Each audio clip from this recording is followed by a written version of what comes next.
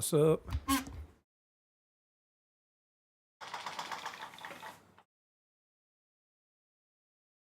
No updated stream title?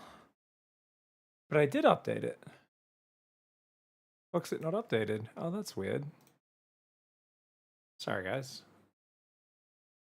That did not save for some reason. Let's go. Thanks for the Bezos box.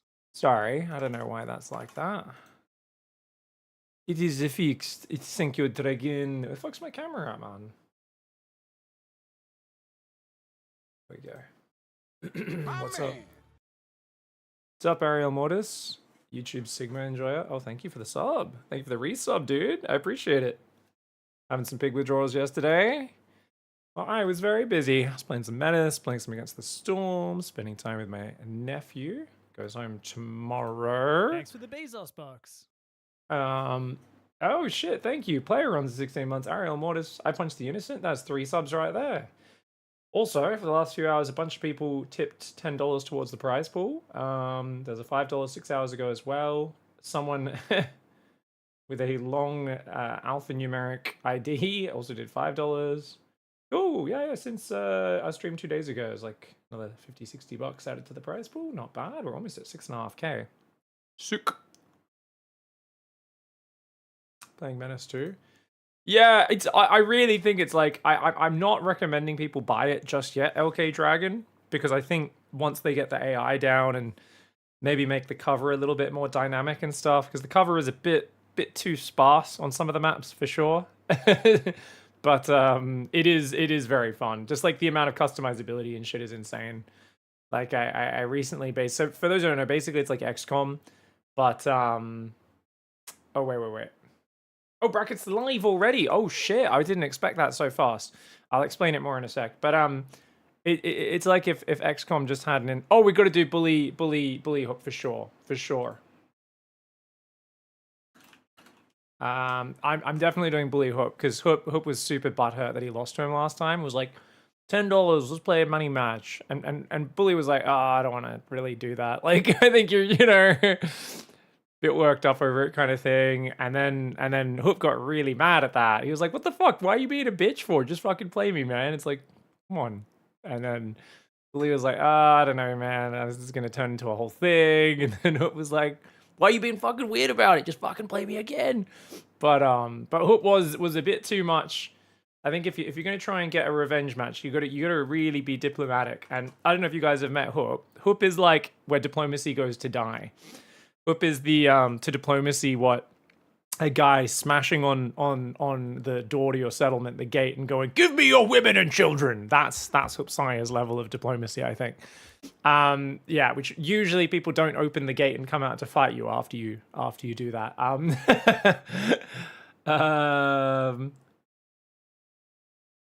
Yeah, I think we definitely cast Hook Bully. I'm keen for Hook Bully. Bully Hook, because they played a bit of a clown match last time. I felt like I don't know. I was thinking of Hook Bully grudge match, you know.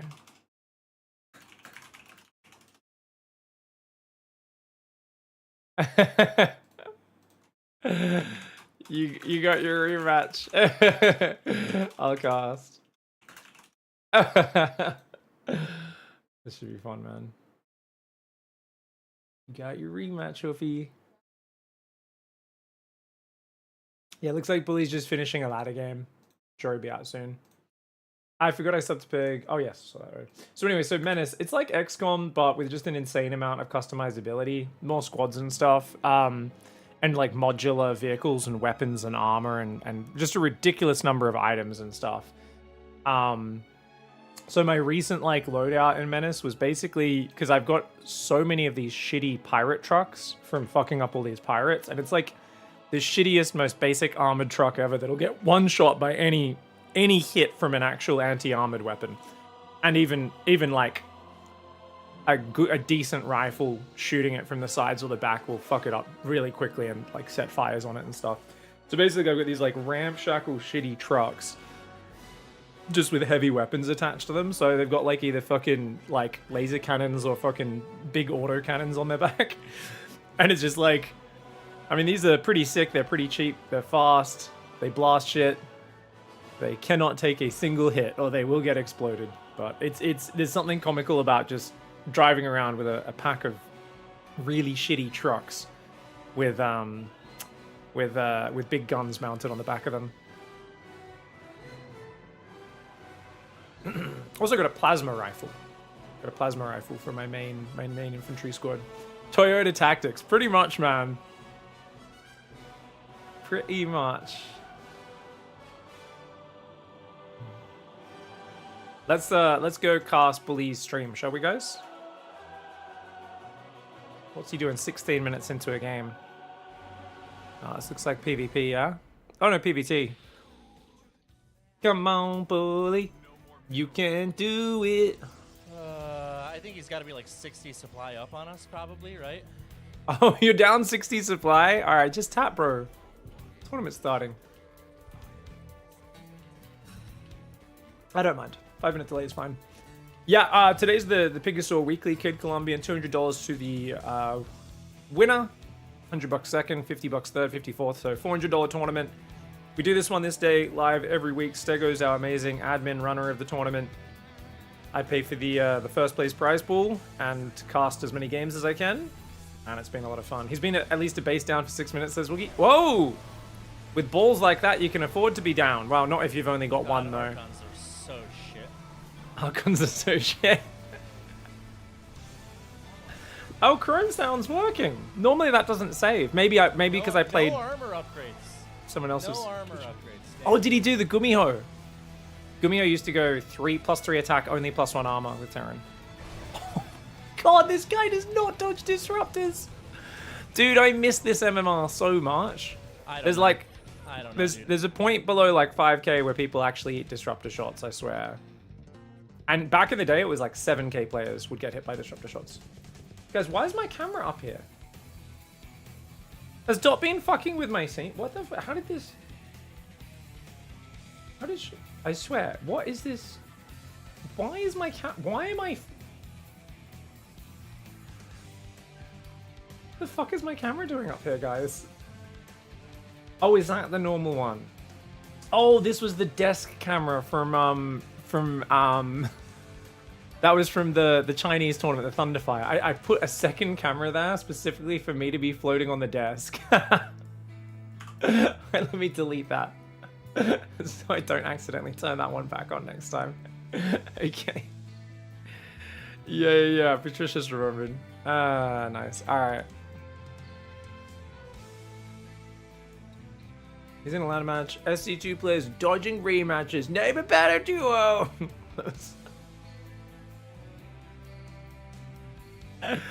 Hook's so funny, man. Because like I said, like, Hook was like, I'm 5.5k, you're 5k, play me again, $10 money match, you know, he was kind of like, he was way too much like, you know I'm gonna beat your ass if we ever play again, like, come and play me so I can reestablish my ego and dominance over you. And I was like, I was saying to Hoop at the time, I was like, you know, you probably don't want to lead when you're trying to get a rematch with someone that like had a good victory against you and punched above their weight. You probably don't want to lead with, I'm so much better than you. Like, I'm going to fuck you up. You probably want to lead with a, oh, hey, that was a really good game. How about a $10 money match, brother? You know, have a fun rematch. See, you know, I think it'd be a fun PvP. But, and I think if he said it that way, I think Bully would have agreed as well. But there's like I said, diplomacy. You know, you gotta kind of, even though all you're doing is you're just showing that you're civilized enough to do, like, it still is just your ego. Good luck, man. I got Hook Bully. It's a grudge match. Sorry, Patches, we're not casting you and Lemon. No one cares. We have to cast the fucking real match, the real match. But yeah, because especially when you're that favored, it's like if I beat Serral, right? I know this is a bigger difference, but imagine I took a series off, not even a Serral. Let's say I beat Bjorn in that best of 3 where I took that map off him. And then Bjorn afterwards is like, I'm 1,000 MMR higher than you. I'm a world champion. You're a shitty washcaster. Fuck you. Play again. You know? $50 money match. Let's go. I would just be like, dude, there's no way. I know this win was like a bit of a fluke. I'm not going to play you again for 6 months. I'm going to like, at least I'm going to dodge. I want to like have that win as our most recent record, you know? Like if you punch up to beat someone, of course you're not going to like play them again straight away. You're like, nah, I got the win. You know, you've just won a giant hand in poker. You leave the table. You're like, all right, I'm cashing out, boys. Like, I'm out of here. You don't stay there so they can win it all back off you, right? This is a very common thing. So that's what I was kind of trying to explain to Hoop. And Hoop's answer to that was, yeah, but why is he being such a pussy bitch for? And I'm like, I don't think Hoop's understanding the tactic. Because if you're the winner, you just need to show enough grace and to like, you need to like lure them into the extra match. You need to basically be like, I know I'm the favorite, so I've got to be like really nice about this and at least be able to pretend it's not about reestablishing your ego as the better player. And then you can usually bait them into the match. Yeah.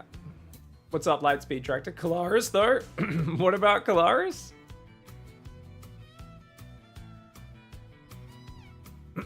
I do miss the old internet. I'll be nice. Maybe clicks like sighing. Is that, well, probably? I don't know what that means. That was a very confusing sentence, Lightspeed Tractor. Maybe clicks like sighing? Alleys? It's alleys, isn't it? What yous talking about, Lightspeed Tractor? I don't know what yous be saying there, mate.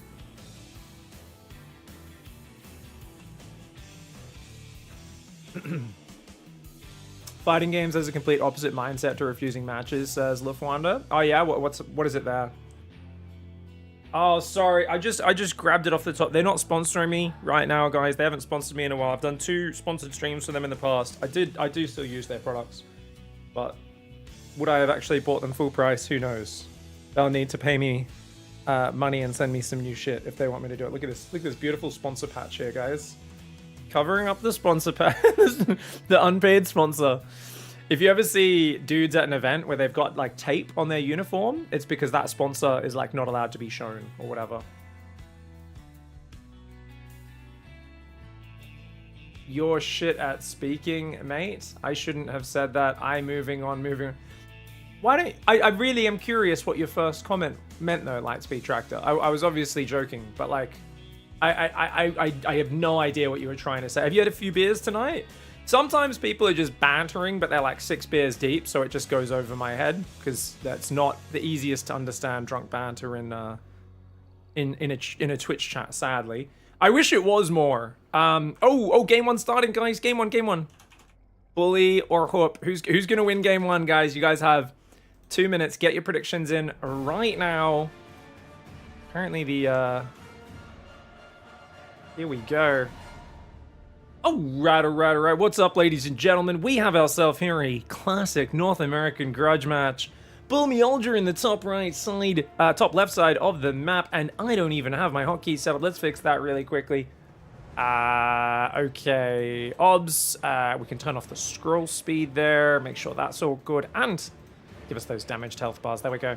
Bully in the top left side of the map, up against Subsire in the bottom right, guys. I think one of the really interesting things between these two is that last time, despite Hook being 5.5k at the time, a few weeks ago, he got wrecked by Bully in a PvP. And to be fair, I think he kind of, through those games, he made some really big errors in them. Like, I had a few, I don't know if throwing's the right word, but he made some really big errors. It looked like he super mind-gamed himself kind of unnecessarily, which I guess is the classic way Hook plays StarCraft, right? Is like tunnel visioning, stressed out, focusing on things. Me and Hook always have the funnest games because he's like so clutch at certain things, but he'll be like totally ignoring other things at the same time. He's like your classic, you know, kind of like, I really want to like win the cool stylish micro, but I might mess up other things in the process. Now Bully is, no offense to Bully, but he's just a lower speed APM level player. Like mechanically, if they're just in an even situation, Blink Stalker warring, Bully should lose pretty bad because he just doesn't have anywhere near the speed, the multitasking. You can see he's about half the APM right now.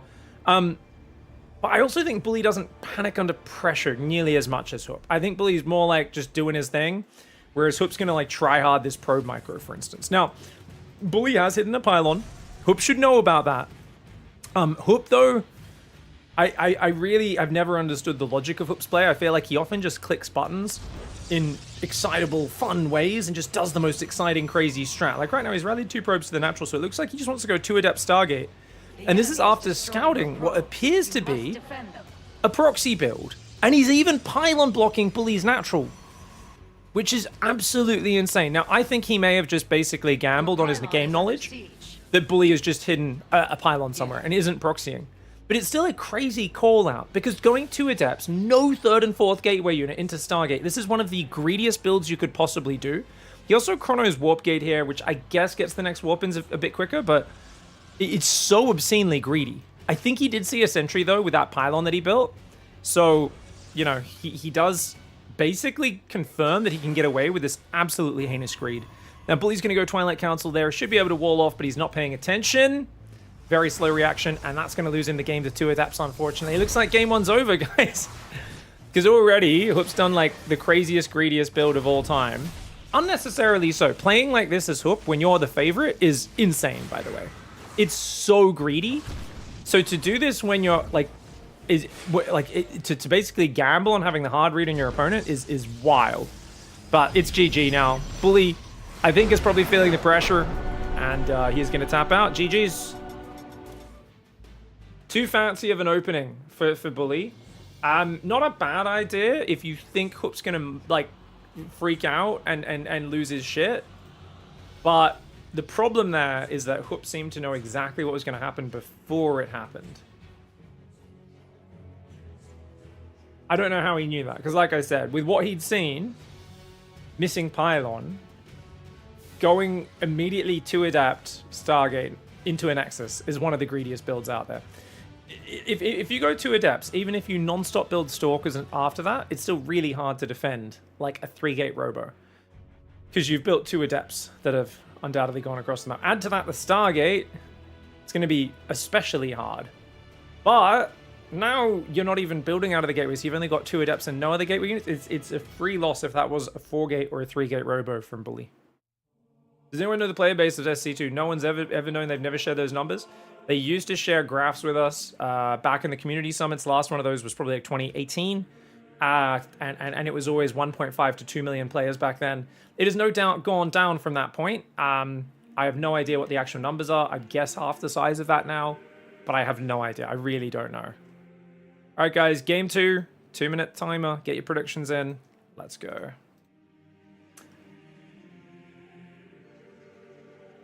All right, guys, Bully in the top right side of the map. Hope in the bottom left, it's Old Republic, a gigantic map. And we'll see what happens. Archon says you could see the player base here. That doesn't show the player base.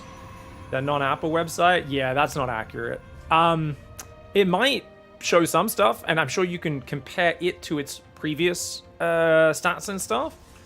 But that is a non-Blizzard website. I think that just shows ladder play, right, Archon King? So I think you can maybe track ladder semi-accurately from there. Because I think does it find every ladder match that's gone live, or I'm trying to remember, because someone told me that that's not, like, that only shows an idea. It can show you a general metric of which way to go.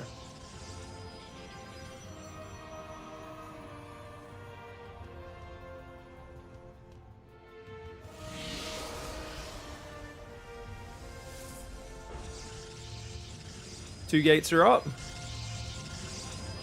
I could be wrong on that, Archon King, but people have told me this. All right, guys, probes going through the middle. Hoop's going to go out the left side of the map. It is a best of 3 here. And it looks like just a straight 2-gate with a scout this time for Bully. And it looks like Hoop this time around is going to proxy. So could be Robo, could be Stargate. He's going to go proxy up here. Bully's going to see it. Now, Bully needs to have, I think, a good one-base plan kind of locked and loaded to go into now. Question is he confident doing that? It's going to be tough.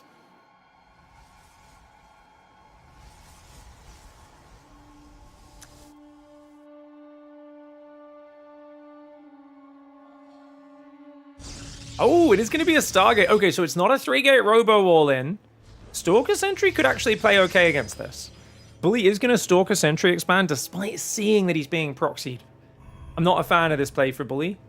Not a fan of it, because if it was a 3-gate robo, I think he loses. But maybe he's confident defending that. Who knows?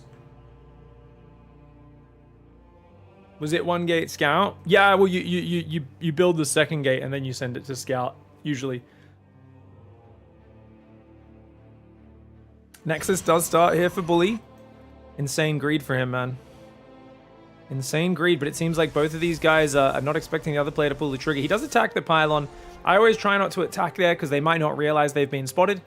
And of course, he needs to start a shield battery no later than 3 minutes in this main base. So he's got shield battery in the main, stalkers continuing to build. And now it's about balancing probes versus stalkers as Bully. Hoop's almost certainly going to go double oracle, so you're going to need to have 3 stalkers in the main, everything else on the natural, which is why non-stop gateway unit production is actually more important than probes here. And I would argue more important than Twilight Council. The biggest problem most average Protoss players play, every non-pro I say, is they try to rush Blink in these scenarios. But if you rush Blink, it means you have less units to help defend with, which can be very, very awkward. Now, Bully's got 3 units here. He should be perfectly fine. That Shade should not finish for Hoop. But Hoop's just causing a bit of a ruckus. Now, Hoop's got his own Nexus and Twilight Council coming up. The reason is you don't actually need a fast Blink against Oracle, guys. And there we go. 3 Stalkers in the main, shut it down. It is just 1 Oracle. So Hoop's actually pivoting into his own ground Blink game pretty quickly. Now, one of the things I've noticed is Bully's big weakness is if he's got to try and... Oh, Force Field there would have been great. If he's got to defend, he's just not able to keep up as well as like other players. Because, like I said, mechanically, he's not that fast. You can see... For some reason, Hoopsire has 700 APM. I honestly don't know what buttons you're spamming and holding down to have 700 APM. I don't know, like, what Hoop is doing. When I watch Hoop, he does look very frantic as a player, but that is actually insanity. Proxy Dark Shrine for him. Forge goes down for Bully. Bully needs to be chronoing probes yesterday. He's not been probing for the last few minutes. And like I said, what's the Twilight Council do for you? This is just one of those things you've got to focus on, guys. And maybe one of you, if you're friends with Bully, could tell him afterwards. Don't go Twilight Council. If you know you're playing Stargate against Stargate, just literally focus on getting as many probes up and as many stalkers up. And as long as you have, because then you can leave 2 in the main. You add the 3rd one a bit later. You only need 2 for the first Oracle, or even 1. 1 stalker against the first Oracle is fine. Secure the natural and then chrono the heck out of your probes because you need to get your 2 bases up as quickly as possible. But if you're trying to squeeze in Blink, a Robo, all this sorts of stuff, you just end up with no actual workers on your expansion. And I think there's been really good harassment in this game for Hoop as well. He's killed 6 probes, got his own Nexus up, and you can just see it's a bit of a struggle on the multitasking for Bully. He's going to lose another probe here as well. Chad says, it's his rapid fire commence. But that's my point, is what the fuck is he rapid firing? Like, I understand the APM spiking up to 1,000 or more with rapid fire, but why is it 600 average? Like, what is he rapid firing? Is he rapid firing move commands or something? Like, you know what I mean, chat? Like, why would you ever have 600 APM, especially as a Protoss player? I mean, as any race, it's kind of nonsensical, but as a Protoss player especially. DT comes in. It's going to distract him while the other one runs in the natural as well. So that DT will die in the main pretty quickly, but the one in the natural is going to get a bunch of probes. And you can just see this is going to be too much damage. Another 4 probes on an already bruised economy. Yeah. I mean, Hoop does move really fast and stuff, but it's like, it's very chaotic and inaccurate, it feels like, when I watch him play. It's kind of the same. Hero actually has the same thing. If you guys watch Hero, he does a lot of, like, misclicking and stuff, which is why it's so impressive, because occasionally you'll have Hero just misclicking like mad, and you're like, whoa, because he's just doing so much stuff so fast. But then he'll just have, like, a 2-minute window where he doesn't misclick once and has the most perfect micro you've ever seen, and you're like, holy crap. Speaking of which, you guys know Raynor was playing on 400 DPI for a long time. He's gone up to 800. He's thinking about increasing it to 1200. Doing a little interview with him yesterday, day before. And that was pretty cool. Bully's out here. Guardian Shield helps with the start of the fight, but there are more units on the map here for Hoopsire. Bully needs this victory. Gets another Stalker that was rallying through. Not bad, not bad. But he's so outnumbered right now. Down 11 probes. Does blink away. Maybe that's the purpose. Maintaining APM makes those intense micro moments flow better. Well, the thing is with this APM, this is like too high even to be from spamming clicks. This has to be from you using a rapid fire command when there's no reason to be using rapid fire. So I have to wonder what he's actually doing. Because the whole point of rapid fire is it doesn't actually warm up your hands or anything. It's just you holding a key down. So it's actually, if anything, it's gonna slow down your warming up. You know, it's gonna get you used to the wrong pace. Oracle comes in, starts to attack the probe. He's in trouble, man. He does warp in some stalkers to push it back. Is Hupsaya overcommitting? I mean, there's no reason for Hup to attack here. Hup has a smaller army, clearly. And yet he's attacking in. Hup is so far ahead, but I guess because his third was a little late. He's just chilling now. He does have +1. +2 is already on the way for Bully. Bully's actually down only 10 probes. I think Bully really needs to just chill, though. Like, he should not be moving out, I don't think. And yeah, he's going to go for it. And Hup was a bit outnumbered, but I think this is a good fight for Hup because of the blink backs. Oh, look how many red hit point stalkers he's got that aren't quite dying. There's so many weak stalkers. That was a good fight for Hup. 3 more gateways will go down. No gases on the third. I think for Bully, if you can get rid of this proxy, get a 4th up, you're fine. But right now, it's just a blink stalker battle. And one which I feel like Hup should be getting on top of. But he has lost 14 stalkers to just 10. And he lost a few DTs as well, which aren't cheap. Yeah, it makes sense to definitely not go from 0 to 100. Like, it's not bad to do a few extra clicks and stuff. Just that Hup's APM is so high, I really wonder what he's rapid firing. He must be a move command or something. Maybe he's got a move on a macro. That would be cheating. I don't think he does. Not allowed to put macros. Can't have 2 commands on 1 button. So you see, Bully's probing right now. It doesn't make any sense. He's already over-probed because his main's half mined out, and he desperately needs a 4th. This is one of these things I've actually been explaining to a lot of people for many years, and a lot of people still don't understand. If you guys have a messy early game like this game is, the 4th base, if you get this at like 6 minutes, it pays. It's so worth.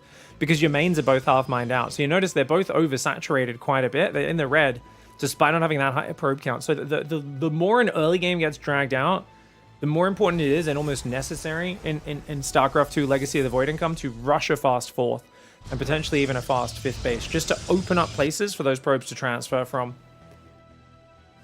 He's going to transfer to it straight away.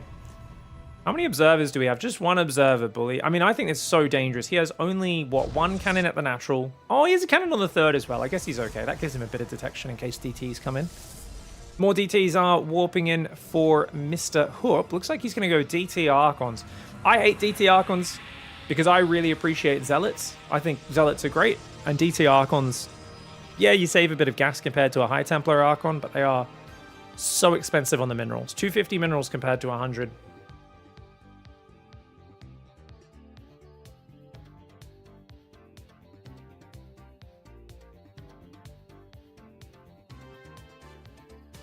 Cosmonaut says, I just talked to him on his stream. Oh, to who? Are we talking about Hupsire or Raynor?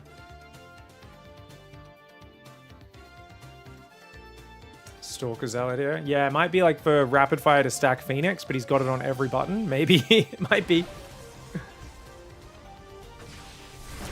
Hupsire Stalker goes in, pulls him out of position, and Hup's gonna go. No Archons for Bully. Which is going to mean these Archons are very hard to deal with. But +2 for both sides, equal upgrades, and there could be warp-ins on the right side of this engage, which could really help out.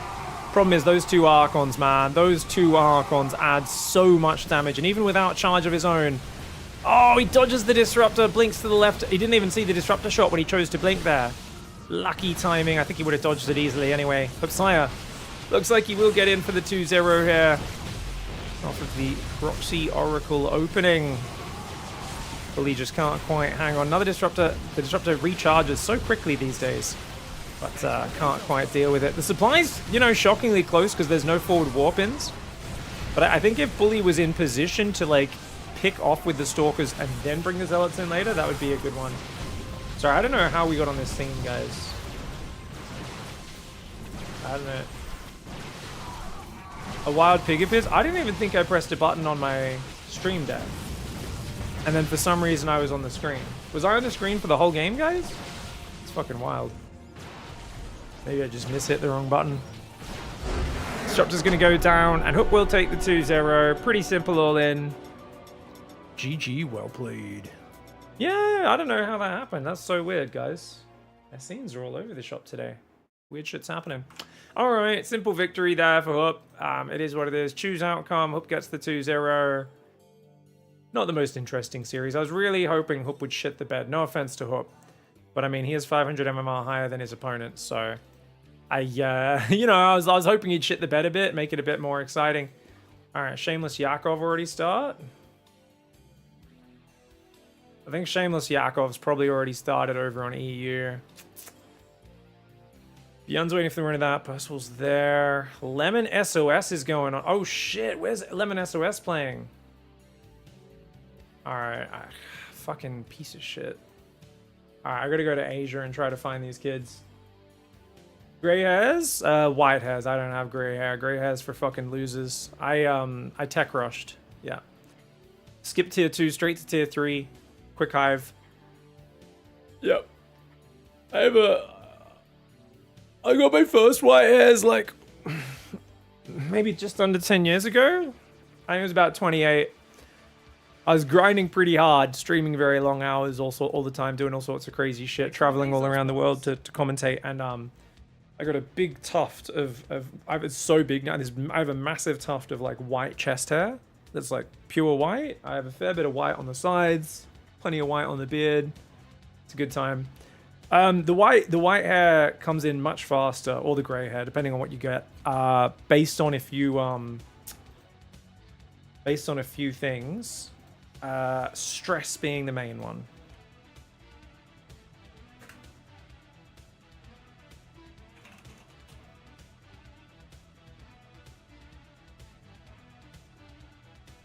Did we miss the PvP?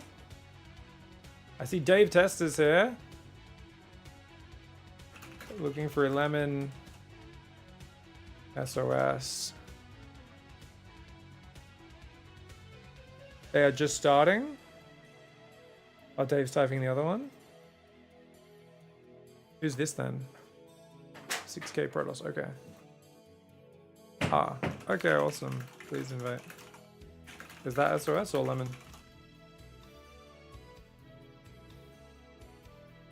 I'm 29, Hollow Star happened at the same time. Suddenly I got white in my beard. Yeah, that's how it happens, Nomad. Yeah, I was probably about 28. I had a friend when we were like 26, 27 maybe. She like got a big thick white strip in her hair when she had a really shit stressful job. And then it just like froze after that when she got a job she actually enjoyed.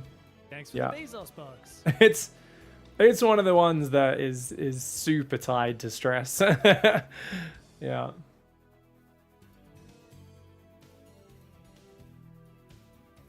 Same age my sister told me I was balding, says Mr. Big. Yeah, my bald spot got a bit worse. I gotta really be a bit more disciplined at putting my minoxidil on there every day. Been a bit lazy the last few days. Don't won't let me shave my head yet. I keep being like, I could just shave it.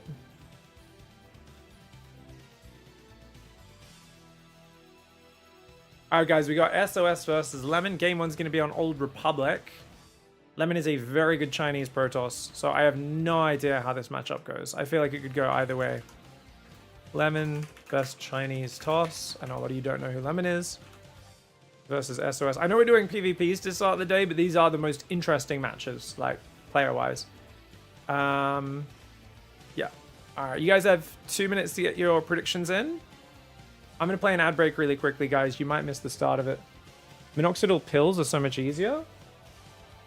Minoxidil is a topical treatment to increase blood flow to the exact area where the hair loss is carcass. Surely minoxidil pills is not a thing. I think you're thinking of like finasteride or something else. Because how can a topical treatment just be in pill form? It's an oral drug too for hypertension. It works really well.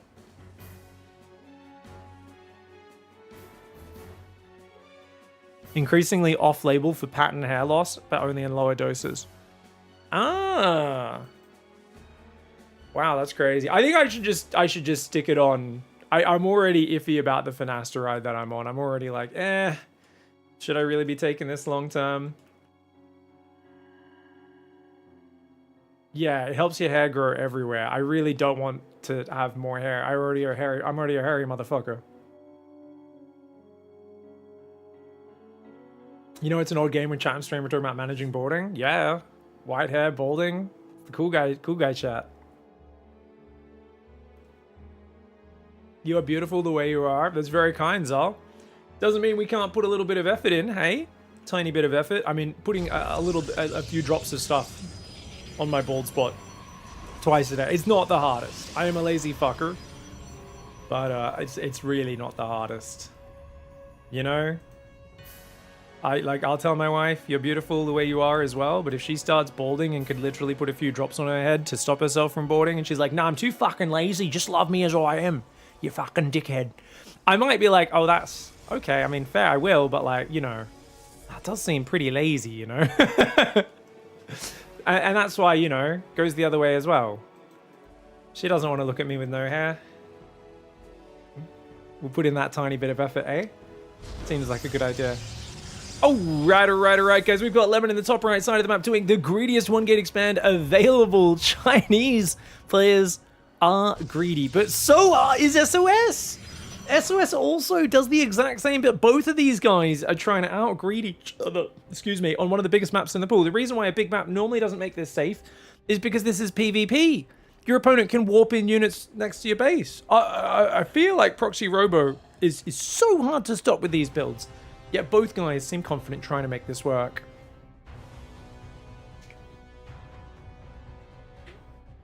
My man.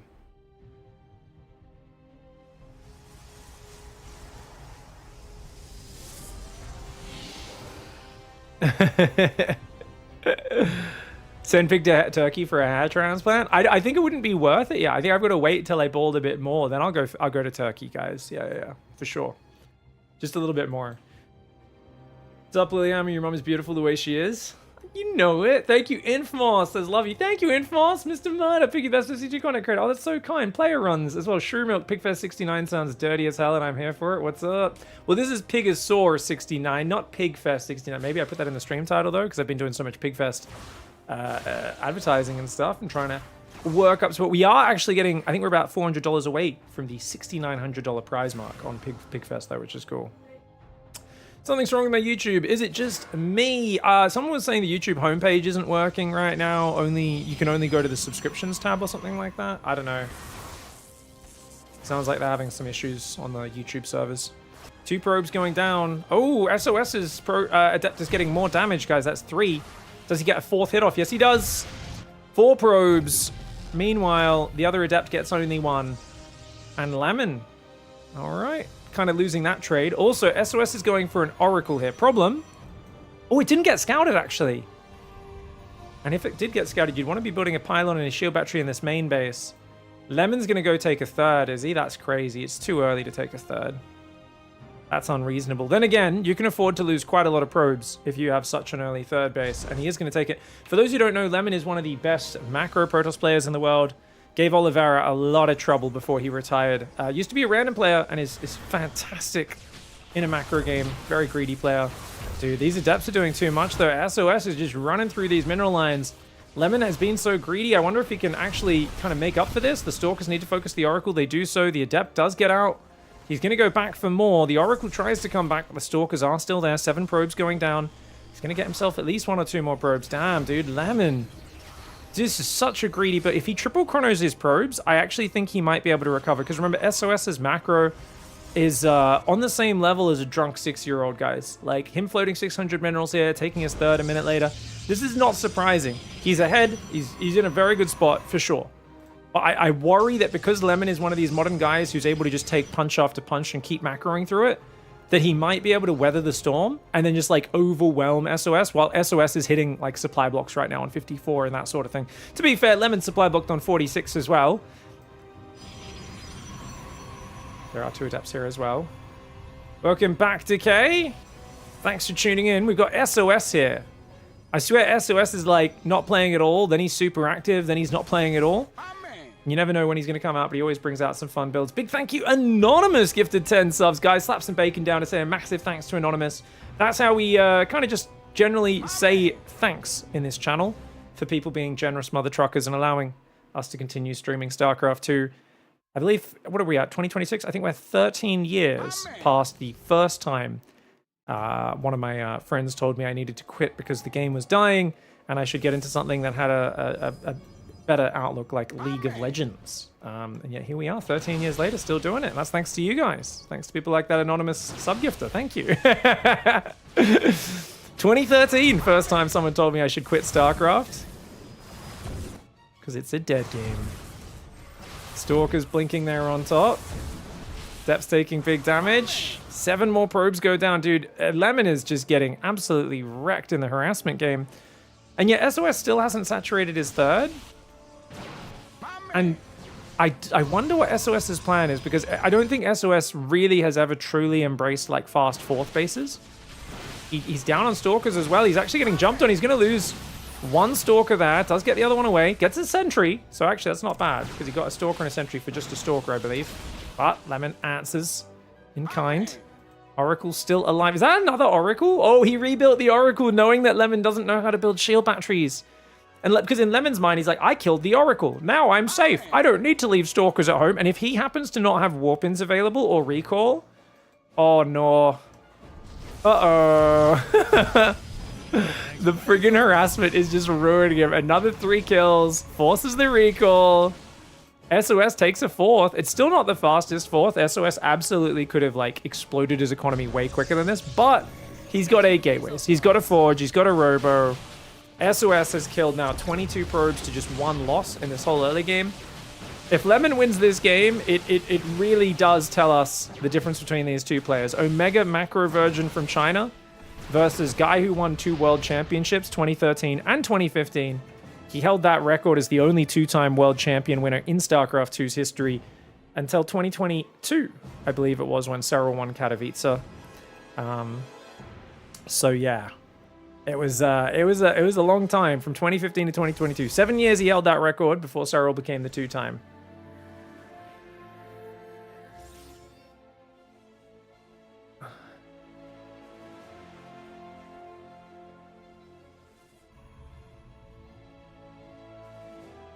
Oops, mad because he just got wrecked by Beyond in like 5 minutes probably. Yeah, that's the tournament experience. I mean, I'm glad that he gets at least one match against someone within 500 MMR. It's pretty hard to get that. That's why the viewer tournaments is what he should sign up for. We should try to get a few more like GMs signing up to the viewer tournaments. Stalker's blinking forward. Lemon's outnumbered, man. With charge now kicking in, the upgrade advantage isn't quite there yet for Lemon. And now look at that. SOS is going to send these Zealots in. They are going to ruin that base from behind. In the rear with the gear. The Oracle on the control group like an absolute mad lad. SOS with the mechanics of an absolute king. Zealots will jump on top of those Stalkers. Oh no, he's going to run away. Alright, good micro by SOS. Pulling these Zealots away to distract. And then he's killing the middle base. 18 probes have already gone down.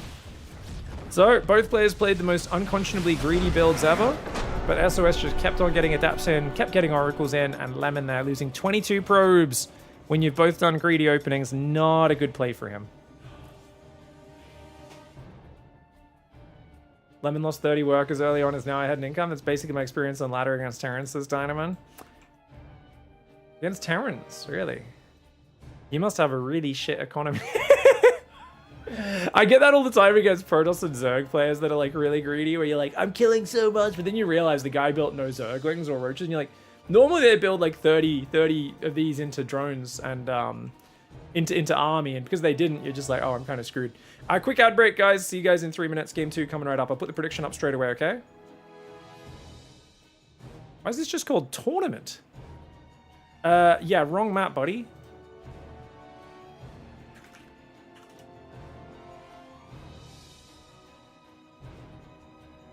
SOS just hosted the most bizarre thing. Look at this, guys. The fuck is this? Tournament. Fuck? That's not a fucking... That's not the map. 18 workers for Terran, 47 for Protoss. Pylons being rebuilt. Stalker's going to keep trying to bait stims. Remember, Clem's Medevac's low on juices. They have been for so long!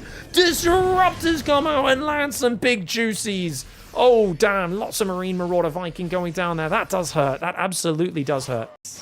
Anyways, Adepts are going to be shading forwards there. Oracle trying to pull back as well. The Adepts are going to shade towards the main base. Getting into the corner, but the Ling's got a good surround. I think he should have cancelled that shade. Oracle's going to try to join up. The Queens are there. Dude, Solar just shut that down. Solar said, hello, good sir. Have you been to Dicktown before? You haven't? Well, guess what? Here's a free ticket. Queens and Zerglings. Oh, no escape. One Oracle, he says, go home and tell them what happened. Go tell them what happened when they came on creep. You go tell them, bitch. Solar laying the smackdown. He's got High Templar coming forward in the Prism. Can he land the Storms? EMP's come down. So do the Storms, though. If he can land a Storm on the left side, he can't get in there. The Zealot's blocking him. High Templar Storm. Oh.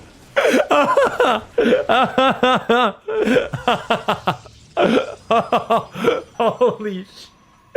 What the... I feel luck as you get in position. Alright guys, we're just going to get straight into it, even though Adbreak's still playing for a lot of people.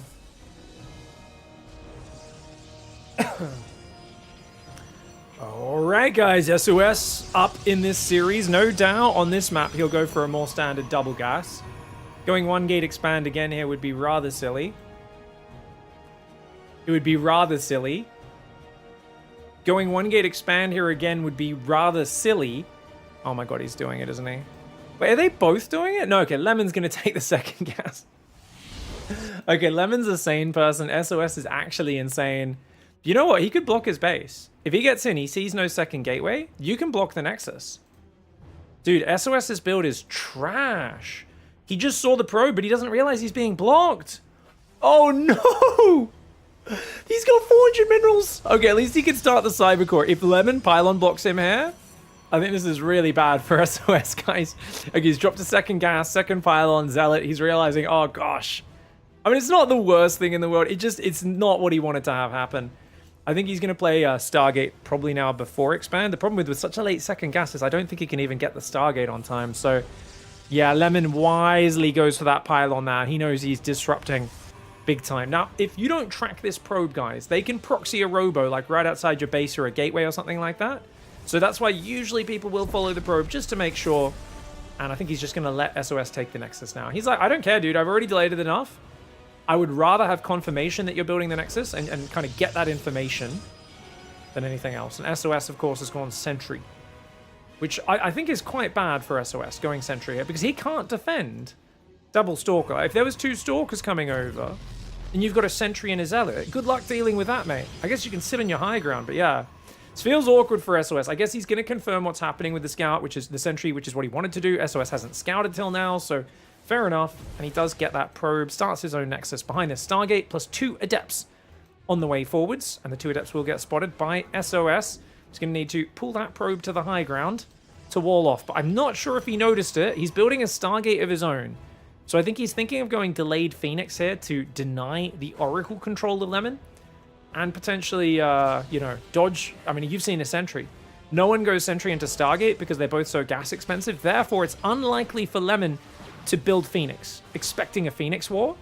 And even though Lemon has the earlier Stargate, he'll be committing to the Oracles here because he's seen Sentry. This is just SOS's shepherding Lemon into playing a logical path that is also a suboptimal path, which is very cool. No, 2 Adepts beat a Stalker, guys, which is why Lemon turns around. He says, chase me into the hedge, man. Chase me into the grass. Twilight Council does go down, so it's just going to be 1 Oracle into Blink. If he went double Oracle, this would be much worse for him. Shield Battery and a Phoenix getting Chrono Boost. This is the Salt Mines, yes. We have the best Chinese Protoss player in the world versus SOS, 2-time world champion. I hope we get Salt Mines. I'm going to say there's always a chance, any live tournament we cast, of someone raging, being a bit of a dickhead. Unlikely. And even if they do, it'll probably be in either Chinese or Korean. And I won't be able to understand it. But if any of them says anything in Chinese or Korean, I will pretend I can understand what they're saying. We'll do it for the fans, okay? Oracle does get sniped down. I do have a Salt Mines episode to cast. I'll probably do it tomorrow at the start of the stream. Stream schedule's a bit weird at the moment, guys, because we are starting PiGosaur tomorrow night, actually. So PiGosaur's starting tomorrow, or Pigfest, I should say. So we're going to be streaming nighttime. That's early morning if you're in America. If you can't watch it live, don't worry. You can always open up the VODs on Twitch afterwards. I don't know if we'll have the YouTube VODs live for it, but the Twitch ones will be. And of course, it'll be getting posted to YouTube. We'll probably do the group stages. I think we'll upload 2 a day, I think is the best way to do it. We'll split it into like 2 or 3 videos, depending on how good the games are, where it'll be like, okay, the first 3 matches we'll probably put in one video, and then we'll do the 2 qualification matches, right? So we'll do like first match, losers match, all in one video, and then we'll do winners match and final deciding match, best of 5s, probably as their own uploads from the group stages. And then obviously from the quarterfinals onwards, it'll all be 1 upload a day. So usually takes a couple weeks to get those videos out, but it's not too far behind because obviously we just do Thursday to Sunday live each week. All right, guys, so 3 probes and a zealot have gone down. Meanwhile, oh, he actually does sneak the oracle in. Dude, SOS is such a genius. Goes to the delayed oracle. He's like, lol, I've got 6 kills now, dum-dum. I do love the delayed oracle, man. The problem is that the rest of his build sucks in that he doesn't even have a Twilight Council started and Blink's already there, but he's going to have Immortals and an early +1, and he's up 9 probes. So if he can defend his 3rd, it's basically checkmate. The problem is he's trying to do this off such a greedy setup that I really feel like 12 Stalkers, if they kill the Immortal, it could just be game over suddenly. Like, he has to protect this Immortal. Having that shield battery is good, but he actually should have built this battery over here because his army should be hanging out in the middle. You can see Lemon has the advantage of Blink. I think you want to immediately make another Immortal and chrono it. Immortals are everything. Dude, oh, he's left his mineral line open. SOS a bit greedy. The Oracle's going to grab 4 probes. 5 probes. Does go down, though. That kind of equalizes the economy a little bit, which I think is not too bad. And you've still got an Oracle out as SOS, so you can go use that. You've got a Stasis Trap on the left as well, so you can focus more on defending the right side. A good play by Lemon. Focuses a sentry down and then just blinks away. Got to group these Stalkers up, though. 3rd Nexus for him. Does now have probes coming down. Similar economy. Twilight Council is there. I think SOS has actually done this so well, because he's got the upgrade advantage.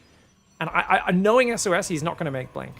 He's like, dude, screw it. I've already got Immortals. Let's just make Charge Archon. I almost guarantee you he does a Charge Immortal Archon 3 base timing. Probably doesn't take gases on this 3rd either. Because it's such an attractive timing attack when you have this setup. And he might even be able to go with +2.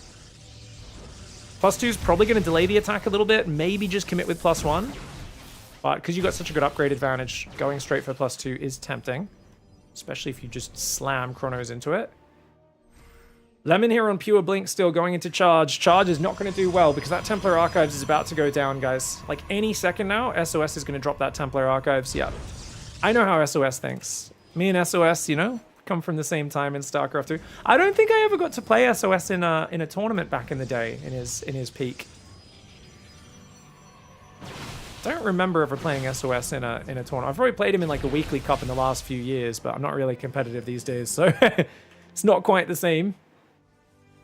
I can imagine he was an absolute menace to play, though, in his heyday.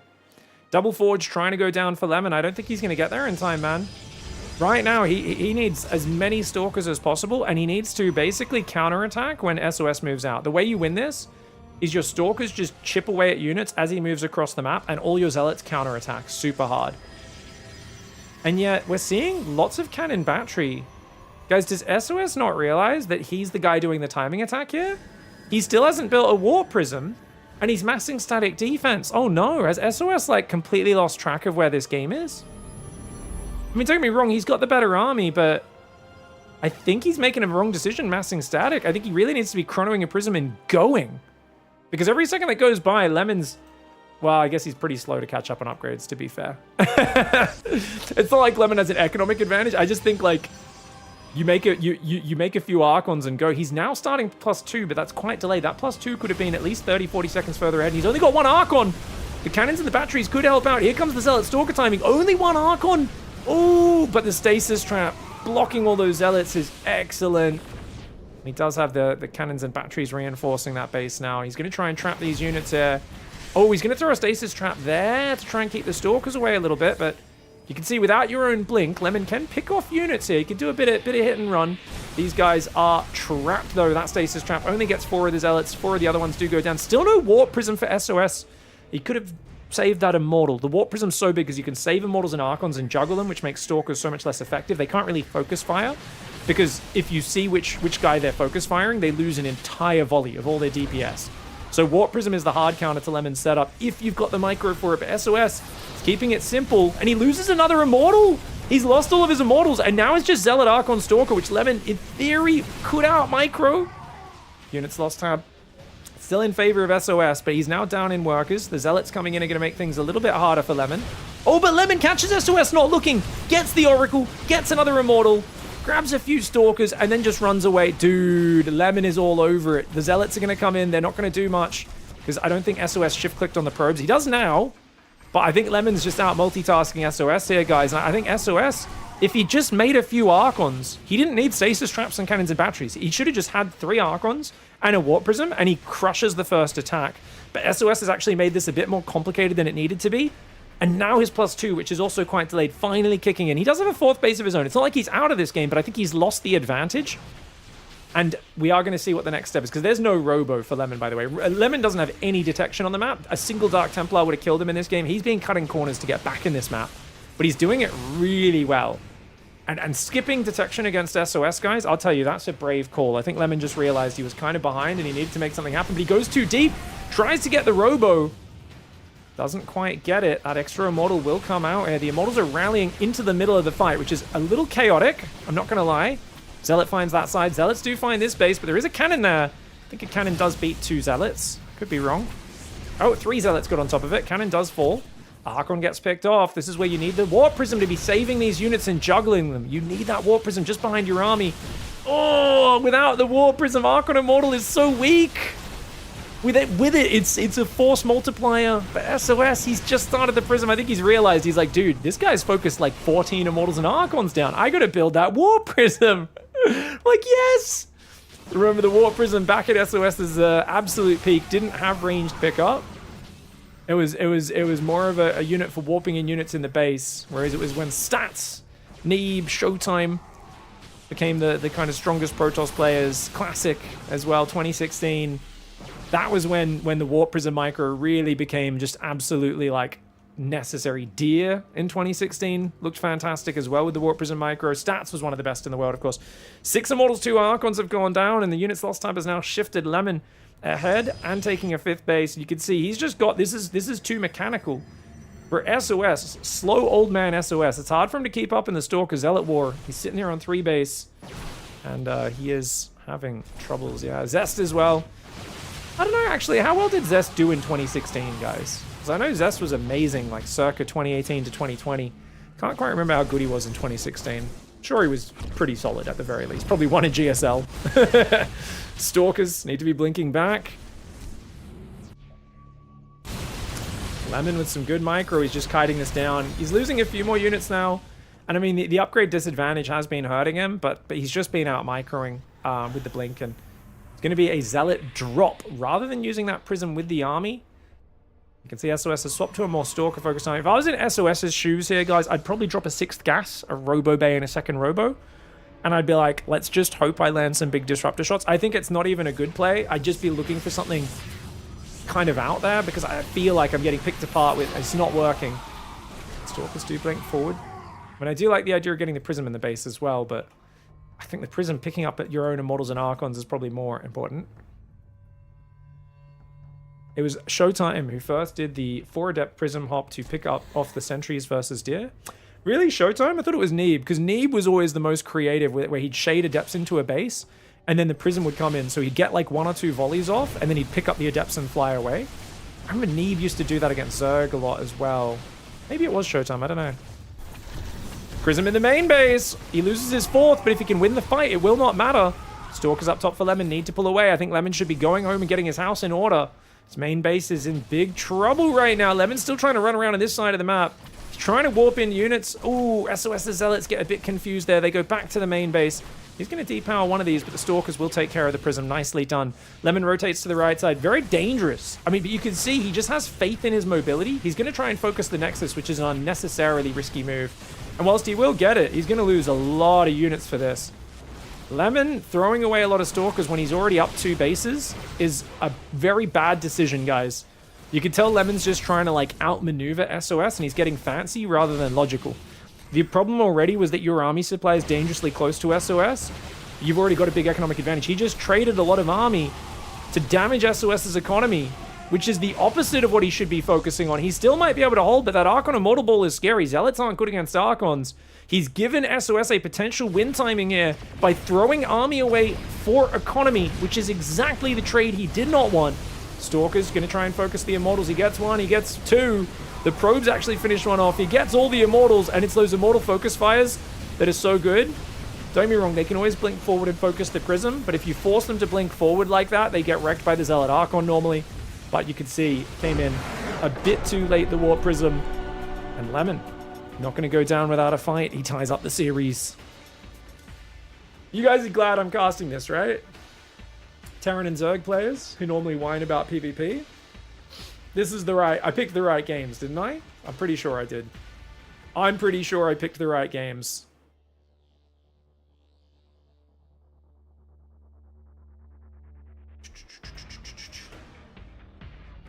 Yeah, Lemon's really good, man.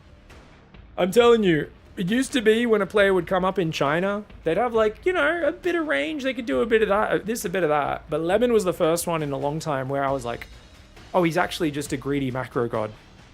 Like, I'd be watching him and I'd be like, I think he's just going to die. Surely this is too greedy. And then he would always like barely defend the attack timing. Just barely. And come out on top. And you'd be like, all right. You know what they say, guys? When life gives you lemons, pee your pants. Because peeing your pants is cool. I'll see you guys in 2 minutes. Be right back. You see Broodlords and just run away. You might be able to do it. And he's not even going to give time for the Broodlords to get here. Prism goes in the main Zealots as well. Oh no, the Storms! Down! Oh no, the Banelings connecting with his High Templar before he storms. His army will be getting overwhelmed in the southern side. Maybe? Oh, he just pulled his Overseer away, which is a problem. He pulled his Overseer away. Zealots in the main and tearing it up. Zealot Archon in the top as well, also tearing it up. Hydras in the bottom are going after the Mothership. He's going to be able to kill it, but my god, she's hard to deal with. Hydras in the main trying desperately to defend. Mothership just went down in the south. Archon Immortal goes down there as well. Drones. Oh! He surrounds the Archon with drones, and a High Templar walks up, drops a juicy storm. And there's just too much Protoss in too many plays. The Oracle is arriving. Oh, he gets both! Double Stalker kill. Juicy. Meanwhile, there's an Adept in the base.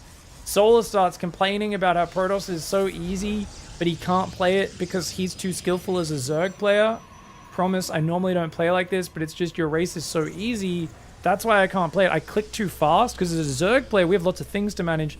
Not like dumb Protoss players. You see, you guys have low IQ, and I just have too much IQ to play Protoss properly. That's why you won that interaction. Hero's there raising an eyebrow going, sure, mate. Sure. Yeah, totally. Sure. No, I believe you, man. I believe you. Definitely. Legit excuses, son. And, well, he's going to fly in and lose his Oracle. He says, you know what? I'll give you one back. I'll give you a little chancey chance. Big, you can make millions on ad revenue on old school Swarm host versus Swarm host fights if you simply showed us a little more skin, baby girl. That's my armpit. Enjoy. Where's my fucking tip? Where's my tip? You fucking promised. You promised. Fucking weirdos. I love it. That's not skin. That's hair. That's hair covered skin. It's the best kind. It's the best kind. You guys aren't into armpits? Fucking weirdos. What the fuck? I said ad revenue, you cheap slut. Jeez. Oh, there. wow. The rings are quite exposed on Griff. This is an excellent start to the fight for But he's Dark. move commanding. And Maru clicks He's on clicked the on the hatchery. hatchery. Maru! What? Maru with a huge mistake, distracted by the Lingbane counterattack. He moves so deep on creep, gets jumped on by Banes, and then clicks on a hatchery and runs past the enemy army. A monumental mistake for the greatest Terran player of all time. Oh my goodness. Oh. Alright, guys. Woo. So you actually don't know what they say? No, I definitely know what they say. I speak every language. Every language under the sun. I can read facial cues. I'm like one of those body language experts on YouTube. Is like, yep, he definitely cheated on her. I could tell because his eye twitched. Yep, definitely. All right, guys, going into game 3. Down here in the bottom right is Lemon, who you can tell can kind of outplay SOS later on, mid-game onwards, with 3-base blink and stuff like that. That's why I really thought SOS was just going to go for the 8-gate timing. I was like, yeah, you're going to go straight charge, and you just push with like 3 Archons, 3-4 Immortals of Warp Prism, a ton of Zealots. And it's just really hard for Lemon to stop, because Lemon, the way he's going to beat that army is shooting with Stalkers, blinking back, shooting with Stalkers, blinking back. And if you hit him at his base, he doesn't have much room to blink back. So he kind of has to keep the fighting on your side of the map, and building the cannon battery was a mistake. Pig, do you speak Zerg?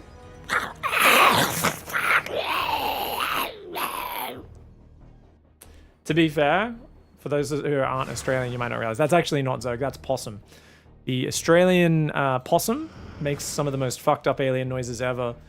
It was really humid last night. I went for a run at night. I was jogging around the park, and my local park is filled with fruit bats and possums. And because it was really humid and hot, they were really active. And dude, the fucking noises are insane. Like, it literally sounds like you're in the middle of a Zerg base. It's just crazy, the noises they're all making. But I love it. I love it. The fruit bats are awesome. They're really big. Big old fruit bites.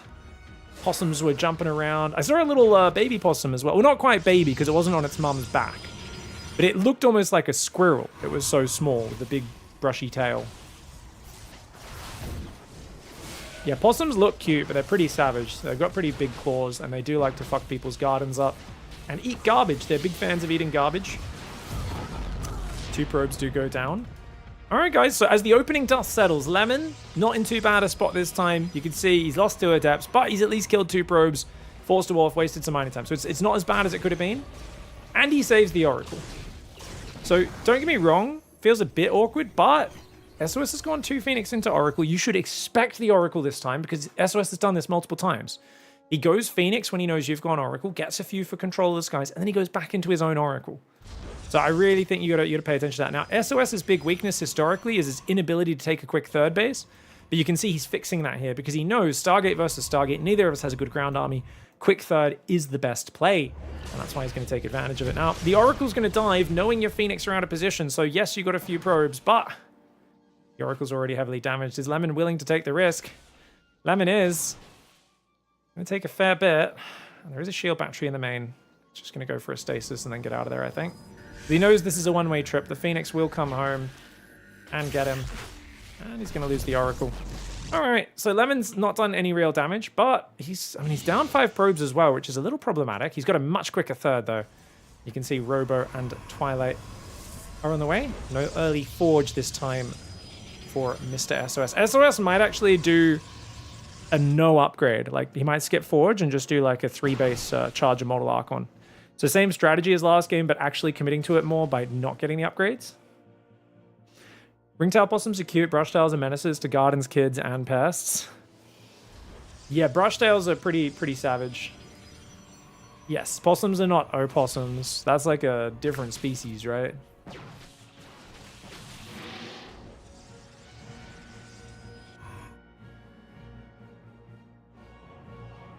Yeah, I think the possums in my park are like relative. I think they're brushtails, but they're pretty tame. I think they've been fed enough by curious humans. I think there's a lot of like I don't know, like I would never feed a possum personally. I know it's usually pretty bad feeding the wildlife, but there's a lot of people from overseas in my neighborhood probably are just like, oh my god, let's give it some chippies. Give it this or that. So I think you could tell because they'll come up to you sometimes and I'm like, oh, you've been fucking fed a bunch, haven't you? All right, guys, Dark Shrine goes down this time. Remember, didn't have any defense last time. Oracle comes in, does get racked. It's still a 2-gas play. Only now takes the 3rd, which I prefer these sort of streamlined builds. Glaives for SOS. So SOS is going to do 3-base Glaive Immortal, which is a very good push, but he is hitting a massive supply block. Nexus finally breaks him out of it. Stalker's going for it. He's going to take the gold. But mate, you don't have any detection yet. Okay, he's got an observer out now. Okay, he does have an observer out now. I still worry about those DTs coming in and getting into his bases. But Lemon's on the forward foot. He's saying, I'm going to be both aggressive and greedy at the same time. Those Phoenix could pick up and disable his Stalkers, so you really want to have enough Stalkers, to one-shot the Phoenix. So you can just one-shot them and do it. But these DTs for SOS are going to be a menace. He's just started a cannon in his natural and his 3rd. Main base doesn't have anything in it. Cannons aren't finished yet. This is a problem. These DTs going to do excellent damage. I mean, Lemon's just been so greedy. in this series against the Dark Templar. And I said it in the last game. It was probably necessary in that game to get back in it. But playing like this by default is actual insanity against one of the cheesiest Protoss players of all time. SOS. He's going to split his Stalkers up. Main army with this Observer goes to the left. Now remember, DTs are faster than Observers, guys, until you get Observer speed. So that DT gets away. The one in the main, I think it got dealt with. Wait, did he recall the DT? He recalled the DT from the main. So Lemon's like looking around his main like, where the hell is that DT, man? This DT is going to try and hide, get some long distance mining probes, eh? Can't quite get him the Stalkers. He's like, let me at him. And you know SOS is going to hit that 4 Immortal Mass Adept timing. He's once again not started a Prism on time, though. This is like a rookie error for SOS. The Prism is the most important unit in this army. He's going to start +1 Blink and a War Prism. SOS does have 62 probes. And I think this push is unstoppable. Lemon probably has to just abandon the base, expand to the right side while counterattacking. This is the correct call. Yeah. Oh, watch out for the Adepts. They're shading off on their own. I think the Zealots should all be counterattacking probably for Lemon, and Lemon needs to go Archons. Archons very good against the Adepts. You can go Disruptors as well. Disruptors are hard counter to this sort of Immortal Adept Sentry army. But, oh, this is bad for Lemon. Only gets one of the Phoenix, which of course means the other one does get trapped. Lemon's in a huge trouble. You can see he's trying to multitask, use the mobility.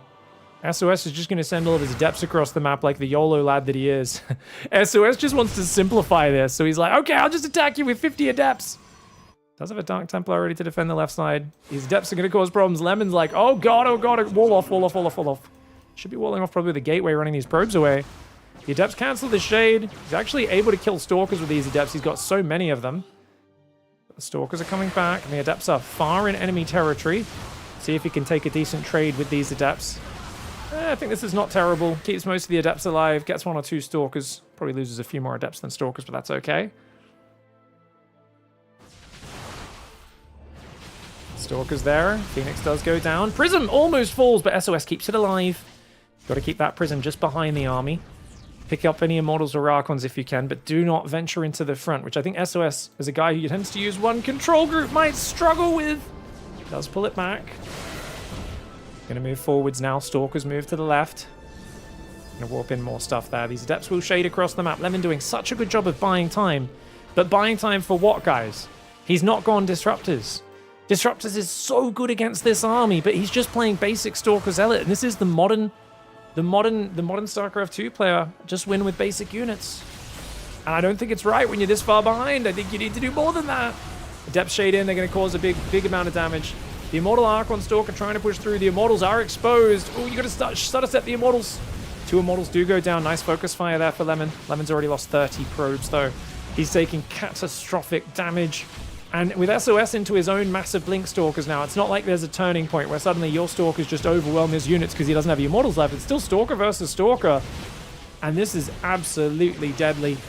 SOS asserting dominance here, saying, I'm still the king of PvP, baby.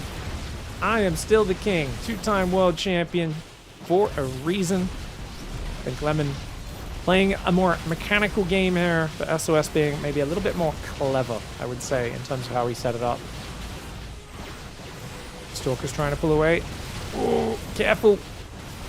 He's too outnumbered, I think. He's not able to clean through. One more Zealot or Adept warp in could just turn this tide. The Immortal takes a bit of damage. Gonna run the Prism away. Doesn't quite save that Immortal. Lemon holding on for now. It's time to just pull back, wait for a few more warp-ins, and he should be fine. He's losing like 3 Stalkers on the retreat, though. Lemon's micro is really good, and SOS is going to lose the Prism now. Oh, or is he? It's so close. Stalkers of Lemon on the warpath. He's down 30 probes, but look at that. 2 Adept Shade into his base as well. Delectable. Cancel the Shade would be good, or just shift click, either way. Tasty, tasty probes.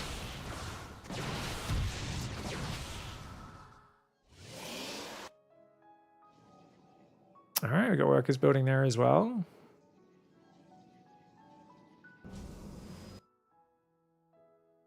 There was a lot of rat cannibalism in Boston after COVID because there were no more tourists supplying them with food. Oh, Jesus, that's so funny.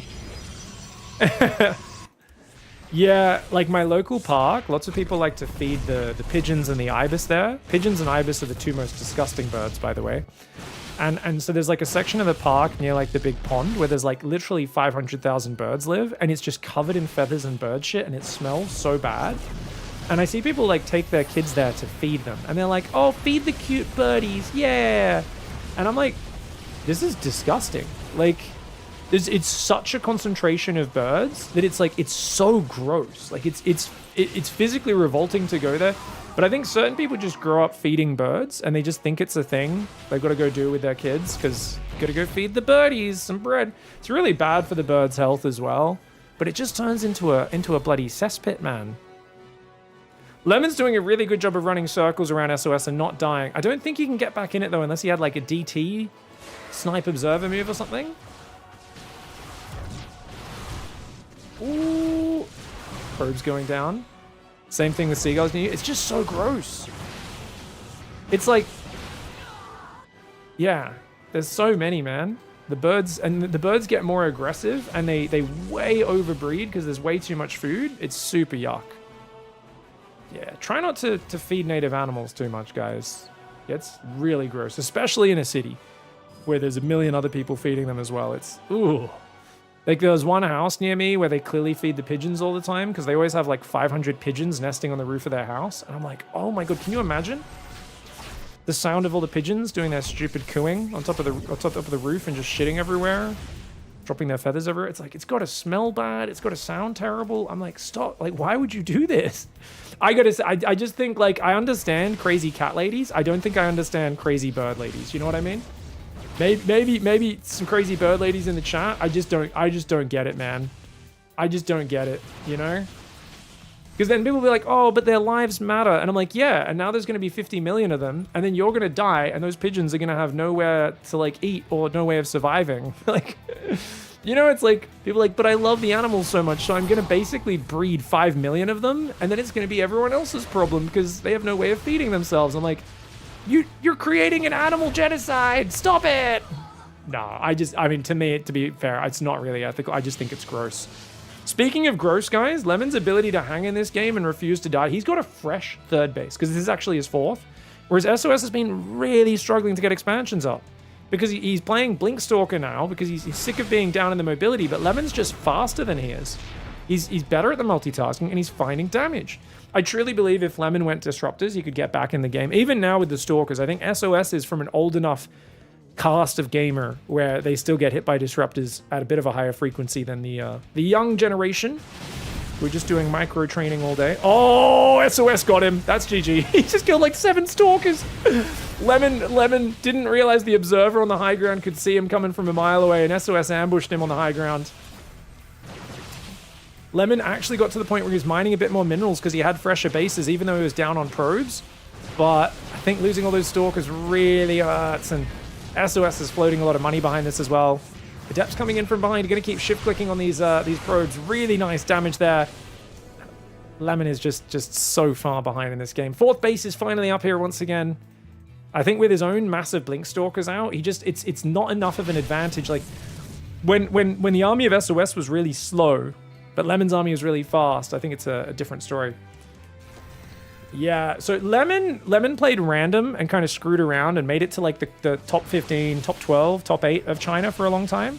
But he swapped to Protoss a few years ago and started like beating Oliveira and actually dominating the region.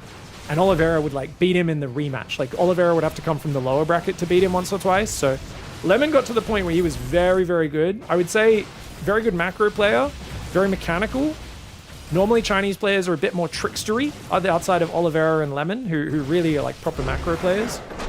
But he just didn't quite have enough tournament experience, it felt like, where Oliveira would be able to get the better of him in the rematches. But that alone was really good. And like I said, he was playing random in their qualifiers and stuff for a while and doing well across multiple matchups. His Zerg was pretty good. GG though, SOS wins, guys. Those who believe, believe. So you guys like my rant about the birds? It's so funny because like that park, it's so nice on 3/4 of it, and there's that one corner where the birds all are, and they're all like getting fed constantly by people. I think it's so gross. I like actually am like, ugh, yucky. Yeah. There's also a park with like more like native bird species and like a wetland in it near me, a different one. And they've got like a big sign that says "Don't fucking feed the birds," and it like explains it all. This is like literally pumping them full of garbage. It's really bad for them. It's like worse than feeding them junk food. Please don't do it. They've got plenty of insects and things to eat here and grasses, and like they're great. I remember I went there and there was like a mom with her little kid, and she went there and she had like the bag of bread, and I saw like she went there and she looked at the sign and she's like, huh. And I saw her like read the whole sign, and then she's like, oh.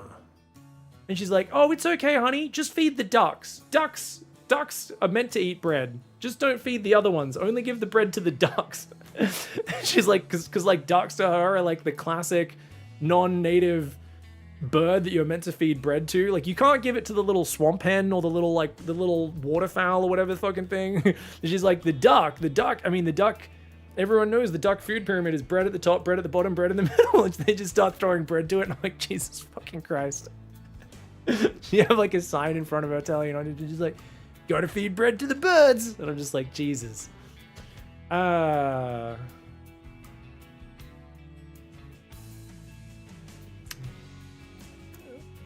ducks were living the good life. Yes, ducks are also not supposed to eat bread, but in her mind, ducks are like a magic creature that just exists from her childhood and from out, so therefore they're also meant to just eat bread all day.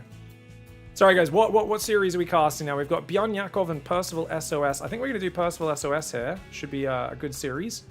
So this should be a lot of fun. Smaller bracket today, guys. Maybe people getting ready for PigFest and other tournaments. I also didn't pimp it out as much as normal.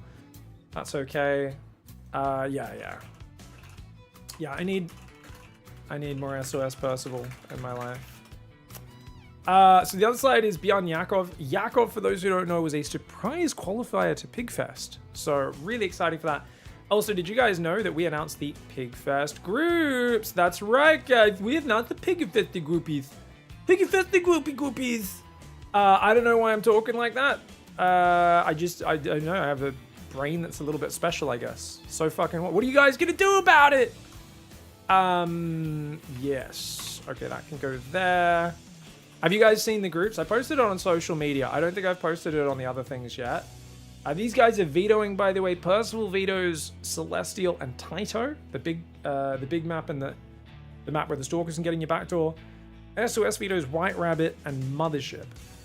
Okay, so Winter Madness, first map for Percival. Probably wants to get the lib in behind the fourth. SOS picks Tourmaline, Percival 10k, Old Republic for SOS. Alright, let's get the prediction up. Who wins game one, guys? SOS, two-time world champ. Or Percival. That's right, guys. For those who don't know, Percival, the Gelfling Terran, is actually pronounced Percival. I would never make something up like that. Percival versus Sauce is how we're going to commentate this entire game, just to make everyone happy. You guys have 2 minutes. Who wins game one between Percival and Sauce? I'm going to play an ad break really quickly to make sure it gets out of the way, guys. We'll see you guys in 3 minutes if you're not a sub. Sorry for that. See you guys in a sec. I'll show you guys I guess I should show you the bracket first. I don't think these games will be that long. Why is it so hard to fucking get a Wikipedia link in my history? I swear, I just can't get the Wikipedia link to show up in my history. I gotta like star this or something. Fucking add this to my fucking bookmarks. All right, here we go, guys. So we've got the groups up now.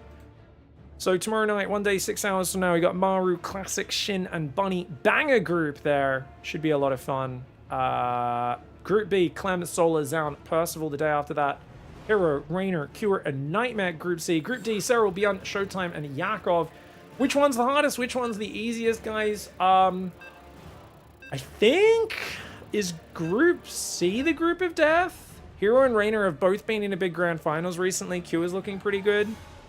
Maru, Classic, and Shin and Bunny both can punch way above their weight. Solar, Clem, Zaun is really... I fucking don't know. Cheryl's group... is interesting. Cyril's obviously a clear favorite, but Showtime's been really good recently, and Cyril's been slightly shaky in a few matchups. I think Beyond Cyril is actually a good matchup. I also think Beyond Showtime's a good match. And I actually hope Yakov surprises and either beats a Showtime or a Beyond. Cyril as well would be amazing. I want Yakov to do upsets because he's actually really, really good. But get going, guys. Prediction has 30 seconds left. Let's get after it. I'm gonna I'll do a professional commentary for this one since now we're into the semis. All right, guys. We've got SOS in the bottom right side of the map, and he's playing against Percival. SOS is going to go for a forward proxy gate. It's the semi-finals of the PiGosaur Weekly. Percival has qualified for PigFest, so he's going to be playing that in a few days as well. SOS, unfortunately, did not try to qualify, but he's had some fun games so far, and it looks like he's going to do... Is he going to do proxy double gate, do you think, or just single? Sent the probe across super early, I guess to make sure it doesn't get spotted by any early SCV heading across. Barracks gas coming in.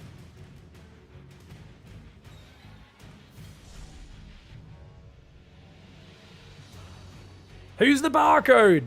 Well, we introduced the players 10 seconds ago as Percival and SOS. I'll let you guys use the process of elimination to figure that one out. Sorry, I'm sure you just tuned in. I'm such a dick. It's...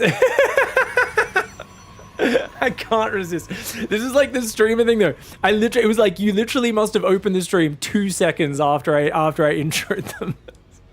Hopefully, guys, if you guys could do me a favor, here's a hot tip for anyone watching live. If you guys answer questions like that so that I don't get driven mad, because I will see that comment sitting there in chat and it'll just sit there for 2 minutes and everyone will be like, nah, we're not going to respond. We're going to make this streamer repeat himself 400 times a day. Sometimes people ask me, how can I support StarCraft? How can I support your channel and what you do? It doesn't have to cost money. Some of it is literally just taking a little bit of the weight of answering the repetitive questions and linking commands that answer them for me so I don't go actually insane. I really appreciate you guys in the chat. Please, please, thank you. Oh, look at that. So he scouts it, cancels his commands, and it goes to the high ground, does Percival. But SOS also cancels the third gateway, realizing, ah, crap, you've seen it. I'm just going to go command center now. That was really good because Percival did not SCV scout, but the fact that he went down and scouted this actually is very important because now SOS has to pivot. SOS is only going to get one SCV there. Now there's Marines in the bunker. You've got a command center rebuilding on the high ground, which is started at about 225, so it's not the latest command center. Nexus is obviously delayed over a minute as well. I think this is a very playable position for both sides. I would give a slight advantage to Percival. And I think one of the big things you want to look for after an opening like this, where they've cancelled their commands and pulled back to the main, but then you've not got as much direct damage out of your proxy as you would like, you want to think about this in terms of how hard do you as a Terran player want to push out? And this is actually a terrible move. This is gifting SOS free trades. SOS should pick off at least 2, probably 3 Marines here. Does lose an Adept. And actually, oh, good micro by Percival. Kind of bullying SOS. I feel like this is the sort of move that loses you the game straight up against someone who's got like flawless micro, but he kind of caught SOS off guard there. SOS thinks about just headbutting the ramp, but the bunker is there, and SOS has to fall back. So what I was going to say is, how much do you commit to clearing the gateway? Because if you clear this gateway and pylon early, that's half of the Protoss production. But it's dangerous to move out into the open ground where you don't have the safety of the bunker in the high ground. Now, he only loses 1 Marine there, but his Marines are very damaged. So until that medevac comes out, it's still very dangerous for Percival to do that again. Second gateway's here as well. Phoenix goes to the left. Don't give me money, be my slave. Yeah, slave, that's it. Answering someone's questions in a community and not just telling them they're an idiot for not knowing the answer, anyone who's a newcomer, that's being a slave. 100% chat. Jeez.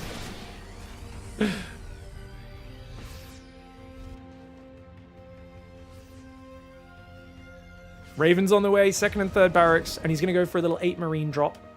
Not a bad move. Tank does not fully cover everything. Oh my gosh, watch out! Percival! Percival! He wasn't looking! Oh no! The timing's so unlucky for Percival. SOS is like, oh, let's see if I can sneak in and pick off an SCV or 2. He gets a bloody drop shit. Oh, at least Percival gets a few of the Stalkers there, but that was tragic, man. The timing on that, you could not be more unlucky than that as Percy. Now, SOS is still just on 2 gate, I guess 3 gate if you count this one. He's, like I said, he really wants to not lose this gateway. Wants to make it really hard for Percival to move out. Is he going to catch the friggin' Raven as well? No. Okay, he doesn't catch the Raven. Raven can go do some damage. The Raven is like, wait, are you just waiting in the grass? Oh, you are, okay. Third Nexus goes down. Now, I'd love to see, what does SOS focus on now? I think it's going to be Forge and Robo next, most likely. Oh, is he going to go for a blink into the main? He's going to bring that Phoenix back. Yes, he is. Oh, this is so good. He's going to deny Stim. The army's way out of position. Percival doesn't even turn around. Percival is so tilted, he just goes across the map. He's going to start a base trade from the wrong side of the map. Oh, my golly. Oh, my golly gosh. Well, Percival's in town right now. SOS is going to kill the whole mineral line and then probably recall the Stalkers and defend. I mean, you can lose your third. You don't even care. You don't even need to recall the Stalkers. Just stay here. Yeah, just stay here. Kill every SCV. Then you can lose your natural as well, and you'll still be in a good spot.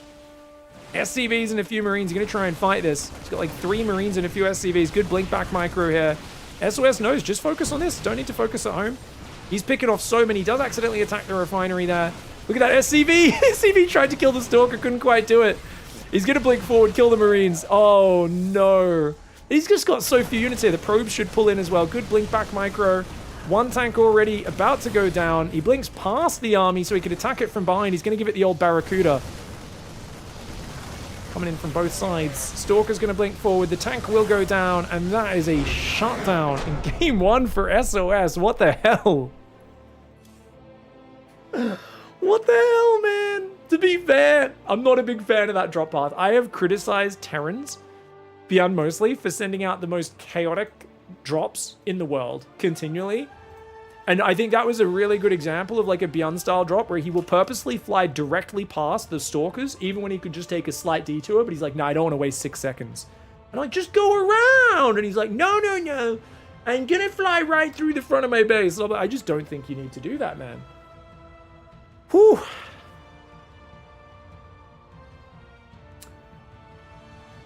I appreciate the compliments, Prod Bish for CEO. All right. Game starting, game 2 is going to be... Was this Tourmaline? Tourmaline. SOS's map pick.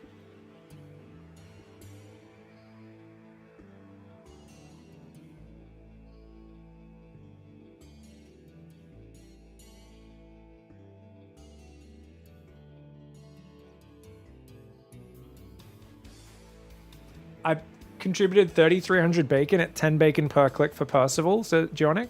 Wait, Geonic, did you not know you can manually type in a number? You know sometimes people bet like 100,000 bacon on a match, right? You know they weren't clicking 1,000 times for that, right?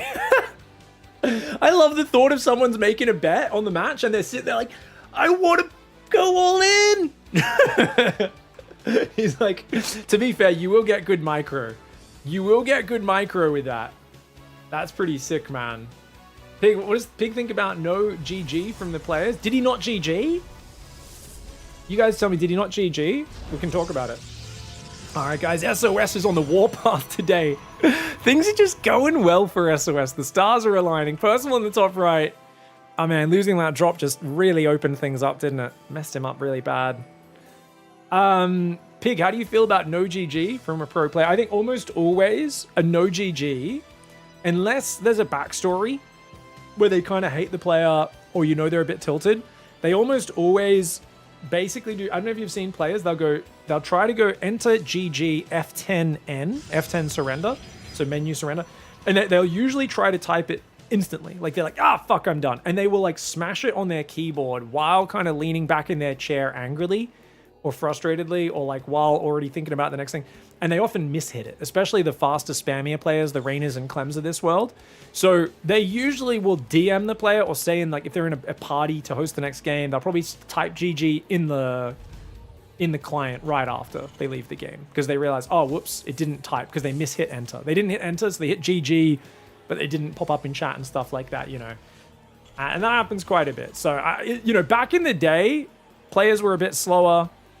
And it was almost there was a lot of rage, a lot of ego, and it was almost always they actually did think their opponent was like inbred moron or something like that. Or there was guys like, you know, like I always talk about Iagars, the Gimli Terran, our Australian Terran brother, who like he would not GG a single practice game unless he like was winning. And I was just like, He's like, well, it wasn't a good game. And I'm just like, I don't think you understand sportsmanship. Like, this is a practice game, man. You're meant to... he's like, well, no, but I didn't play good, so therefore it's not a GG. And I'm like, do you think that's what GG means? Do you think it means do you think it's like when you say GG, you're saying I played well?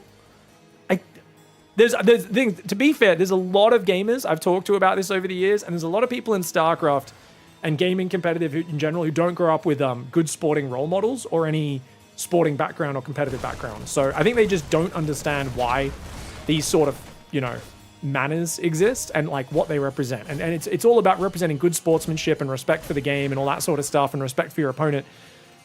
So, but then sometimes people say, oh, no, I understand that. I just don't respect my opponents. He played like an idiot. He literally only won because he did the wrong build. And I'm like, okay, you understand it. You actually do understand. Good luck, have fun. You're just not respecting your opponent. I appreciate that. You're being open about it, You're being open. This is an early Forge build. With this build, this is the one opening where it's actually worth building a cannon in each mineral line sometimes. A lot of people ask me, why don't people just build cannons? I always see Protoss lose so many workers to drops. I guarantee you, players who always say that, they forget about all the games where the Stalkers actually shut down the drop correctly, and the drop doesn't do any or much damage. But they always go, oh, why isn't there just a cannon? Because then the Raven comes in and this and blah, blah, blah.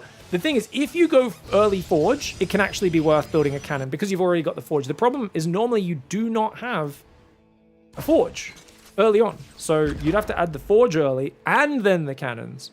And if that's not already fitting into what you wanted to do with your build order, well, it doesn't really make much sense, does it? So with this build order, though, it can be worth, especially if you think there's a threat of Banshees, which the Hallucinated Oracle confirms there is no threat of Banshees, probably skips on it. Widowmine drop's going to move out. Oracle flies in. It is, of course, a hallucination. Stalkers will push this back. I like the pylon blocking the Reaper from jumping up. He's like, raw, why can't you escape? And actually, he loses the Hellion now as well. Unnecessary.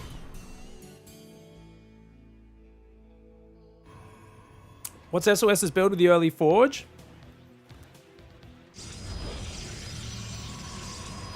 It's just a bit of a surprising build. He delays his tech, but he just starts working on upgrades early, and especially if he hides it. The advantage of hiding the Forge is normally if you go early Robo, Stargate, Twilight, your opponent sees really fast Blink. They see a fast Prism, Observer, they see an Oracle, and they know what you've committed to. In this game, Percival's going to be like, what tech is this? Is this a Blink build? Is this a fast Colossus build? He's not going to really know. And then you just add +1 armor after actually, he'll go +2 attack probably. Probably going to go Colossus timing. I think it's a fast +3 Colossus build, I believe. Or maybe a 2-1. I think 2-1's pretty good. Yeah, he's already started +2. So he's just going to have really early +2 Colossus and then add an armor upgrade. I don't think it's worth going +3 because it takes too long to upgrade and costs too much. Whereas +1 armor is much cheaper, faster to upgrade. And +2 is all you really need. Plus, if you already have +2 on your Colossus, the Marauders even will struggle. 2 probes go down to the Widow Mine. Not really any significant damage. Remember, there's no blink in this game, guys. Just charge. And these Stalkers... Oh, okay. He almost was a bit too slow to react there. It's only a few Zealots. But with an Immortal coming out, and then there'll soon be a Colossus as well. That'd be good. And, oh, Percival! Percival with a very nice Lib Siege up. Really well done. Slow reaction from SOS. 7 probes do go down. There is a Phoenix over here tracking the army. Sees that Percival's a bit more defensive. But look at this. Percival's going. He's still not put add-ons on these extra barracks. He's actually just going, and he's even building a 4th and 5th barracks. He's just non-stop going mass marine, siege tank, medevac. Single medevac at a time. Lib Sieges in the corner so that it's F2 proof.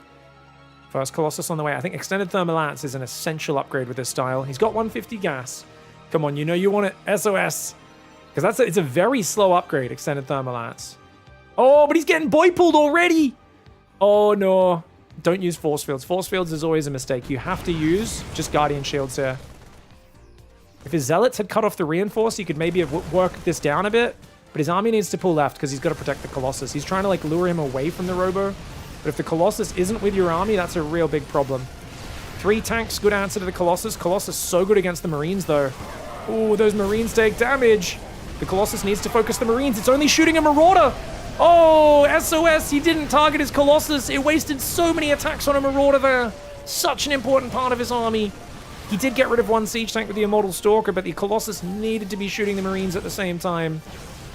Colossus here tries to go for the Marines this time. The energy recharges. The Colossus is actually doing okay, man. Percival's down 20 workers. I feel like if there was a few Zealots cutting off this rally of units, he could have defended. I think you always need to cut off the reinforce when Terran goes for these sorts of all-ins with the boy pools.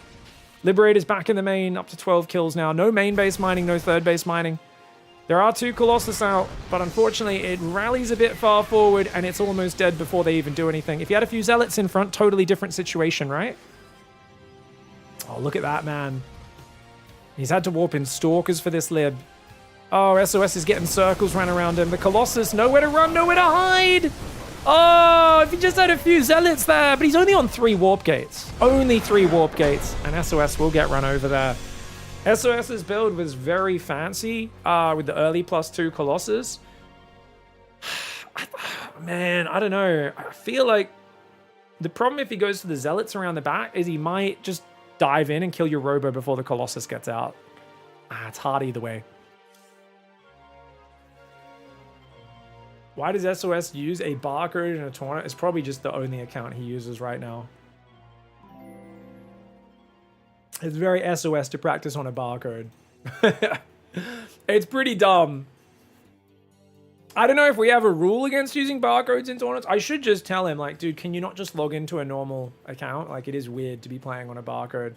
More players used to do this back in the day. Oh, shit! League of Legends royalty giving us a raid, guys. The fuck? Are you just about to go to sleep? Rainer, you gotta fix that sleep schedule, mate. You gotta play... I know not tomorrow, but like 6 hours from now, that time of day, 6 p.m. Korean Standard Time is when the group stage starts. Oh, you woke up at 6. Oh, it's the opposite. Okay. You're going to go eat? Okay, cool. Well, thank you for the League of Legends royalty, mate. I appreciate the raid. And, yeah, thanks for the raid. Enjoy your lunch, man. What are you going to go eat? Korean fried chicken? Kimchi jjigae? What's the Korean #1 order? Some kimbap? Kimbap. Percival wins game 2. Let's get the prediction up for game 3. Percival, SOS. I still haven't played an ad break. Pizza? Oh, don't get pizza in Korea. No offense to Korean pizza, but I mean, absolutely offense. Honestly, I don't know if I think I've only eaten pizza in Korea once. You know, I can't imagine the dough and the cheese game is amazing. No offense. There's so much good Korean food. I'm sure if you go to like the foreigner neighborhood, there's decent pizza, but I'm sure it would be offensive for Rainer to eat that. He's gonna cook some meat. Oh, nice. All right, have a good time, man.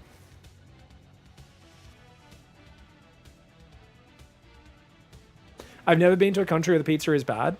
Well,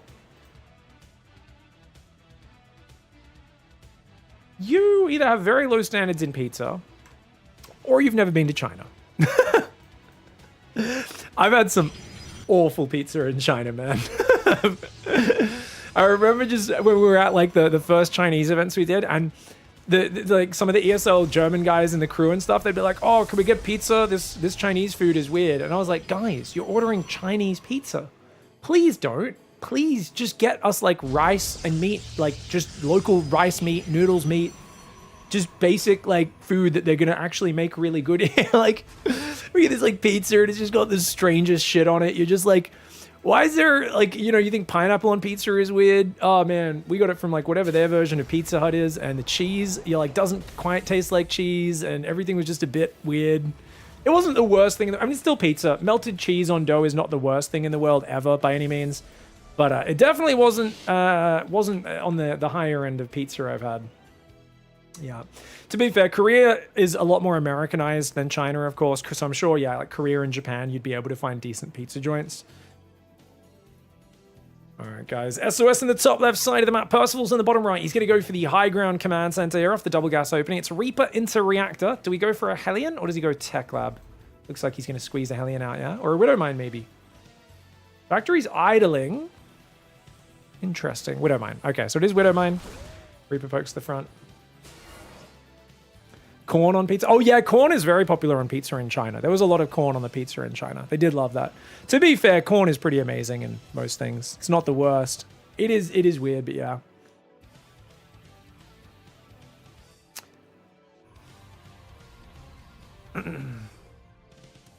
Reaper's going to try and sneak in, but he sees a battery. Sees 2 adepts. SOS has just done a very basic scout this game, and that's all. Nice. Good grenade. Fire roasted corn pizza. Oh yeah, dude. I had do you guys know Nduja?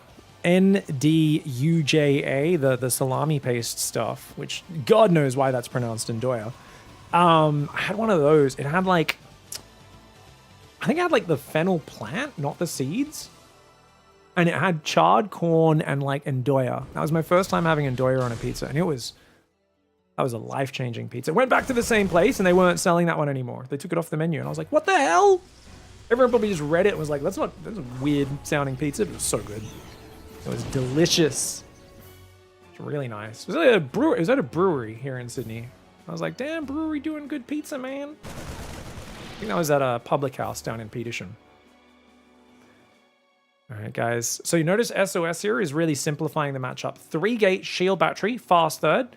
No blink, no Phoenix.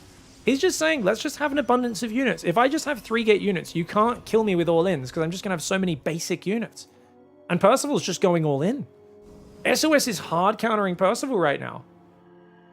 What's the bet? The tank gets a really sick spot and kills him anyway because he's so distracted by the mine drop. Because this tank-landed Viking push is actually pretty scary, guys. And the problem is SOS doesn't know it's coming, so even though he's got 3 gateways, he really needs to keep warping in Stalkers and Zealots and all sorts of stuff. Oh, someone's saying they had mashed potato on a pizza. That is weird. And yet this potato might mash... This pizza for Percival might mash SOS's potato, if you know what I'm talking about. Just because SOS, he's so distracted by the mine drop with no blink and no Phoenix. So even though he's like cut corners, got a nice greedy third up, he has no idea where the army is. And the army's here, the SCV pulls it. SOS, he's so out of position. Oh no, SOS lacking map control this game. He's going to Guardian Shield, but his unit's just so far out of position, and he lets Percival get a sick tank siege. The SCV repair on the tank is too good. Percival's going to lose nothing. The tank isn't going to go down. Oh, the tank just refuses to die. No. No, the tank refusing to die. 5 kills on one tank, 8 on the other. Oh, SOS with no map control. He had the unit count, but he needed to slow that push down and see it coming. GG, lovely timing for Percival. Oh.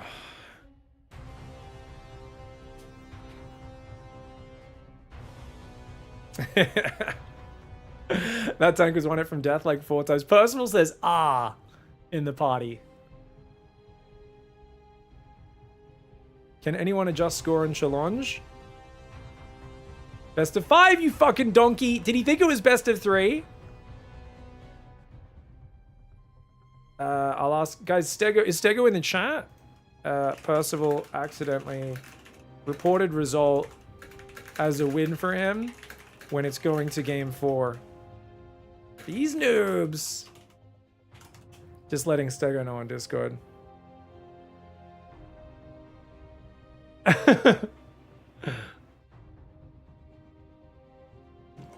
Sorry, Percival did win that game.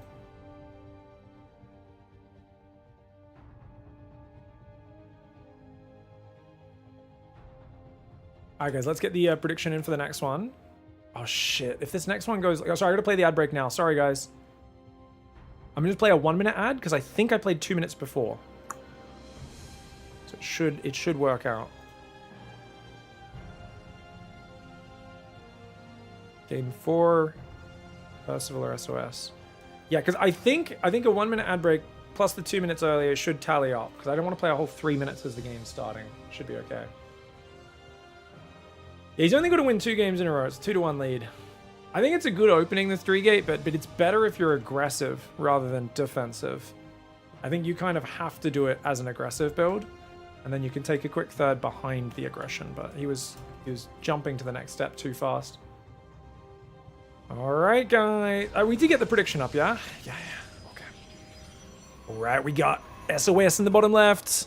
Caught with his pants down. That Widow Mine drop just ran circles around him, and that's... I think it's a good build choice he made, but 10,000 feet's probably the wrong map for it. With so much dead space along the back, if you don't have Phoenix or Blink, you could see what a mine drop could do, just picking him apart and then getting him completely off the map. Percival able to get the perfect early siege up push, but weakness for Percival. He's been winning with you know, all in SCV pulls. He hasn't won the slightly more normal game. We're on a very big map now. He's gonna have to play a bit deeper into the game on this map. He can't all in quite as fast. And SOS on the other hand, hopefully not too paranoid now. SOS in this matchup has always been a very extreme player. I always remember, do you guys remember, was it 2017 or 2016? It was early Legacy when he played a finals against Beyond in GSL. And it was perhaps one of the worst PVT GSL finals I've ever seen. Like, Beyond literally every game just like went in with a drop and just killed. He'd just be like 2-on-1 or something, and he'd just like go in, and SOS would be like, I have 1 Sentry, 1 Zealot, 1 Stalker, and my Colossus will be popping soon. And like Beyond would just stim in and like kill the units and depower the Robo, and it was just game over, and you'd be like, ah. But if SOS made it past that moment in the game, warped in around of units, has the like really fast Colossus out, it would have been amazing. And that's just how SOS plays StarCraft is. There's always windows where you could just knock him out with the right attack timing. I mean, he's not a solid player who tries to play safe. He's a greedy boy. Tries to cut corners, try to take advantages. That's just how he plays.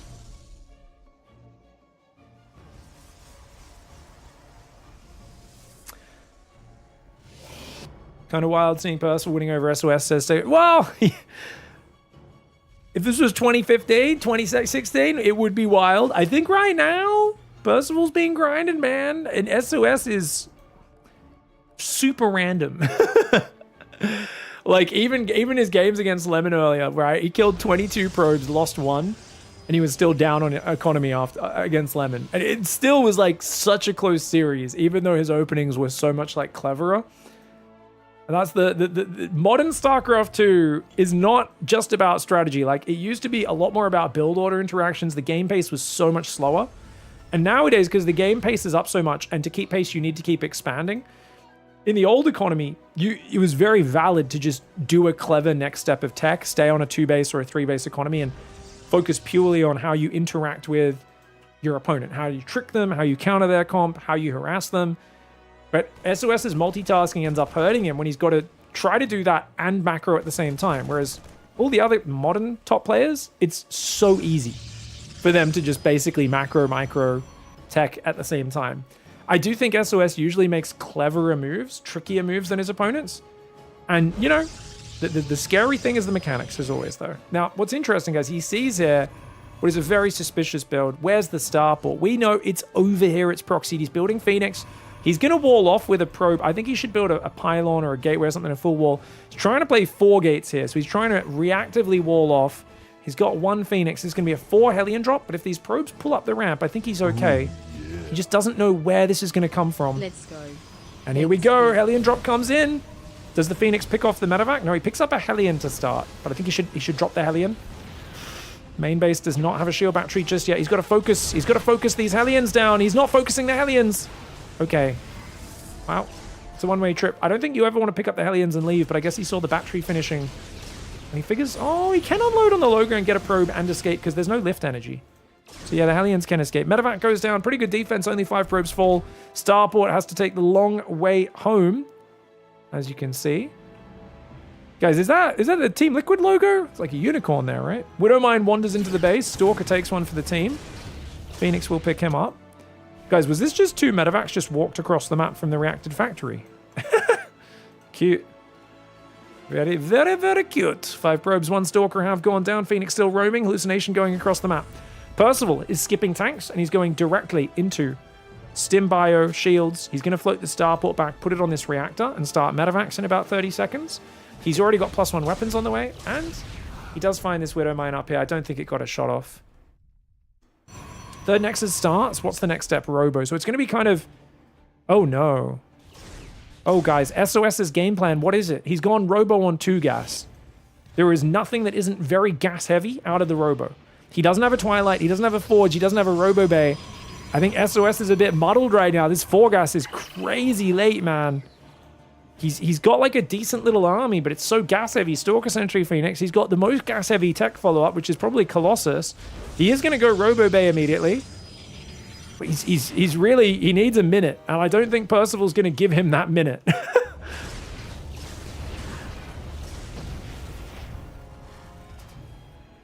Oh, SOS does lose the Reddit point, Phoenix. Unfortunately for him, doesn't bait a stim. Third command center goes down for Percival. Percival's, of course, going to boost these medevacs across to join his army. And building 2 shale batteries, I hate that. Because now you're stuck even more defensive than you were before. I mean, Guardian Shield's great here, but you can see the Colossus is just miles away. Still no Twilight Council. I really think he should have just gone for charge or something like that. He's got to just defend with unupgraded gateway units, Guardian Shields. I mean, the batteries will help. I think he's okay, honestly, because it's not that much bio, but he needs good micro, and he needs to use Guardian Shields just slowly, methodically. Percival doesn't realize he's being watched by an observer. I think now he should realize, maybe, because the army's there. Third command center cancelled and built on location? Or did he not even start it in the natural, maybe? Interesting. So Biomine marauding around. 5 barracks is up. +1 attack is now finished. Should be starting armor soon. No forge. No, there is a forge. But it's not starting the upgrade. It's really important. He's got a second Colossus queued miles ahead of time. But that +1 attack is so slow.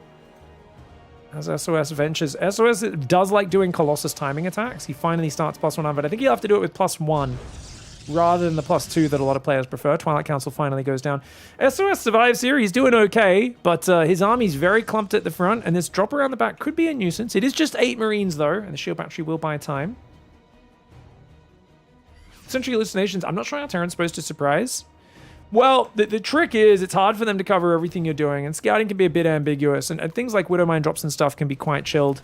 A lot of players won't open with a really fast hallucination, so the build Percival opened with the Hellion drop was meant to run into a guy who didn't scout it in time, but SOS playing really safe. With those hallucinations, doing really well. He doesn't need to hunt this down. He's still got an army at the front. Zealot goes in. There is a Colossus. As long as he Guardian Shields, this army's fine. As long as he's Guardian Shielding. Oh, I don't know if he needed those force fields. Good pickup for Percival. Let's lose a sentry. Actually, lost mining time in the main, which is a little unfortunate, but the Stalker does heal. Finally cleans the drop up. Extended Thermal Lance is almost there. That's going to help. It's going to help quite a lot. I think SOS should shove him away from here. Percival trying to commit into the main is a crazy move. That's a crazy move. Unfortunately, the Phoenix changed targets. He should have kept shooting the weak one there. Well, the Colossus will walk up the cliff. Twilight Council will die. The Marines pull behind the Marauders. Lovely move. Percival's going to get rid of the Robo. I do hate the Robo placement there, guys. Always put your tech on the inside of your base where it's not as exposed to drops. Been talking about that for over 10 years now. A lot of pros, though, will just haphazardly throw things down, especially with Protoss against the multi-drops of Terran with such high damage.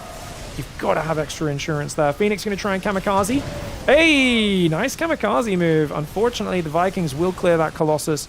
Double drop goes to the natural as well, and SOS just can't keep up with Percival's multitasking. 2,000 minerals in the bank, 130 gas. You can just see SOS's mechanics there struggling to keep up with Percival. And, you know, it's just tough there to deal with that level of multitasking. I do think the gases were really slow on the natural. Personally, I would have preferred, I think, Twilight off of the 4-gate, Twilight Forge, and then add the Colossus or the Storm afterwards. But it is what it is. Percival wins. Gets himself a nice 3-1. GG, well played. SOS has a lot of clever, smart, interesting things, but mechanics are so important in StarCraft, your ability to execute under pressure. My man! What's up? Can we see you do a collab with Winter? It's been a long time since I collabed with Winter. I don't know. If you have an idea of a specific collab, that helps. Thank you, Sound Asleep, for the $10. Let's go. Thanks, Vic. Thank you, Sound Asleep. How you doing, man? I appreciate you guys. Thank you very much. All right, what do we got up next? Bjorn and Yakov on the other side, I think is still going. So I'm going to just exit out here. Percy was your favorite? Percy was a pretty big legend, wasn't he? I think Cranky Ducklings probably has the other side of this, guys. So let's see. Yakov is up 2 games. Remember that Yakov did qualify for PigFest. Some excellent matches. But mostly ZVP. And Beyond recently really gave Cyril a run for his money in the Luli tournament. My man, TVP is a game of speed, not a game of minds. It's a bit of both, Bullia, as always in StarCraft, and Like, one of the things I noticed a long time ago is, like, if players don't use camera locations, they really struggle with a Terran who just multi-drops really well. So, I feel like, so that was 3-0, right? Okay, we're gonna go to the finals. Back to Asian server then. TVT finals. Damn, really quick tournament today, guys. Bit of a speed run, hasn't it been? Hopefully they play an epic finals. I can't remember what I was talking about. Yes, yeah, I've cast them. I think the Yakov games will probably go up tonight on YouTube. I think we're going to put a few uploads of all the different qualification matches up all on the same day. Or did we already put them up? We might have already put them up. So basically, we're just trying to squeeze the PiGosaur the PigFest qualifying upgrades, qualifying matches, as well as a few other matches before PigFest starts, because then we want to be posting the actual matches from PigFest. So I think we might be doing like a few uploads a day, yesterday and today, to round those out before PigFest starts tomorrow. Yes. Yeah, I should have played the tournament today, Stego. I would have slowed the whole bracket down like I normally do. Keep the pros waiting a bit. Homesickle, thank you for the 1913 sub, guys. We're going to play a quick ad break. Thank you, everyone. By the way, we should play out that prediction for Percival, shouldn't we? Percival wins that one. All right, give us 3 minutes. I'm going to drain the main vein, guys, because I've been playing ad breaks, but it's while hopping lobby to lobby, so I haven't had a chance to do anything. I'm going to take a piss. I'll see you guys in just a couple minutes, okay? BRB. Ah! Those two banelings blowing up 20 SCVs. I cannot believe. Actually do drugs, guys. Normally doing drugs is pretty bad, but in this case, check this out. Oh my god. Oh, it feels so good. Wait, I hear lurkers somewhere. Where? More drugs, more drugs. Let's go. Still mining. He lands a good fungal on some of the Vikings. Is that enough? He's making lurkers, hydras. She's walling off with command centers to defend this. Dude, it's a genius play. She lands orbitals. And actually, the tanks are kind of wrecking. The scan's going to be good. TLO, I think he needs to pull those lurkers out of range. His drones just got eviscerated. He just lost his economy. He's trying to go in for the tank arc. She's done it! She's done it! She's turned it back in her favor! Piggy should read the unit description. It's a detector cock. Is there another description beyond cock?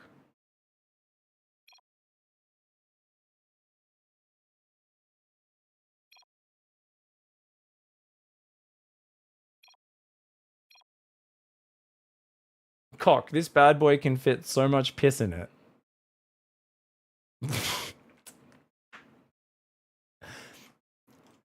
Well done. Well done, Patches. Well done, Patches. GG, well played. Welcome to StarCraft Shitpost Edition, ladies and gentlemen. Slaps cock. This baby can fit so much piss in it. The used car meme, Ratchar. That's perfect. The used car meme is actually perfect. Oh my god. Takes a 5th base as well. There's definitely transition opportunities, and Shin is a master of finding good fights, but oh, the force field! And he even blinks the Stalkers forward to lock in there! Oh, Zale, that was filthy sick, mate. I don't know if I've ever called something filthy sick before, but that was filthy sick. Shin takes out the mothership. He says, "Where's your mummy now? Where is your mummy now, Protoss player? Where is she?" Shin transforms into Artosis for one gloating moment as he ties up the series and takes us to Game 7. Oh, you know, you're going to take a 3rd probably. Whoa, that probe just got friggin' catapulted. Dude, did he just bounce off that edge and change directions? That was cool. That probe launched here, bounced off that, and then landed down there in the trees somewhere. You see, he does that. Biles! Ooh, Biles from the cliff! Uh-oh. Clem dives in though. These lurkers not fully covering the base. The double drop doing good distraction. Queen's doing damage there. A lot of units pulled down. Is it too many though? Ravagers do get up north. Tanks are in range of the hatchery. Just barely. One tank sieging it. No Viper on this map, remember. 4 lurkers. Lurker range is only at 8. About to be 10. Double bile! Clem exposes his tanks way too clumped up. And now the Marines idling. Clem! He's not watching! Clem! An uncharacteristic mistake. His mouth agape. That was not a PogChamp. That was a god... no champ. That was... He almost made the PogChamp face, but it was in pure shock and horror right there. That... I mean, wow.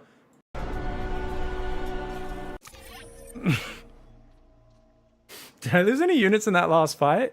I didn't lose any units. We're back, guys. Unfortunately, as Stego says, normally I have a knack for picking aeronautics. Masters 3 versus Masters 3, 4.2k TVT round 1, hour-long best of 3 banger. We didn't get that today, sadly. Unfortunately, Aeronautic had to play, I think, like, friggin' Bjorn or something first round, didn't he? Oh, Percival. Yeah, he had to play Percival first round, which sucked. Tavo played today, which is awesome. Beat Celsius 2-1 and then went down to Percival. Oh, I should have cast Tavo Celsius first round. That was probably the better, probably a pretty sick match. But obviously, it was just a shame. Bully obviously was just like, I mean, he was getting bullied in a TVP right before he started the tournament. So I think he was still a little bit slow on his game. Like, he's not as fast as Hook. Oh, of course. Sorry. Don't need to wait for me as long as I'm in game. Thank you. Sorry, I didn't realize they were waiting for me, guys. If I'm in the lobby, you guys could always start the game. Weekly Cup, not a big deal. If we're doing a big tournament, it's a different deal. 30 seconds to get your predictions in, guys. Which means by the time you hear me say this, it might be like 10 seconds. So finalize those. It's Game 1 Old Republic. Who wins map 1? Thanks for hanging, everybody. A massive thanks, Sound Asleep, once again for that $10 directly towards the Pigfest prize pool, which is almost at $6,500 thanks to your generosity. Please don't forget to sub, tip, cheer, guys. Anonymous with the 10 gifted subs. Really appreciate you keeping the stream going, man. Are the early matchups chosen at random, or are they designed to have the best players in the finals? Talking about the bracket? Oh, the bracket's seeded based off of their ratings. Yeah. No, it's just the matchup that I cast. For some reason, like, the matchup I cast always ends up being some banger that holds up the whole bracket, that's all. Which is great. It's good fun. Thanks for the Bezos box. Alright, guys. Beyond in the top right side of the map, going to open up this TVT Grand Finals the way he opens up every TVT literally ever. If you know that Beyond is playing another Korean Terran, guys, he will always do 3 out of 5 games Proxy 2x Reaper. Now, despite every Korean Terran knowing this, and foreign Terran, they still die to it almost always. Percival himself is doing a sneaky proxy barracks, which is going to be hard to rally Reapers back and get them inside your base without having them picked off. But if he can hold with like SCVs and 1 barracks production, this could send Reapers into the base and Beyond will have nothing at home to defend. I think it all just comes down to the first interaction. If Beyond can snipe Percival's Reaper, he probably wins. And if he can't, and Percival can like get a whole bunch of SCVs pulled, keep his Reaper alive, I think he's probably in a better position. But already you can see he's up 3 workers, so his Reapers are not starting as quickly as Beyond's, even though Beyond has moved across the map to proxy.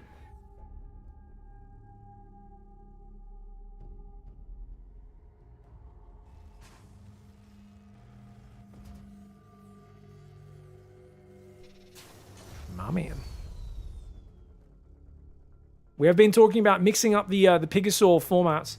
One thing, I mean, we literally could do like a Swiss format one time for a different tournament. Maybe not a PiGosaur, but a different one. Should be a cool way of mixing it up, letting everyone play as many matchups as possible and letting the players not get eliminated. If we just did like 4 or 5 Swiss rounds, or even 3 or 4 Swiss rounds, let players automatically match against close matched players.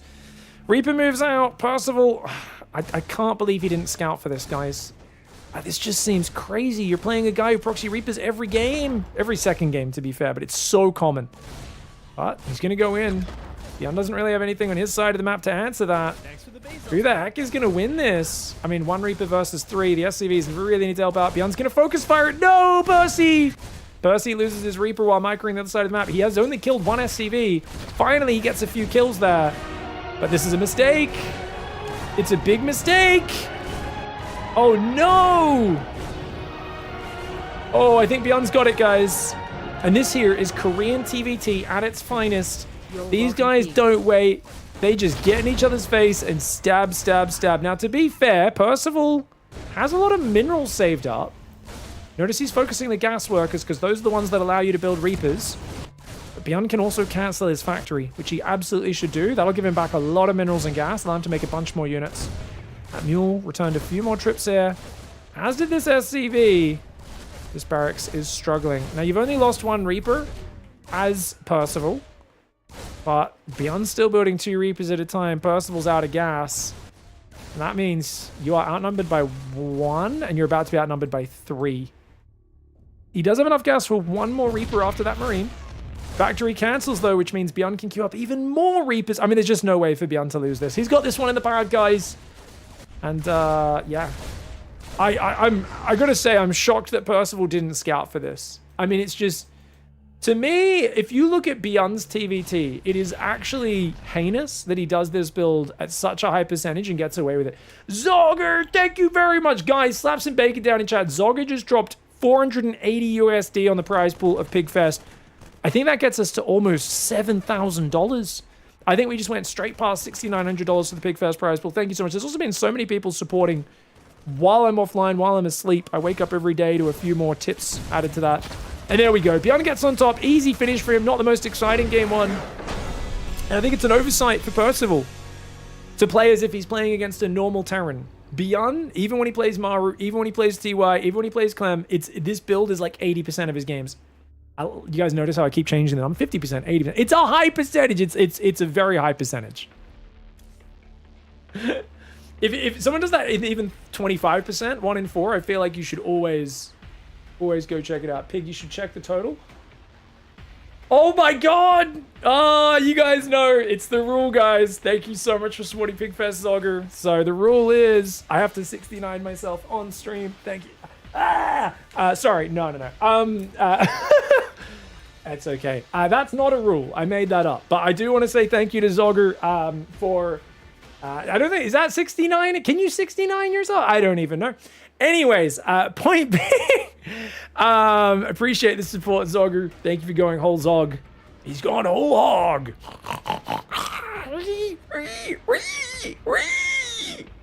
It's rare that you guys get me to impersonate a pig on my stream these days. But it's been a while. You get me excited. Thank you, Zogger. Guys, that's crazy. We're at $7,000 almost. $6,969 for PigFest. And it's thanks to your overwhelmingly generous support. Thank you, community. You guys are amazing. I have a feeling this is going to be the biggest, best PigFest yet. So many best of 7s and best of 9s to be played. Group stage will be best of 3s and a best of 5 qualifying matches. Should be really fun. You to start using portals? You think when they invent the portal gun, that's what people are going to use it for? They're like, portal guns. Obviously, the first use case is to fucking fillet yourself. Totally. Percival has been bullying Beyond in macro games a little bit recently, guys.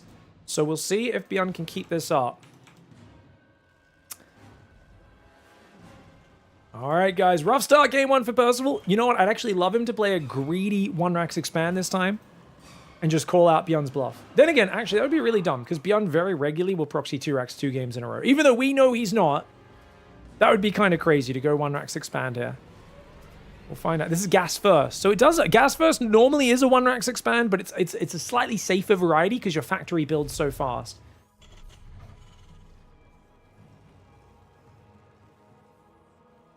Pig, I watched the Cyril Maxbag's Big Brain bout. Rainer talked about the system. Do you have any videos analyzing this? Sounds like the new Basilisk Zerg build order. The system, what, for ZVP? I need some more info on that. I didn't watch that cast. Sounds like some fun terminology. I feel like I've heard Rainer mention this, but if you guys have any more info about it, I would love to analyze it. Yeah, I don't know if I know exactly what the system is, other than the fact that Cyril is just incredibly methodical and has a very well worked out early game ZVP. Might just be talking about like how to defend with like a mixture of lings, queens, and spores against the early Adept Oracle. I know there's a very set, optimized build order that him and Cyril maybe go for against Protoss. Command Center does go down. It is a greedy 1-Rax expand, but with the gas first. And there's no real tell other than the command center being a couple seconds delayed with the gas first build, because you mind a bit more gas, a bit less minerals. Beyond's going 1-Rax expand as well. Difference, of course, being that he went for the SCV scout, and his factory will be significantly later. Percival went for a depot. That is a mistake, isn't it? What the hell? Guys, Percival went gas first, but now he's executing it like he went barracks gas. Why would you take a second gas this early if your factory is going to be so late? This is really weird build order. He went the second depot. You meant to delay second depot with gas first. Unless there's something I'm missing here. You guys let me know. He might have realized he felt a bit too vulnerable or something. He wanted to build some extra marines here.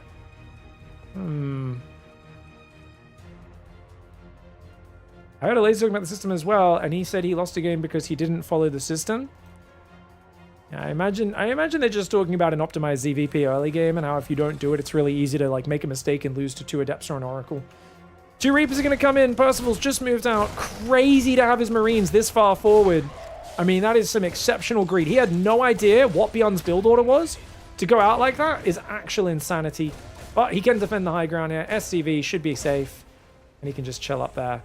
I think this is unnecessarily greedy. Look, there's a 3rd command center here for Beyond. This feels like classic. Beyond is like, oh, this guy's afraid of me. I can do whatever I want. He's just attacked him with 2 Reapers, nothing else. He's got 2 Marines for Reaper, which isn't necessarily a positive trade, but he's gone 3rd CC into Cyclone Bind, which is insane greed. He might even play mech off this. I'm not sure if he will or not. And Percival's sitting here in his corner, no idea what the build is on the other side of the map, completely blind. Home Story Cup is, they talked about it, but they never said what it is. You guys got to ask Rainer in his stream. Ask Sarah. If you guys want, ask me after the game or as the game is ending. I can immediately shoot a message to Rainer. He was in chat just before he raided us up. I can shoot him a message and just go, yo, what's the system? Is that just like standard ZVP early game? I can ask him. They all talked about it, but they never said what it is. Well, that's the joy of being a pro gamer on the Home Story Cup couch. You're basically just like, ooh, we have an in-joke. We're not going to explain it. Bunch of guys think they're so cool because they drink beers and play StarCraft. They think they're so much cooler than us. Nah, Home Story Cup's a vibe. It's a good one. I don't get to watch much of it, though, because it's on during the middle of the night for me. So, time zone-wise, you know? It's a bit rough. All right, Raven's going to go over there. Cyclone as well. So, second Raven for Percy, while Beyond is just going to build, I think, only 1 Raven off this opening, right? He's gone 4 gas, so he's going to play mech. Right? Do you guys think Beyond's going to play mech? I think we're going to see a 2nd and a 3rd factory soon. He's not even going to build a Raven. He's just going to go lib. Yeah, Beyond is absolutely like cutting corners and just being a bit fancy here. And I'm all here for it. He might be about to hit a supply block, but look, the depot's there. And no, he's going to go bio.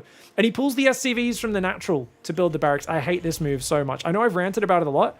2 SCVs like just rallied down from the main to the natural, but then he pulls 2 SCVs from the natural back to the main to go build the barracks. I really dislike this. I feel like it's so much better if you pull these guys like off the far patches or what are the, you know, or you grab the SCVs that are about to pop and then build it. That's one of the things. I remember Innovation was the one in Terran who would like be very methodical about actually using SCVs as they are rallying out, and he'd like tell them to wait a second and then build the barracks just to minimize lost mining time. Percival's got a decent push. It is a tank, a few cyclones. That starport's very exposed, but the tank on the high ground I think is good enough. And I think with Beyond sieging another tank on the high ground, he is bulletproof. Lib's going to go into the main as well. With all the Cyclones and Vikings on this side of the map, that's great for Beyond. Gets himself a Hellion already. I always feel dumb watching Home Story Cup, says Bernardo. Mate, pro gamers are... They massively make everything sound like it's simpler than it is. And there are moments of genius in there, a lot of genius, and I also learn a lot and feel like I'm missing a lot of things until I talk to pros. But they're also very bad at explaining things in a way that normal people can understand. I often have to ask them like 5 clarifying questions if I haven't recently been talking to them, because there's so much like in-speak and jargon where I'm like, the what now? The who what? Liberator's going to get 4 SCVs to start, but the Vikings popped at a pretty good time, so Percival just reroutes them. I think 6 SCVs is fine as long as he can keep him off his 3rd for a bit, but Beyond quickly moves out, only loses a gas for a little bit. And he's ahead on 1-1 upgrades. The engineering bays have just finished now for Percival. He's got to fix that mining up. And his 3rd command center will fly out. Percival's a little behind in that regard, but not too bad. Tank getting some good shots from the high ground. Beyond actually runs away. Wow. Gives up ground. Makes sure he doesn't leave 1 tank on his own because he knew 1 tank could not hold that area. Wow. That was a really good movement by Beyond. Love to see it. I'd like to see this northern tank get a bit of support though. Those tanks. They're in range. They're in range. Gets a shot. Viking count is what matters, guys. 4 versus 6 in Percival's favor. These 2 Vikings come. He might pick a fight. These 2 Vikings almost there, but not quite for Beyond. And remember, tank Viking Raven, very technical slow TVT, is going to favor Percival. Beyond is very good at shoving Marines and doing counter drops and multitasking. But in a more slow standoff battle like this, Percival I would actually say is favored. So even though Beyond's ahead in the game, the fact that Percival's keeping him pinned in a very static positional match, this really favors Percival's skill set. Because Beyond's always been a little bit weak in this style of TVT. Auto turrets will win this fight. Look at that. Nice auto turret spam. The tank goes down. The Vikings get ravaged.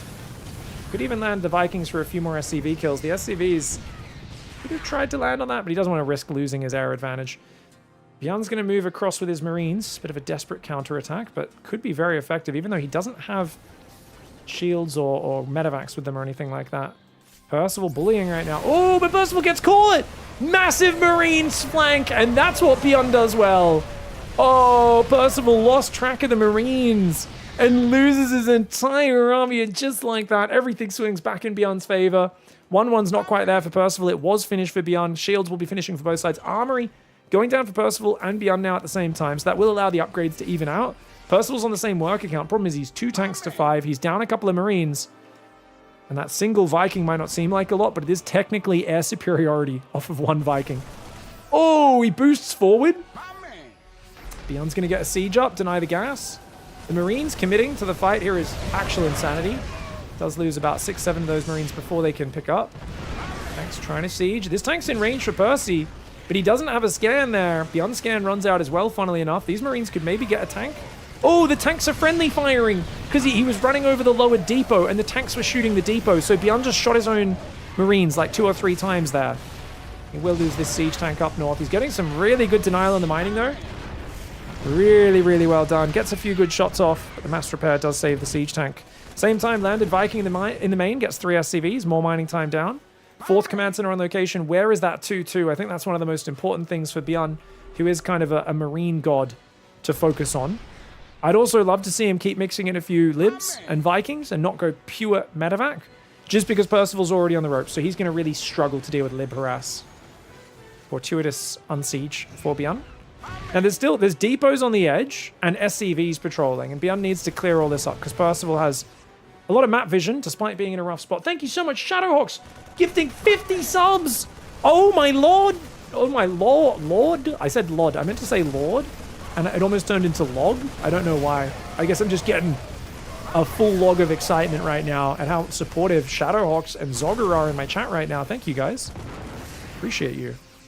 You guys slap the bacon down to say thanks. I'll try to say thanks between the games, but right now we have a bunch of guys fixing bayonets and getting ready to charge into their opponent's entrenched positions.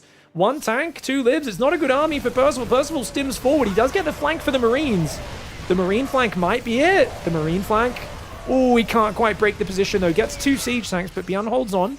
The Libs could try to siege on top, but my god, that's a lot of Marines. I think Beyond's going to jam it. And Percival just a bit too low on units there. Beyond, too good of an opening for Beyond. He leads 2-0. My man! Guys, you broke the alerts. It's playing 50 individual sub-alerts rather than 1. I'm going to mute it. I'm going to mute it. We're gonna skip alert. And then we're going to replay it, and it should do the proper sound. It's still just doing individual sounds. Ian!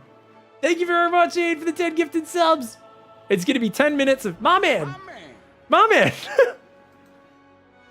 Ian, thank you for the 10 subs. Shadowhawks with the 50. Bernardo with the 1813 sub. Thank you so much. Jeez, there's 50 individual subs there, each one being listed. Let me close that. Bernardo, Shadow was gifting individual subs before that as well? Wait. Did Shadowhawks do multiple waves, guys, or am I crazy? Zogger, Bernardo dropped $10 dues to the prize pool. How many subs did Shadowhawk drop? It was 50, right? Just it's so big, it's showing 2 separate 50s. Was it 100 or 50?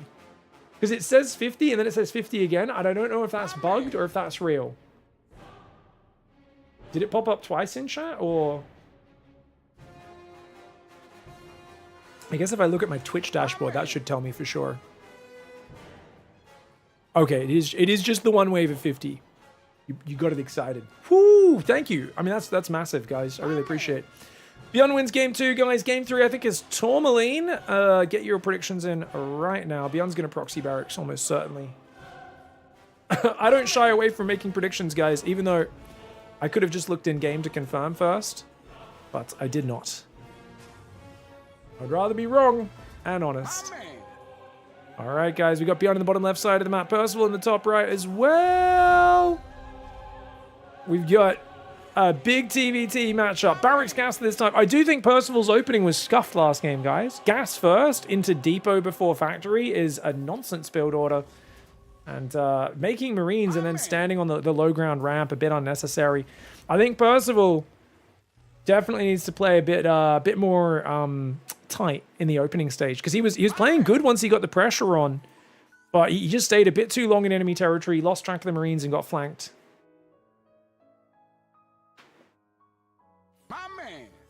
My man. My man. My man. No? My man. Alright, I'll mute the alerts. I'll mute the alerts. Because I can't skip it because it's counting them as 50 individual alerts. I'll just mute it for a minute until it finishes playing those repetitive sound effects. Sorry, guys. Alright, guys. SCV Scout for Beyond. Percival is not. Both going 1 racks expand. Interesting. Don't you guys think this seems crazy against a Beyond who could double proxy Reaper again, guys? Like, doesn't this just seem insane the way Percival's... Am I the crazy one? Is it just because this ledge kind of sucks for proxy Reaper, maybe?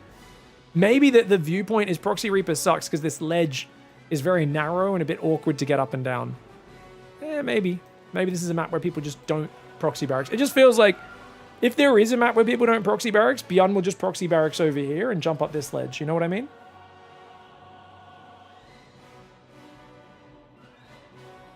Reaper bouncing around. One in the natural as well. Factory's there. Command Center is like 3/4 of the way done for both sides. Very similar. The only difference is we've got the reactor down, right? So 2 Reapers into reactor for Beyond. So he's going to be a bit more pressureful. Whilst Percival, he's once again rallying Marines to the middle, which is just insane. Why would you be out here? I get he was hoping the Reapers would jump up that ledge, but he's kind of hunting for really silly mistakes that Beyond is not the sort of caliber who's going to make those mistakes very often. Luckily, he doesn't lose any Marines this time. Beyond's going to rotate into the main base.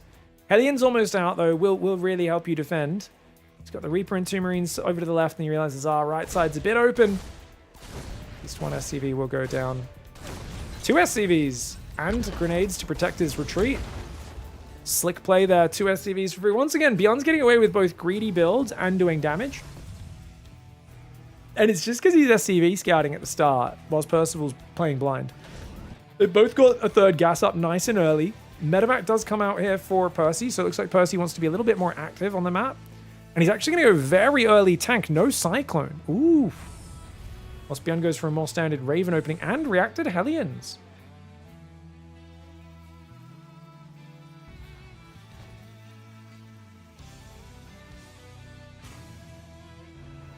Beyond, how many Hellions do you think he stops at, guys? Surely just 6, right? I think after these 2, he swaps off. Builds a barracks on that reactor. I think it's fine to not scout against Beyond if you go like double gas and you just send your Reaper out to look for proxy barracks, but definitely a very greedy opening. So there we go. So barracks is going to land on the reactor. Factory will swap over to the tech lab. And he'll no doubt build extra barracks on this tech lab later once the starport Raven interference matrix production is over.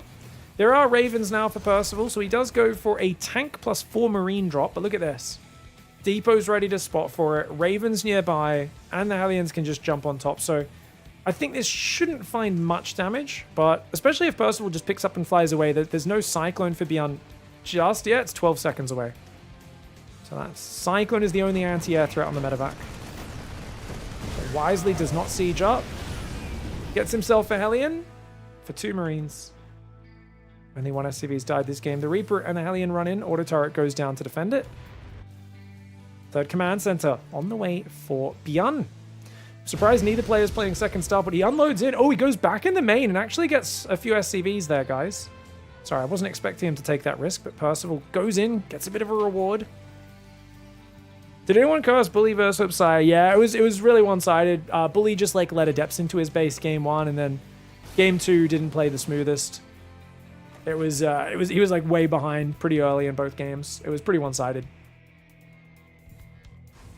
Hoop's build in game 1 was cracked. Bully was faking a proxy, and Hoop's response was just to go Stargate, like 2 Adept plus Oracle into Nexus with no other gateway units, which is one of the greediest builds you can do.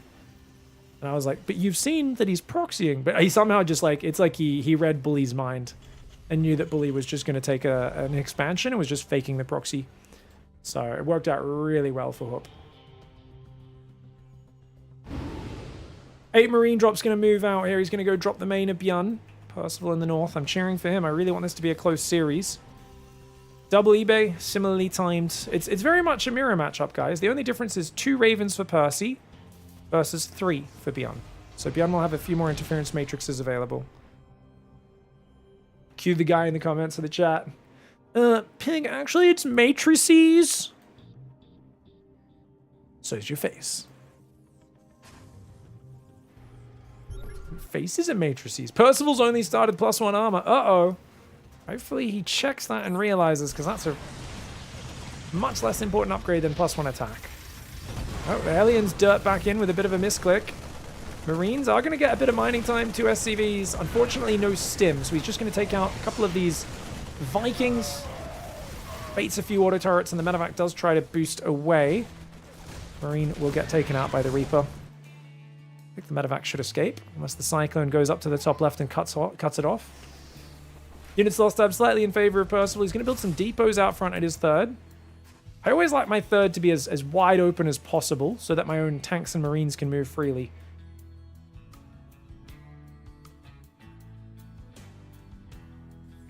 Fourth and fifth barracks is there. +1 attack did finally get remembered for him, but it is delayed. Keep our eyes on that. Could be impactful. Percival's up 2 tanks and up a few Vikings. It's all about the matrices, though. Oh, no. Percival not even sieged. His Marines aren't there. Massive blunder for Percival. And what a one-sided finals this is. He should have been sieged in a defensive position with most of his army there. Bjorn just shoves in. And in a situation where Percival had the better army, he loses his Ravens on almost full energy. And he's just going to lose the game despite having the better army, because he was just way too defensive in his corner, limited scouting, and he let Bjorn do whatever he wanted in that series. That was a good series for Bjorn. I got to say, I think a disappointing series for Percival.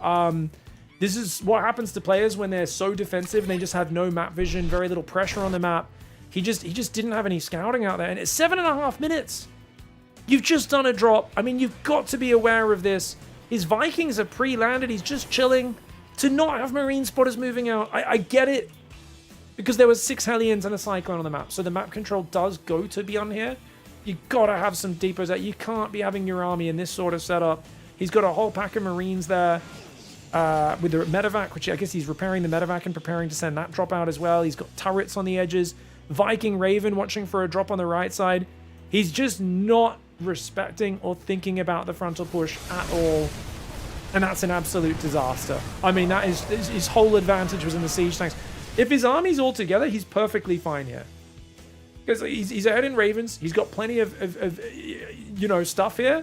If all of his stuff's together, you can't matrix all of them. He would have had at least 1 tank firing, if not 2, and he would have had like 15 more Marines. Vikings could have insta-landed. I mean, that's just unfortunate for Percival. Hats off to Bjorn. He played confidently, but it almost felt like a ladder game for Bjorn. Like, he just got to do what he wanted. He sensed that Percival was very paranoid, very defensive, very turtley, and Bjorn just got away with murder. GG, well played. Bjorn crushes the weekly finals in one-sided fashion.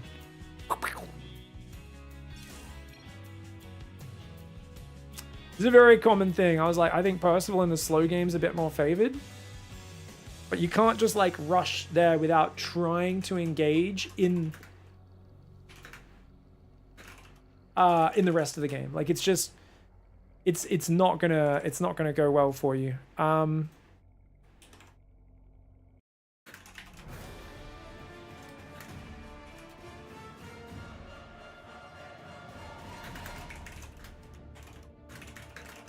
Wow, this was a very short stream so far. I was thinking we'd just be casting the tournament and not too much else today, but that's a 2-hour stream, which means I think we're going to play some games. Wow, yeah.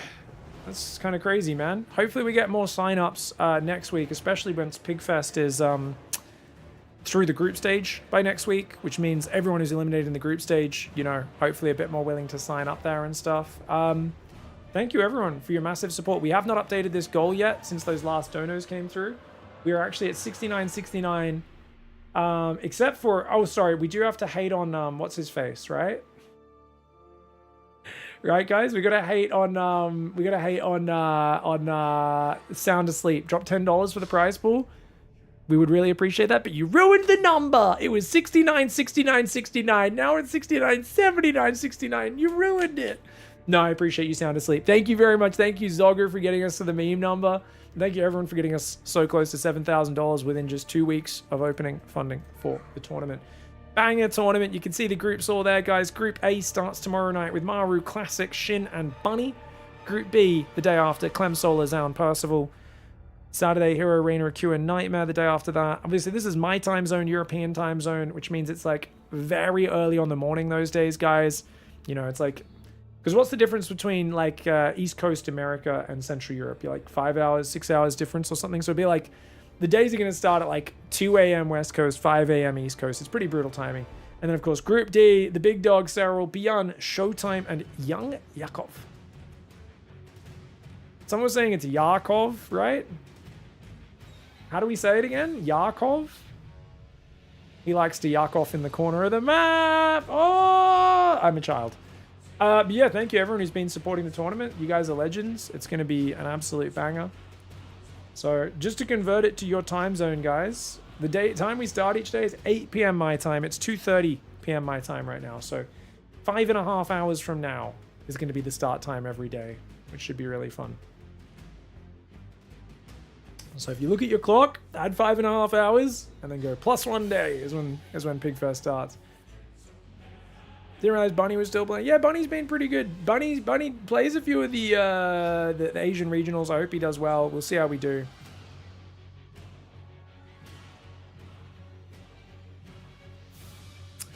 Is it around the same time when you casted the last tournament this weekend? The last tournament was about 2 hours later, so it'll be 2 hours earlier than that. It says for a week.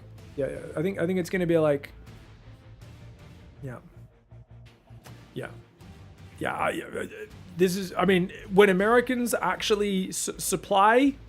Though I love my American crowd. You guys, most of my audience is American, but when you guys supply pro gamers and actual support for real-time strategy long term, we will be able to do more tournaments on American time zones. As it is, every strategy game runs tournaments on the EU Asian time zone, and the reason is that's where all the top pros are for the most part.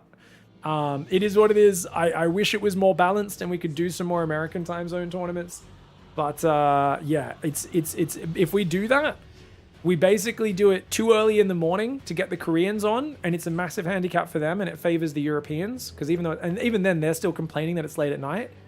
Or we do it a bit later, and the Koreans, they're like, okay, it's a bit more of a decent hour in the morning for us, but then it's the middle of the night for the Europeans. So there's only one sweet spot, and since the top players are European and Asian, we do that.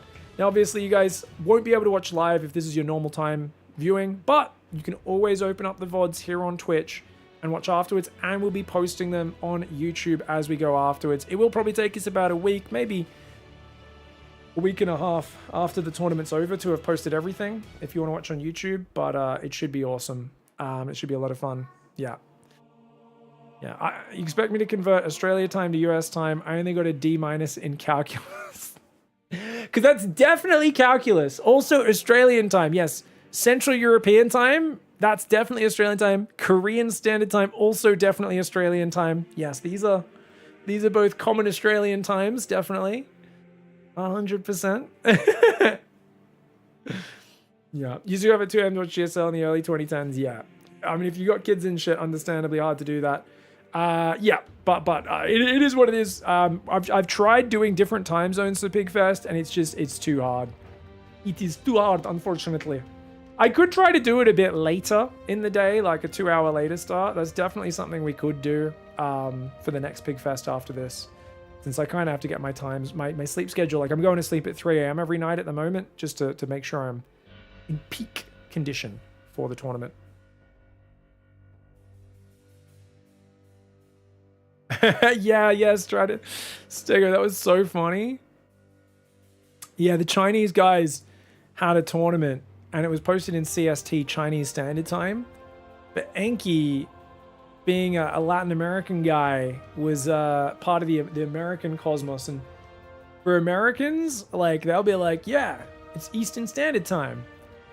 And they'll just assume everyone knows that means Eastern, like, US Standard Time or whatever. And you're like, well, you know, for the rest of the world, there's a lot of Easts, right? Like, there's a lot of Eastern Standard Times around the world. But they're like, well, but no, but the Eastern Standard Time is the American one, of course. Or the CST is Central Standard Time. Obviously, it wouldn't be Chinese Standard Time. And I'm like, if a Chinese guy is telling me the time zone, I'm going to assume it's Chinese Standard Time. Because Stego was like, dude, unfortunately, we're clashing with this. There's this thing going on. There's this big tournament at the same time. And I looked at it and I was like, you're telling me they're running a tournament with top Koreans and Europeans at the same time as PiGosaur? And I was just like, that doesn't make sense. And I was like squinting at it and I was like, this is CST. That's clearly Chinese Standard Time. Like, there's no way they're hosting this on Central. Like, they're like, we got to make sure you guys in Chicago and San Antonio can do the times correctly. And I'm like, I can guarantee you the Chinese admin team does not care about the time in Chicago and San Antonio. You know, like, they're going to tell you the Chinese time and that's it. Yeah.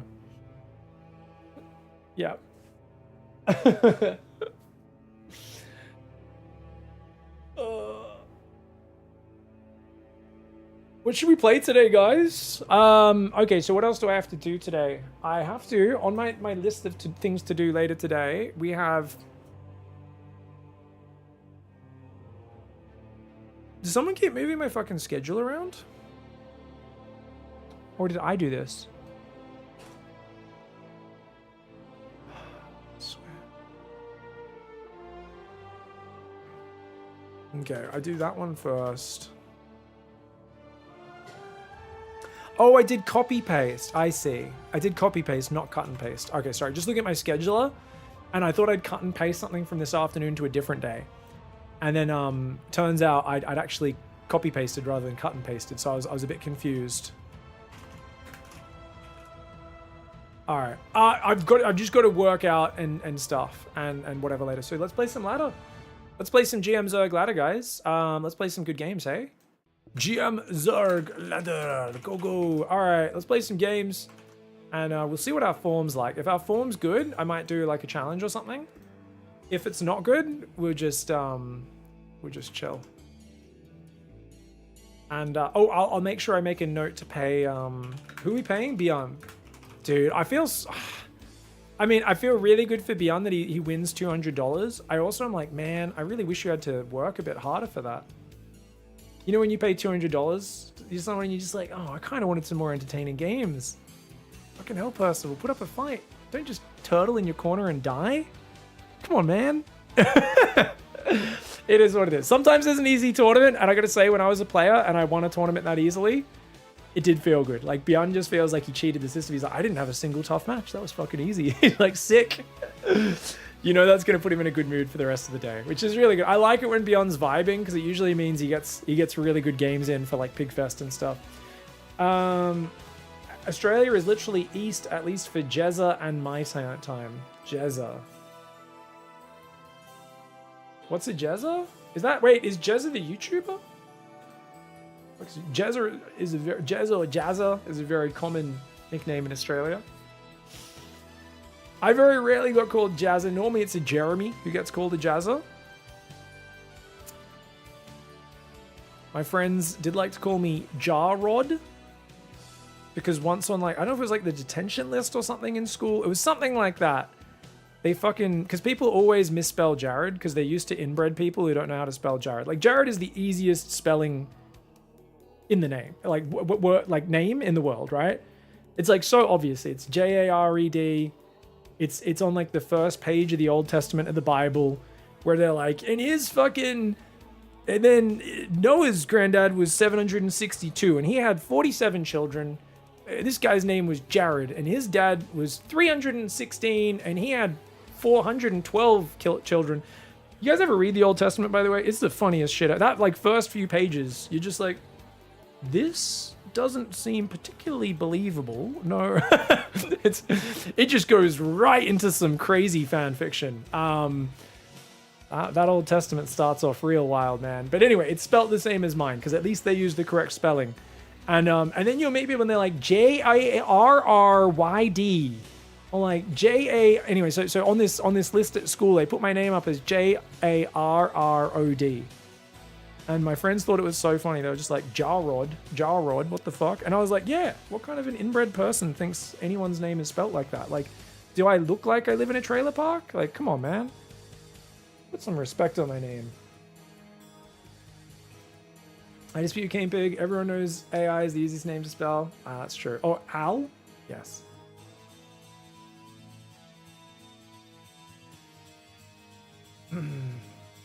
Alright guys, we got Patches as a nice warm-up game. I dropped a lot of MMR to Upsire recently. I really need some ZVPs.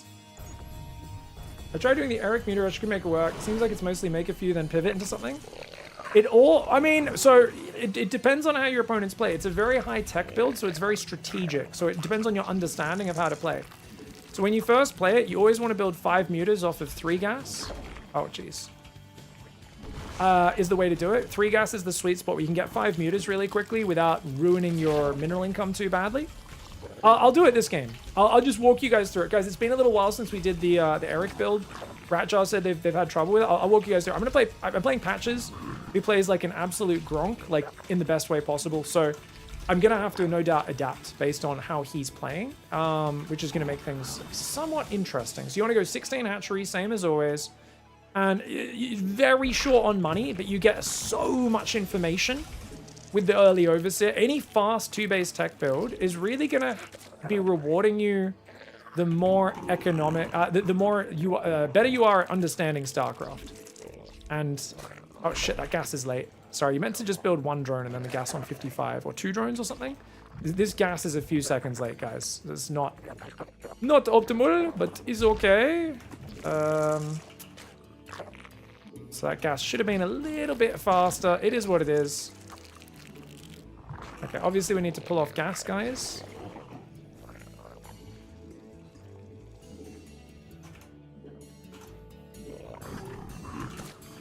Alright, so you meant to have the gas a little bit quicker than this. I don't know if he realizes what we're doing. Remember, with this build, the reason you need that gas so early is we're literally meant to make a lair immediately in the main rather than a queen. It's going to be delayed a couple seconds this game. That is a-okay. It's not the end of the world. I did not need that Overlord. That Overlord is a mistake, guys. Because with this build, since you're not building a queen in the main, you have 2 extra free supply. So that's just a small build order error. It's been a little bit since I've done this build. 1 queen, 4 zerglings, and then we go for the lair. Alright, that's fine. How quickly do you want to take second gas? It's a good question. Okay, so the Overlord we would have needed a bit later anyway, so it's not like it's a big deal. I just put my Overlord on the pillar. I can assume he's just doing a normal build. I think I will go for that second gas about, 220 maybe? You can sneak 2 lings out if you want to be a real cheeky dickhead. And of course we want to start another queen straight away. I'm going to build another Overlord very quickly here.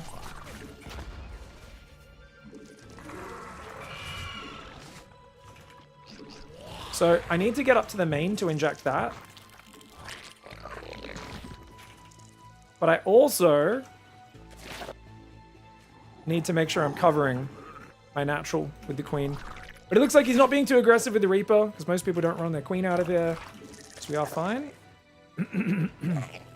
Let's build that spire there. Oh, he's going to go 2 Reaper jump in. That's fine.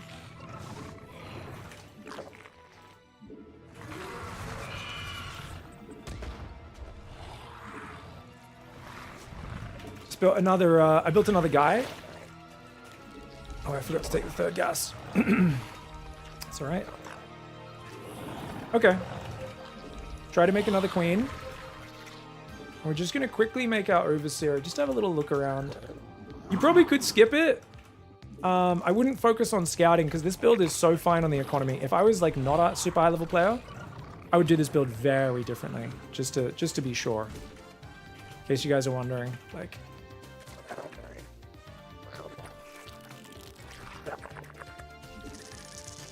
Oh, 2 Overlords, because I gotta save for the muters now, guys. I haven't made Ling speed either. Well.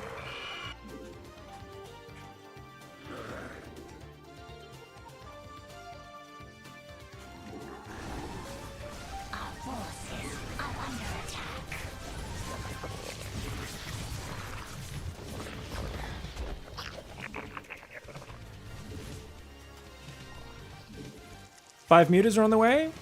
It's 4.5 minutes. That's pretty friggin' fast. Okay, I think we're good. Remember, you stay 3 gas for a while, guys. So he looked like he was just doing pretty chilled out stuff. I do need to make sure I have overlords here.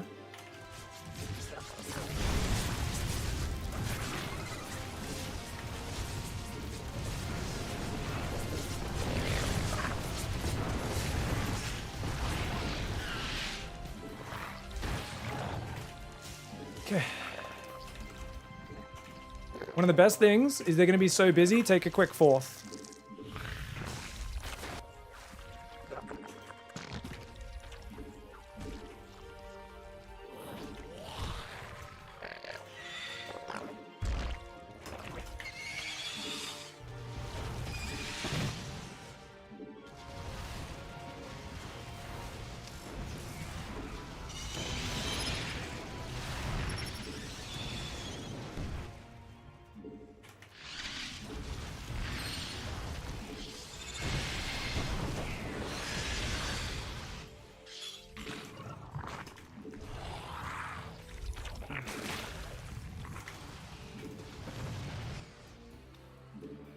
Building a few corruptors.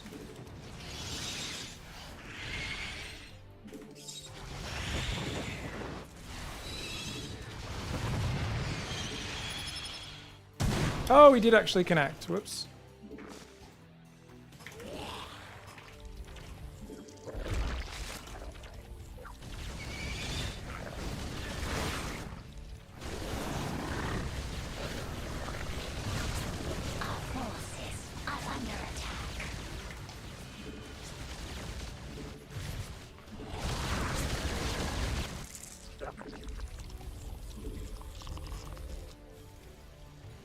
Drones are under attack.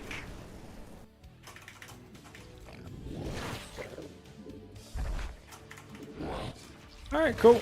We did let him pull me away, but that's alright. Now we go double Lings, Infestation Pit. Well... Go Hydrodon, actually. So you rally there, you rally here, you rally here.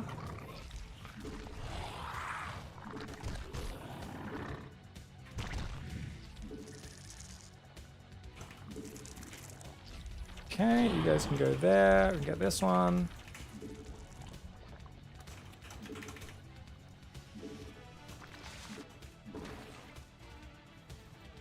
Got everything covered? Not quite. Oh.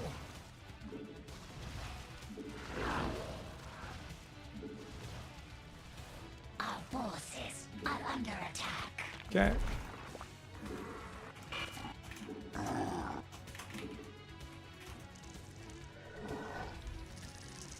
Alright, finally building some ground on me.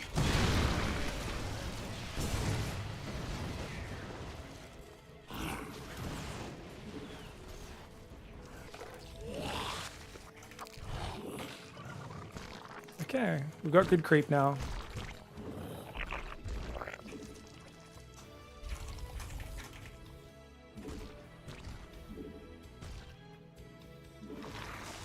Ah, we do need that one. Few more overlords. I do want Ling Speed in the mix as well. I do like Hydra Bane against mech.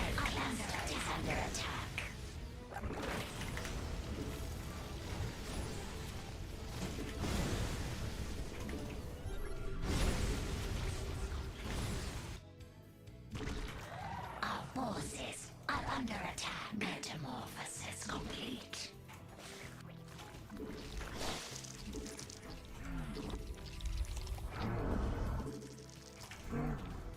We are a bit broke on minerals, but that's about to change. This is now saturated. So these guys are just going to go up there, check that side. Mineral field. A creep tumor is under attack. Mineral field depleted.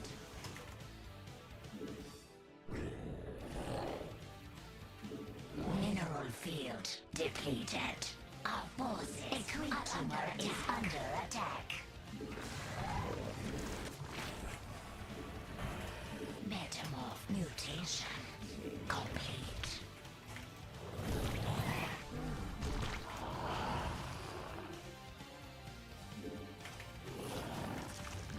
Okay, Bane speed. Got both of those upgrades. All right, we got Mass Hydra. Sick.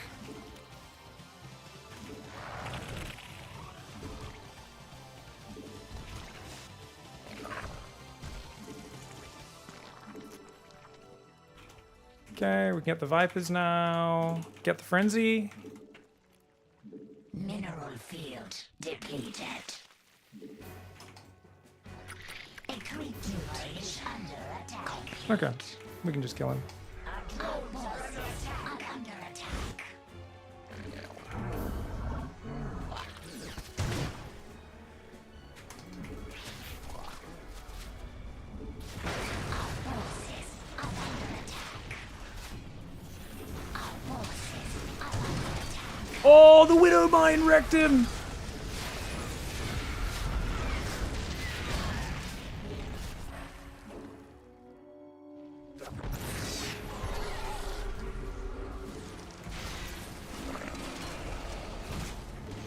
Metamorphosis complete.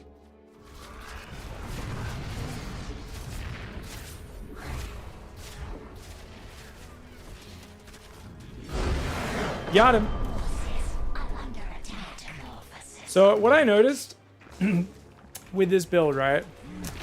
Because at first I was like, oh, they know it's coming. They always know I'm teching on 2 base. Surely they'll be ready for it.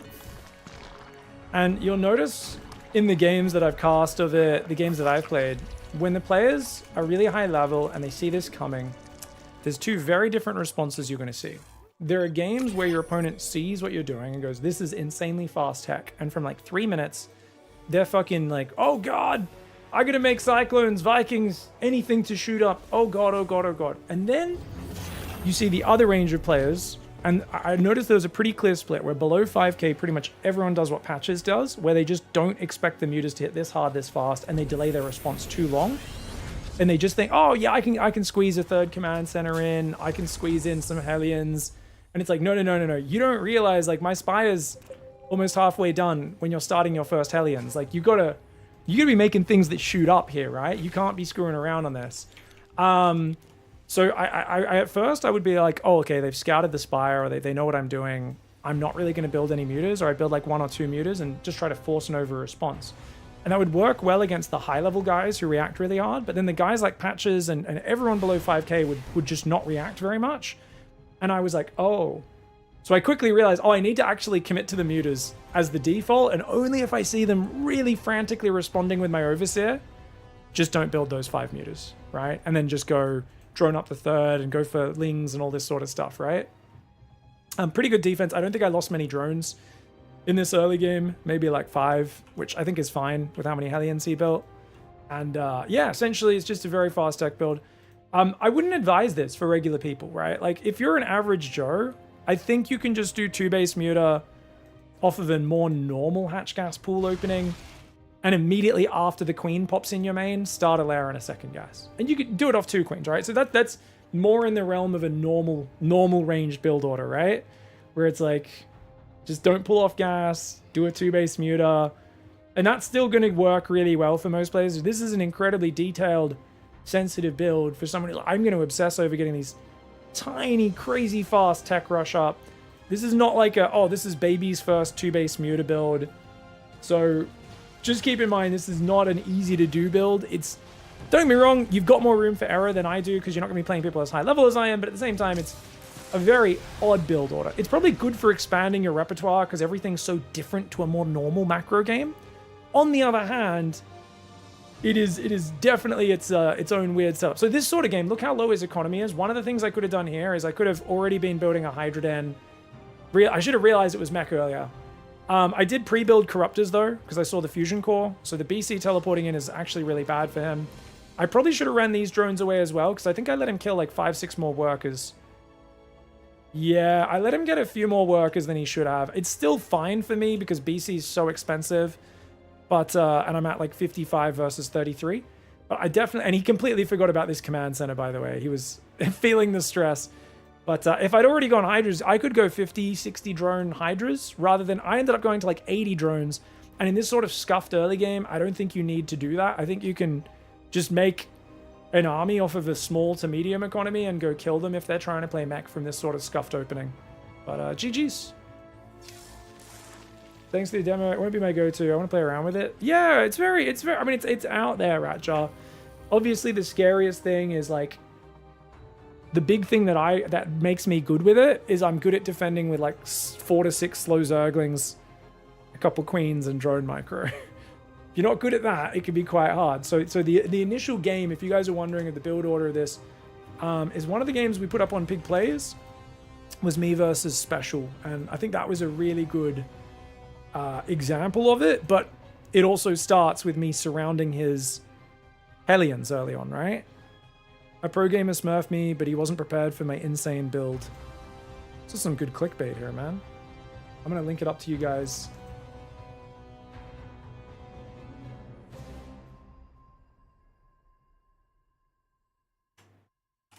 If you guys want to watch that.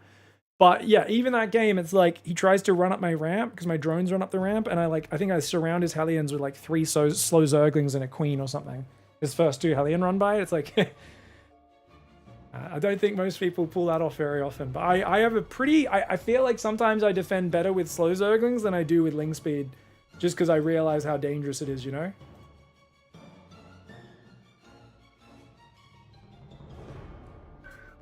BC is definitely a choice after seeing mutas. I think a lot of zergs, if they only build 5 mutas and hard pivot, are actually going to really struggle. Because that BC is such a big chunker, and he was probably already felt like he was committed, so he's like, oh, I might as well still build 1 BC.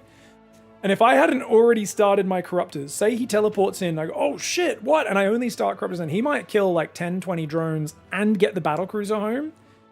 But because my Corruptors were already almost out, it was obviously really bad for him. So I think there's a world where I misplay a little bit, don't have the Corruptors pre-building, and the BC might pay off. It's definitely a gamble though. All right, guys, quick ad break. Thank you, Simply Tree Stump, for the big $25. We're above $7,000 for Fig Fest. Thank you. I'm just going to take a quick wee. I will see you guys in a sec. More Zerg games coming up. Be right back.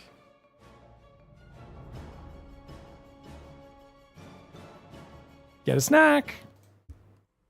I was randomly bored one day when I was like 18 years old, and I decided to pull some things out of my cupboard, throw them together into a sandwich, and I accidentally made the best thing ever. The best sandwich known to man. This is it, guys. Peanut butter to start out on some nice hot pieces of toast. Then smother some Nutella on top of that. Put them both on pretty quick so that they both melt nicely together and it just becomes this peanutty, chocolatey paste. Oh, God. There's no such thing as too much Nutella there. Next, you're going to top on some Special K. Bring in that cereal, just spread that over the top. Not too much, just a thin layer. Add some beautiful crunch in there. Next up is banana. And make sure you slice this real thin. And you only want to use probably about 1/3 to half of a banana, depending on how big it is. Slice that in there, spread it across. Next up, bring in the ice cream. Slice it up real thin. Just like scoop out a real thin slice of just plain vanilla ice cream. Get that going across the top. Now, you might want to wait a minute or two until your toast has kind of cooled down slightly, the peanut butter and Nutella, so it doesn't melt too much. I actually left this ice cream out just a little bit too long, so it's starting to melt, but it's still going to be absolutely delicious. You throw that bad boy together, and you are ready to have the time of your life.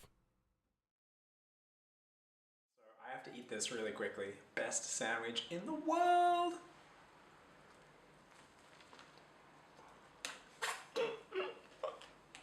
Oh my God, it's falling everywhere, but it tastes so good.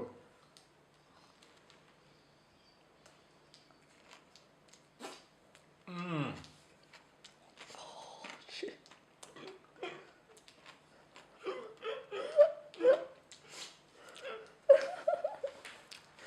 Oh my God.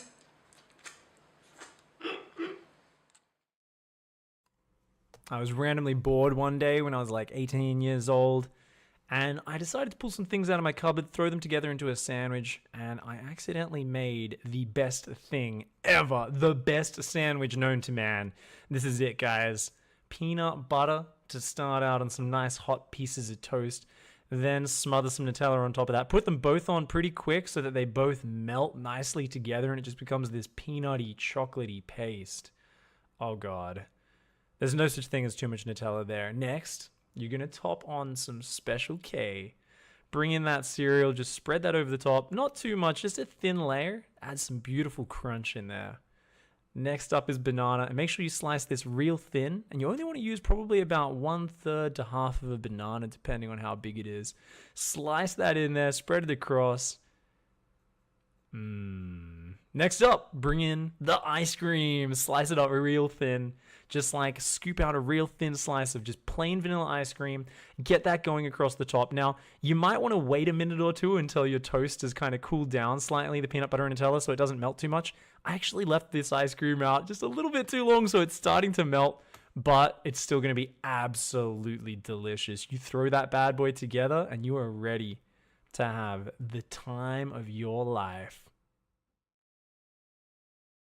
I have to eat this really quickly. Best sandwich in the world.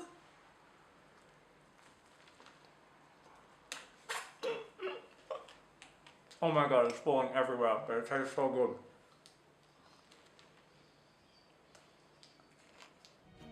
Sorry guys, break took a bit longer than expected. My nephew saw that I was going out there and decided to come to the bathroom to me. First time I've had someone else break the toilet paper off me. Little 2-year-old nephew wanted to follow me into the bathroom, so I was like, yes, you can hang out with me while I urinate, but you have to provide services.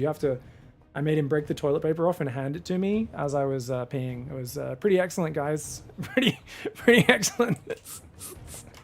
And then 2-year-old's favorite thing to do, he's like, I want to wash my hands now. And I was like, that is what we do after we go to the bathroom. And he's just like, he just sticks his hands under the water and just stands there. And I'm like, no, you gotta rub the hands together. And he just looks at me blankly. And I'm like, well done, child. Well done. He's just like, yeah, it's what you do, right? The American version of the sandwich, make it the exact same. You drop it in a deep fryer, eat it with a gallon of Coke. Maybe use marshmallow fluff rather than ice cream as well, right? We don't really get that marshmallow fluff stuff in Australia. I'm sure I can find it if I go hunting, but yeah. All right. Find ranked. I don't know where I left my water bottle. One sec.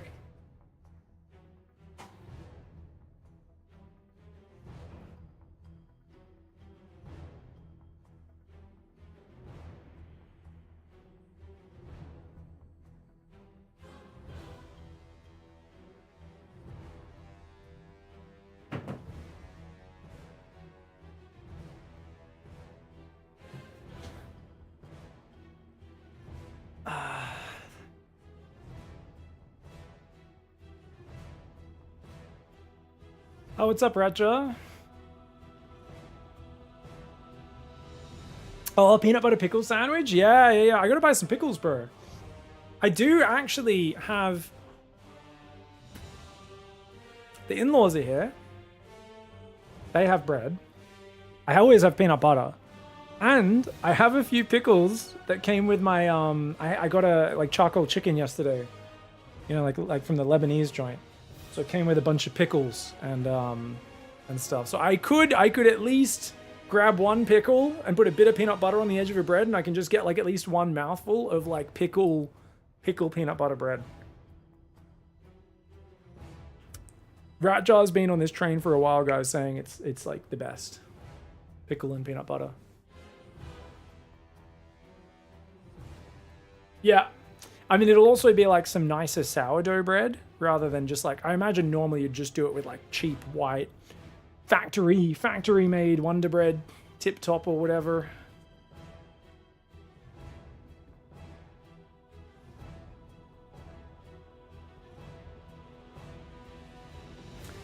I could do it right after this next game, guys. So we can finally try it, because I've legit been wanting to try it.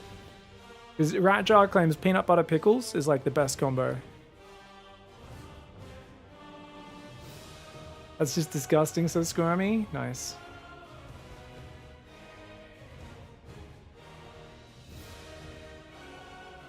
Dude, the search time's crazy today.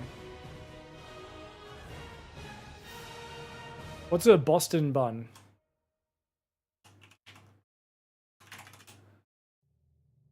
Large sliced fruit bun. Popular in Australia and New Zealand. Oh, it's just a little. It's like a mini fruitcake, little tea cake, like with just icing on top. Oh, okay. Apparently they sell a lot of them at Baker's Delight. I've never bought too much stuff from Baker's Delight, other than like a cheesy mite scroll or a loaf of fresh bread. That's about it. Oh, what do we got? I'm just dropping in to give full endorsements to Big Titties and also Pig StarCraft content in no particular order. Well, thankfully I've got both of those covered. I got some man boobs. Man boobs, man boobs. What you gonna do? What you gonna do when those man boobs are on you? Do you guys, I always think of, whenever side boob comes into my mind, I always have ingrained deep into my consciousness. Do you guys remember the Family Guy scene where there's like a close-up zoom in of like some side boob? And it's all like, oh, whose side boob is this? Oh, I love side boob. And then it zooms out and it's Peter's, of course. And he's like, that's my side boob. And it's just, there's something so deeply unsettling about the way they framed it and executed it. Where it just, it really ruined side boob for all time for me.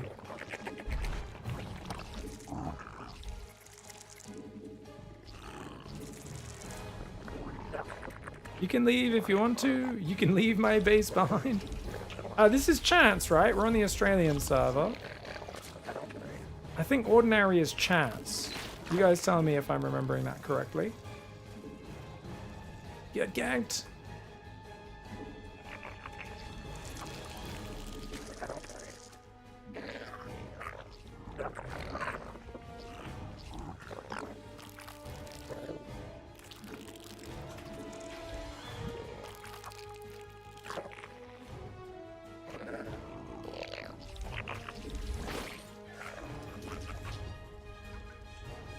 Two queens, 4 zerglings. You go there. I think we're good. Yeah, we're good. Third base, 4th base, 5th base. Okay.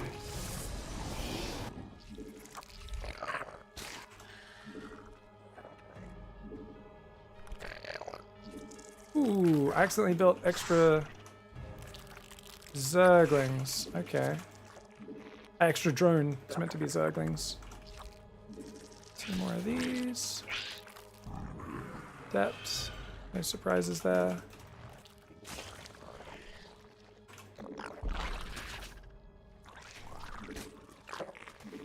Okay.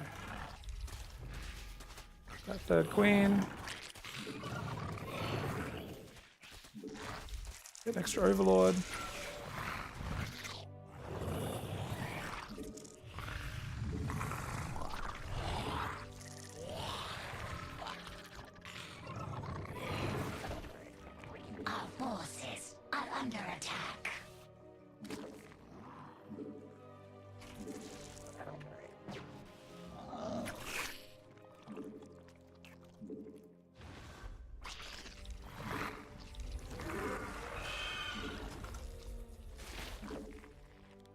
How the fuck did he catch that? I thought that would get out. Shit. Ah, that's not good. I think it's... Whoops, that was not the best way to spread that.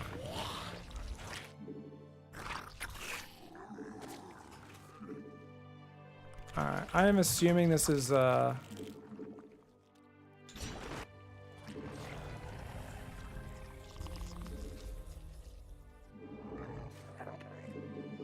oracle? It's not. It's not an oracle. Shit. Well, that's a problem, guys.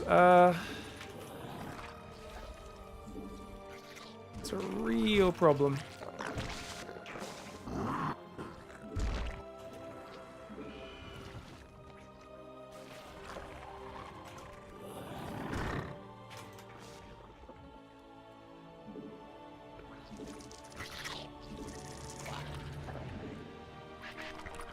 What's he doing?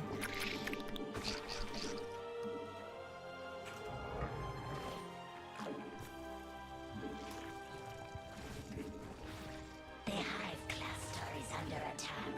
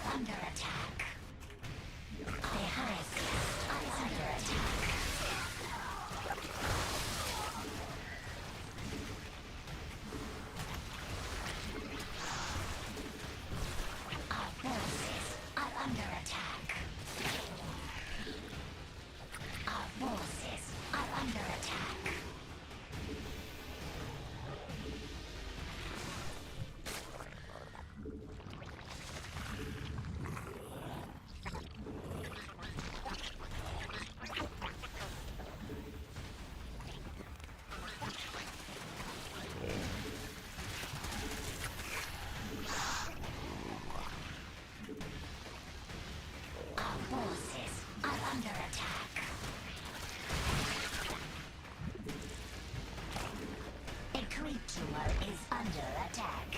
Our forces are under attack.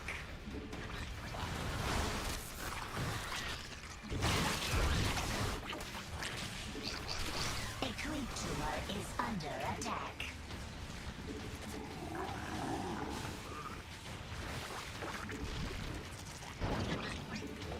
Our forces are under attack.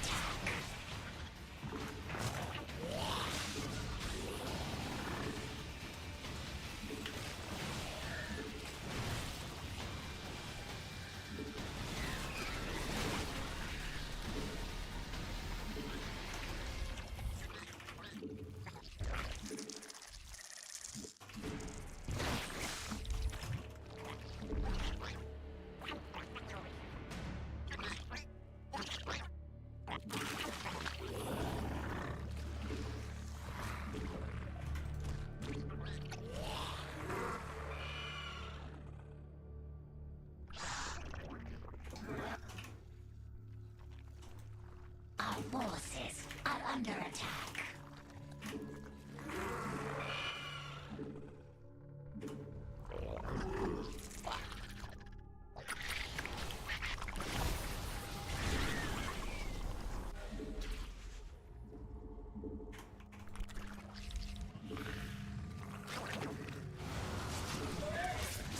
Mineral field depleted.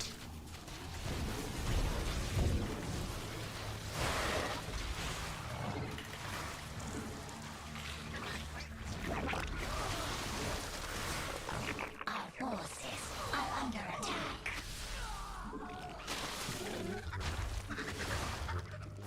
Mutation complete.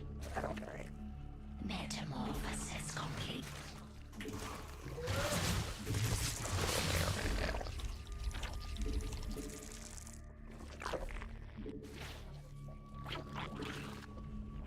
Mineral field depleted.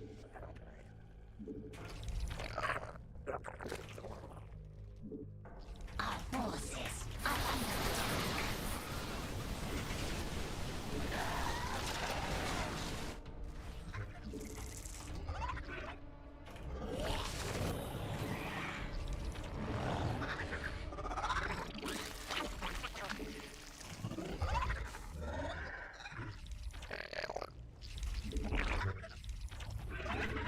A creature is under attack.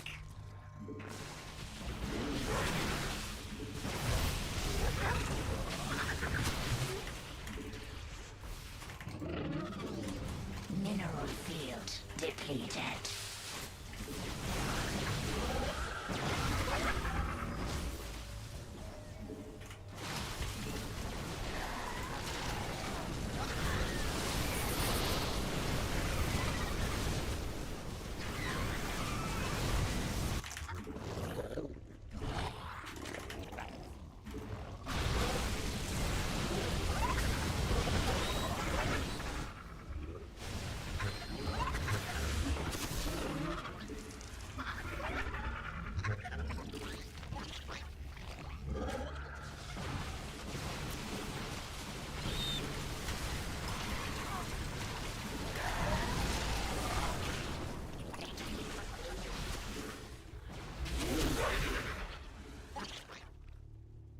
The hive cluster is under attack.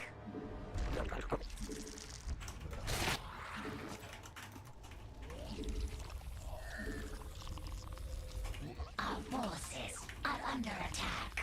Mutation.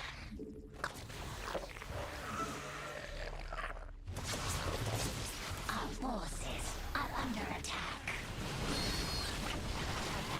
Did he see them coming or something? The fuck?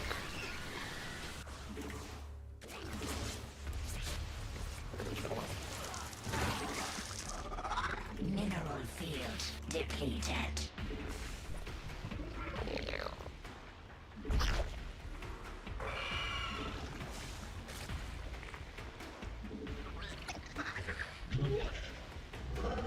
Sure, he just saw me coming across with an observer. I know he's had observers out.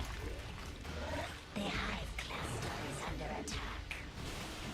Our drones are under attack. Our drones are under attack.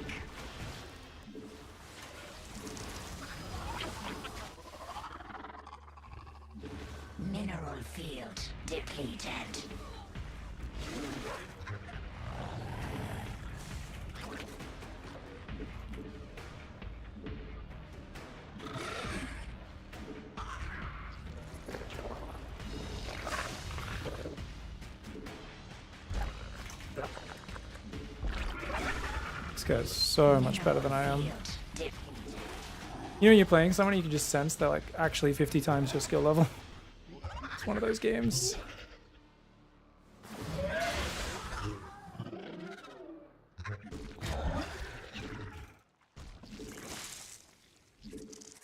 The hive cluster is under attack.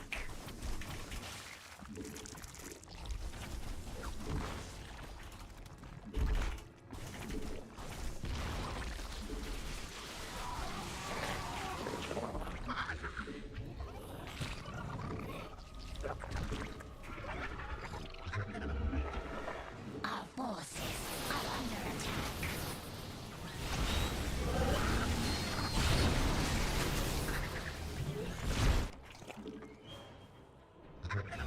The hive cluster is under attack.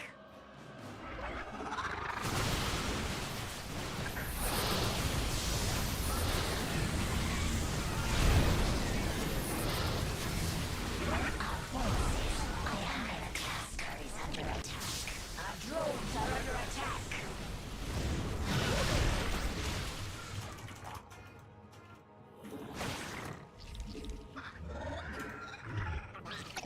Our drones are under attack.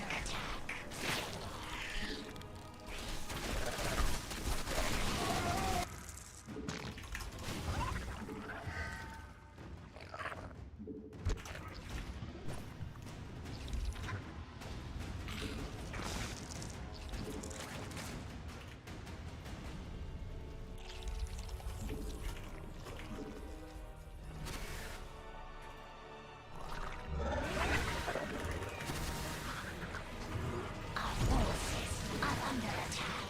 Our forces are under attack.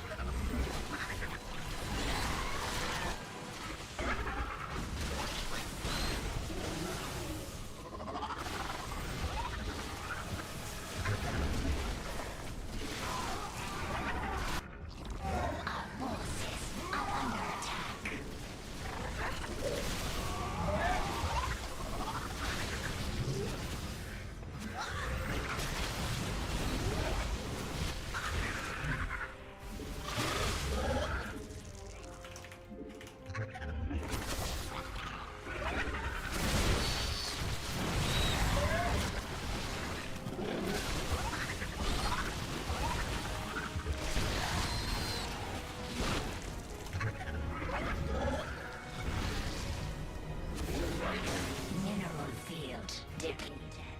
Our forces are under attack.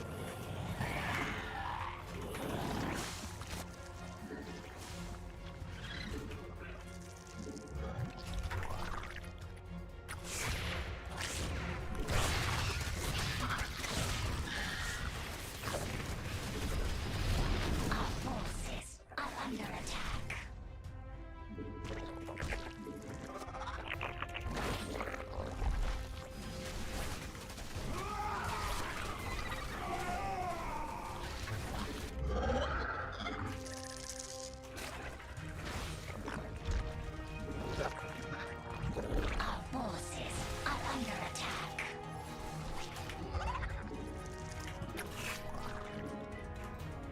Mineral field depleted.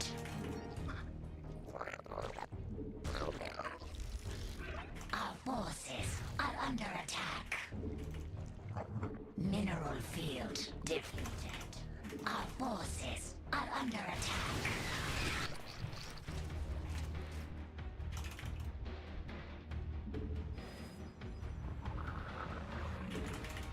Our forces are under attack. Mineral field depleted.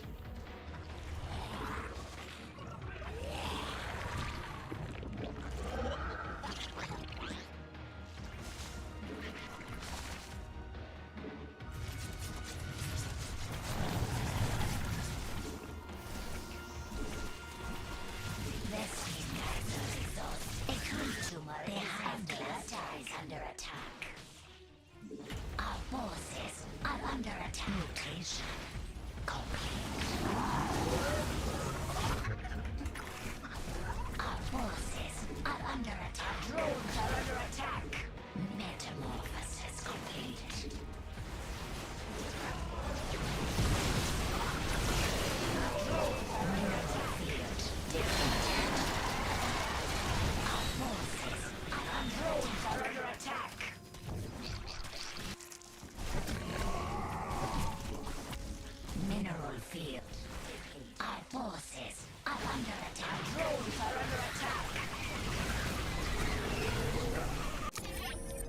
Good play. Oh.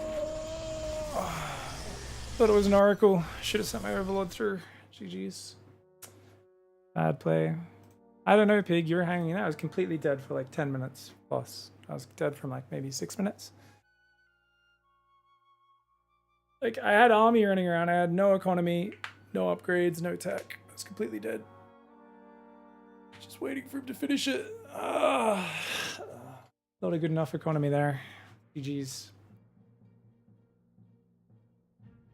Depth Prism is so annoying, man. Thank you very much. How are we doing, guys? Huge raid. What's up, guys? I see a 1 viewer raid. Is that actually a huge raid? What's up, guys? Thank you very much for the raid. Appreciate it. Raja, Tyrannodon, Simply Tree Stump. Thank you for the support. Chief Orange Fox. Hope you had a great stream. Appreciate. What's up? Oh. Yeah, he's a bit tough to play against here. It's like my BBZ is pretty bad recently, so playing against him is pretty awful. Looks like he's gone offline though. Can't chat to him. Maybe he's gone offline. Lings are really good. Lings are very, very good. Not very good against the Glaive Adepts. I would rather play Pure Roach against the Glaive Adept opening, but I thought it was an Oracle build. You like that? Well, you shouldn't, because that's my side boob. Indeed, Simp. There's also a French DF and producer called Boston Bun. So apparently this is a Boston Bun. It's just a little fruitcake with icing, right? Yeah. Can't go wrong with that. Little tea cake.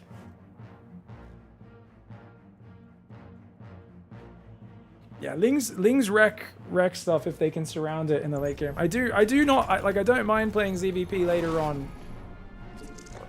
when I've got ultras and mass zerglings running around and stuff. Feels pretty good.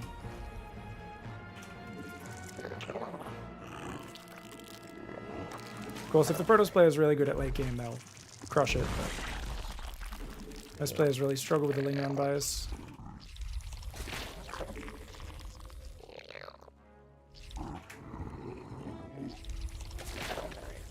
Alright, where do we go?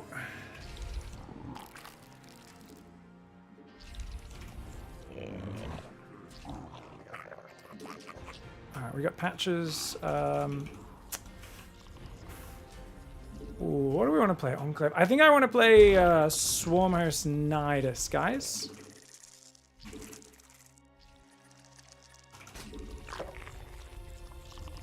Roaches are usually pretty good defensively. So I might do a roach build. So like 3 base Swarmhost Nidus. He just told me to tell you I learned a proper build. He's lying there.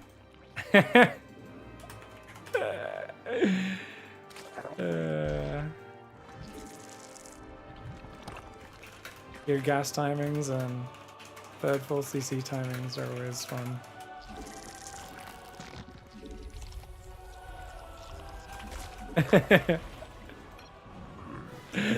It's a timing. It's when you randomly remember to do the thing.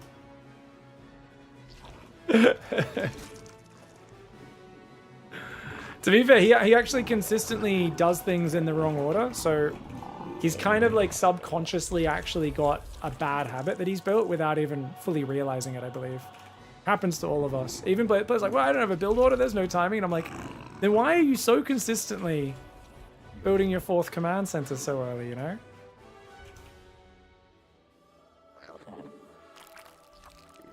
Double depot? This early, what is this?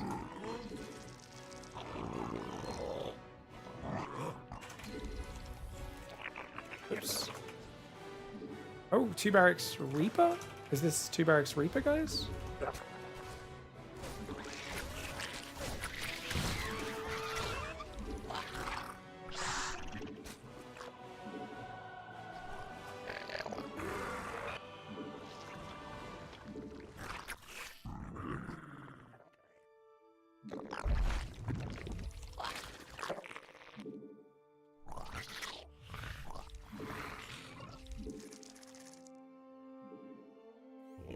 Hanson is there? Okay.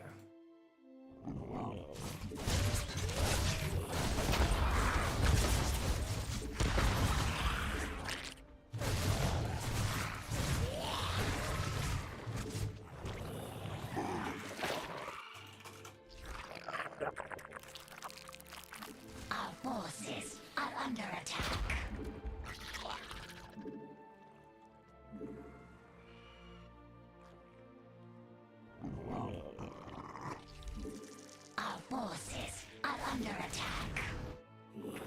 I thought he wouldn't be looking there.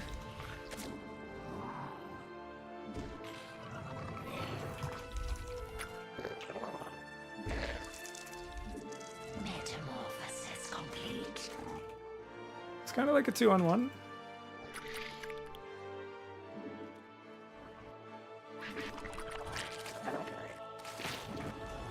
There's coming in. Each one's coming in.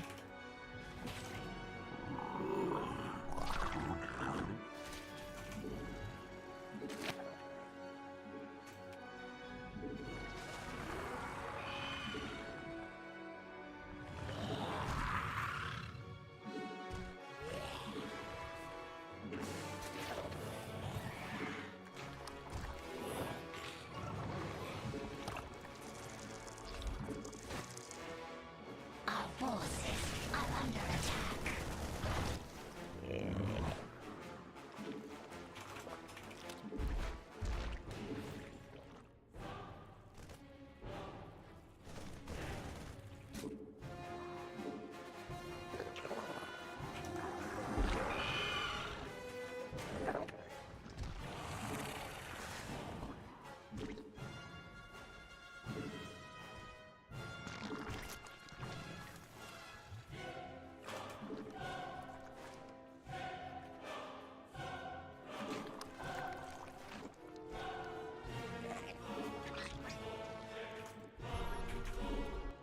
A creep tumor is under attack.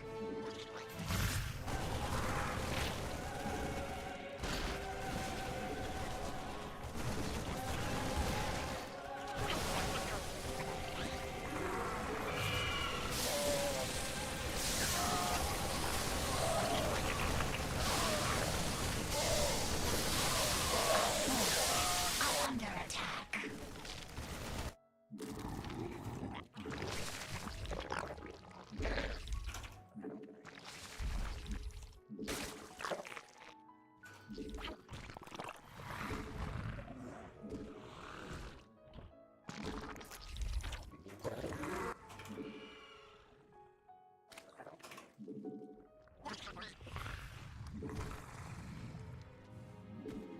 Our forces are under attack. Sorry, I'd really like to Knight of Swarmers, and it's just hard because he's not building much economy. Is under attack.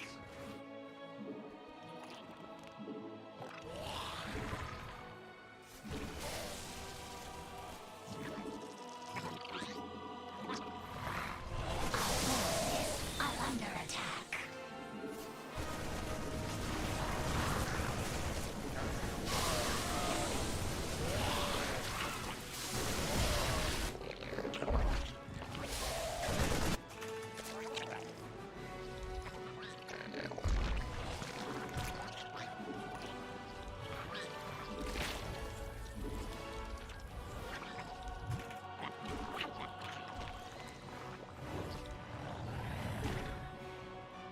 Unacceptable command.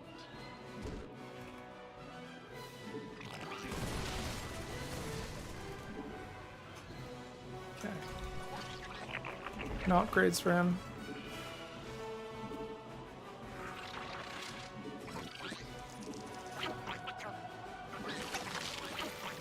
Try to heal up the damaged ones as well. Our forces are under attack. Mutation.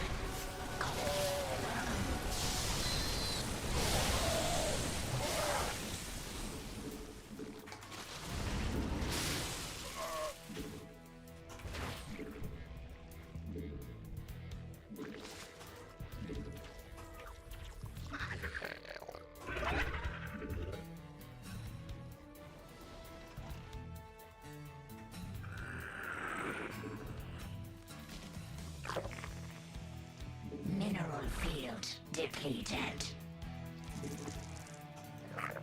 Alright, finally. Grew out from under his thumb now, guys.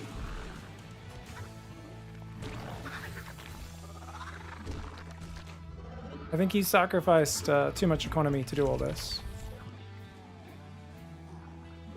Yeah, he's turtling. The hive cloud Oh my god, can you fuck off, dude? Our forces are under attack.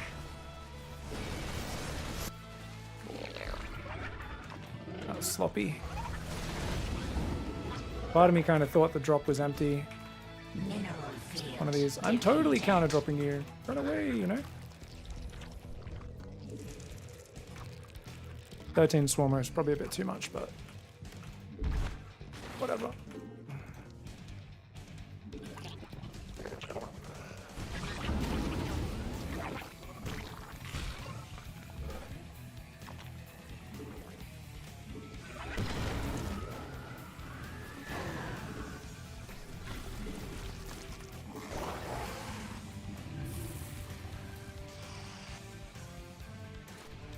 Unacceptable command.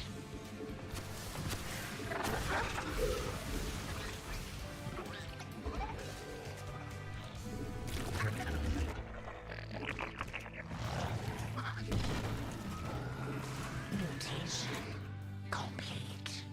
A creep tumor is under attack.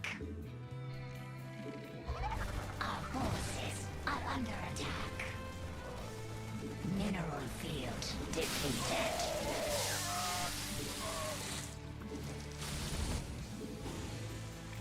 Mutation complete. The hive cluster is under attack. Our forces are under attack.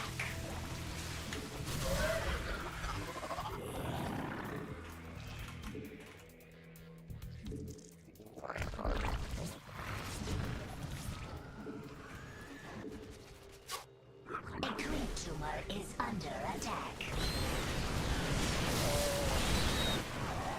Mineral field. Our forces are under attack. Our forces are under attack. I don't think he has upgrades. Mineral field depleted.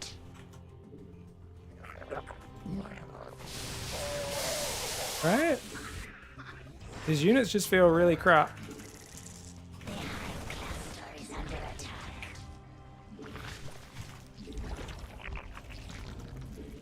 Our forces are under attack.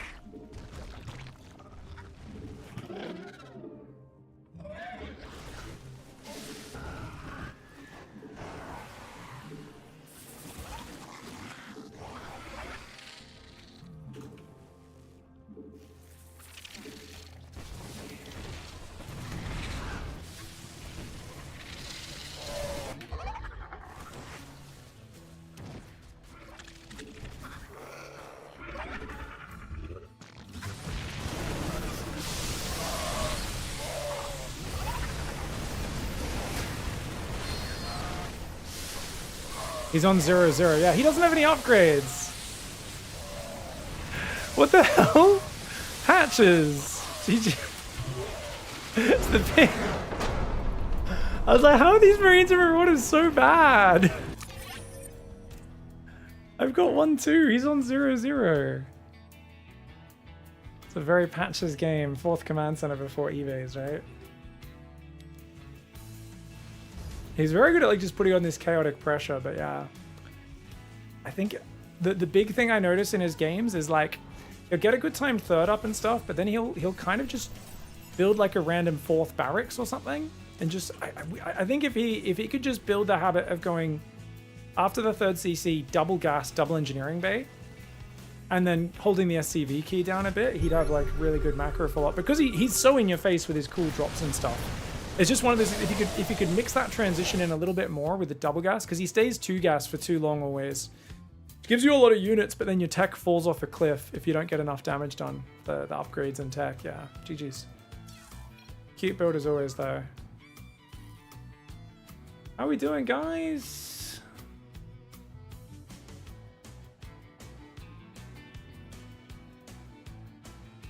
Hey, what's up, Jam? I haven't been streaming a lot of non-StarCraft, too. To be fair, guys, for a while.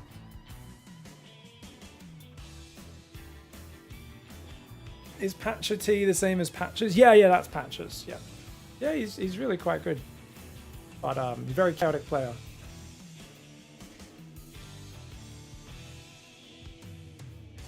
How are we doing?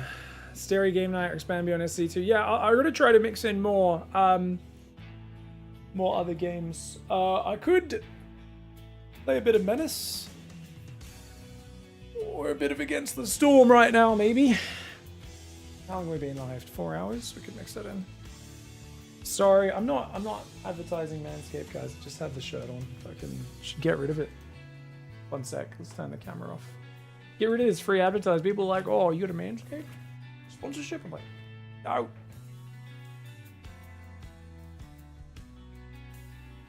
Gotta pay for that advertising, man. Oh, let's go. There we go. StarCraft shirt.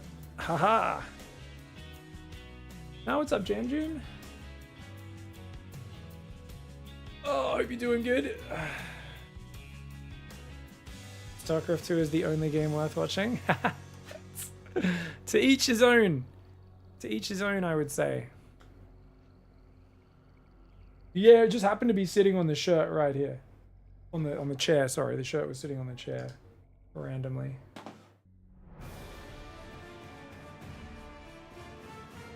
Stop complaining, enjoy some StarCraft 2!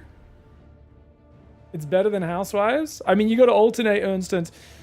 If you guys want something really good to watch while you're painting the house, you and the wife, it's gotta be, I think you should do trashy reality TV, not Housewives, but maybe like a Too Hot to Handle or something. One of the dating shows are usually the cringiest.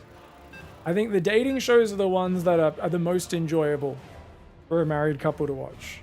I think maybe a few games of StarCraft, a bit of that one. Hope you guys are going well painting the house. I don't think I've painted anything since I was a child.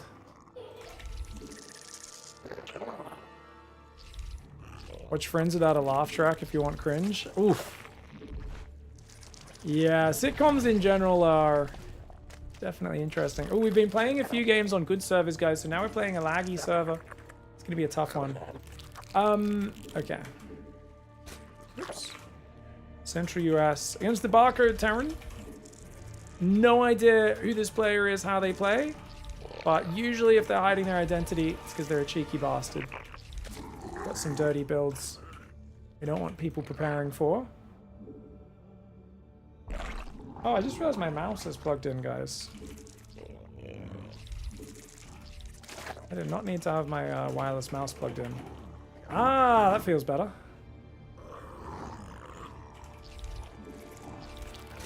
Alright guys, we're gonna do the Hydra build. How many? You gotta set up the joke. Too many! Ew!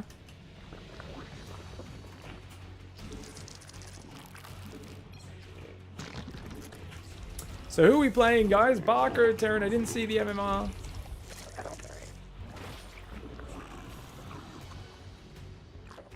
She's making me put on Love is Blind. Dude, Love is Blind is great! I'm gonna finish my stream soon anyway. I'm with your wife on this one. Just after this game, then Love is Blind. You gotta watch all the man, the cringy dating shows are like the best.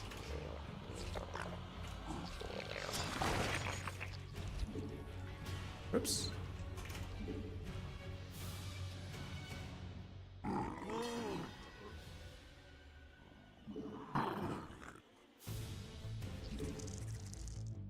Fuck is this?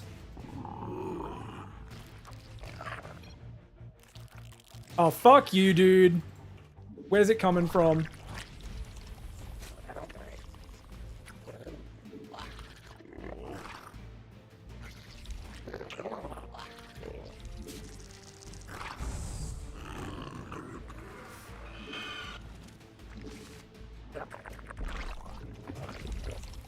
Fuck is he doing, guys?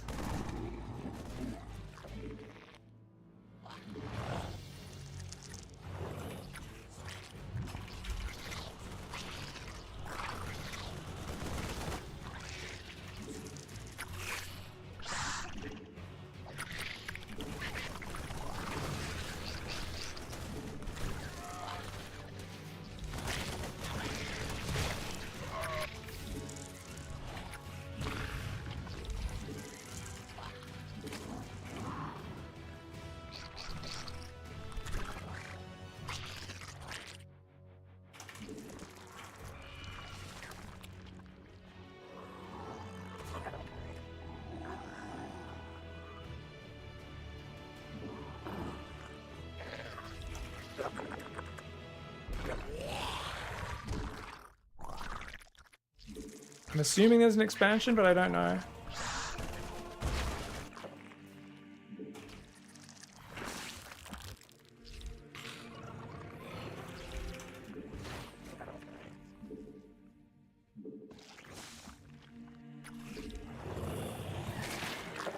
Our forces are under attack. Metamorphosis complete. Okay, interesting. Why would you have a Cyclone Marine push out right now? So odd.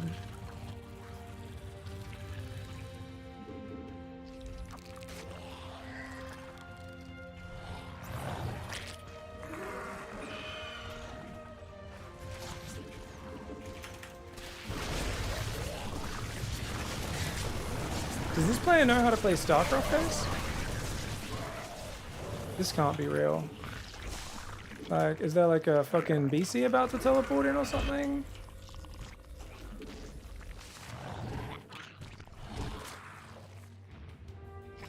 Our forces are under attack. Why are you still building Marine Cyclone? Is this guy like fucking stupid or smart? I don't...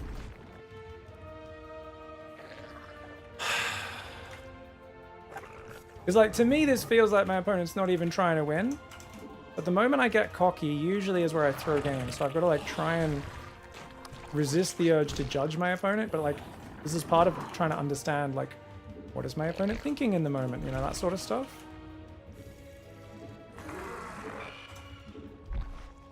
And I just, sometimes you're playing guys and you're like, I don't know if they are thinking, you know?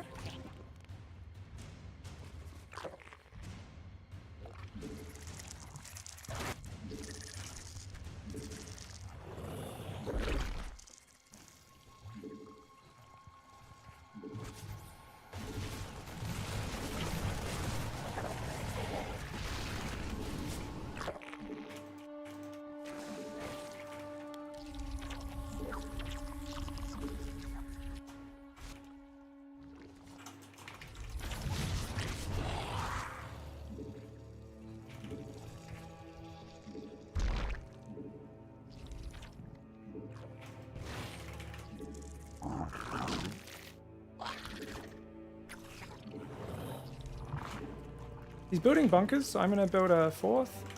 We're going to go straight to Hydra Bane here.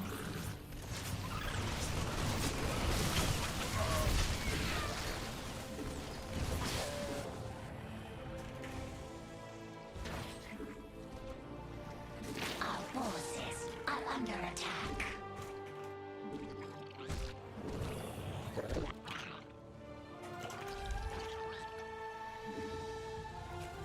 Lots of Hydras.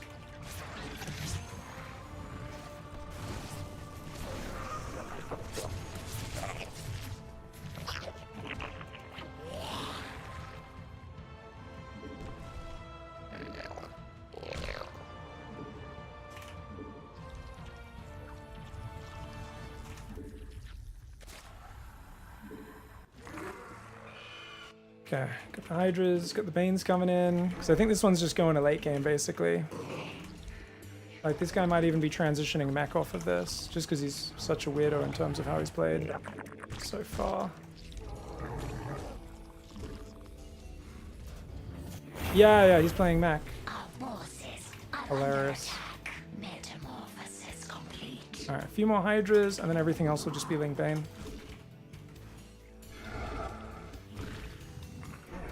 Got good creep out there. Good fifth base. A few more guys on minerals there. I think 6 gas is more than enough. Mutation complete. Really good defensive setup as well, actually. So we should really be going for Broodlords / Swarm Hosts. I will commit to one big Hydra Ling bust, just because usually that's what you do to break a player like this before they really get going too much. So I think it should work well. Yeah, notice he's just like Under attack. Metamorphosis complete. doing random stuff. Mineral field depleted. Like, it doesn't feel like he's trying, does it?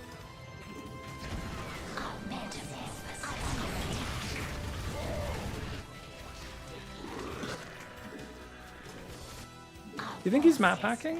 Under attack.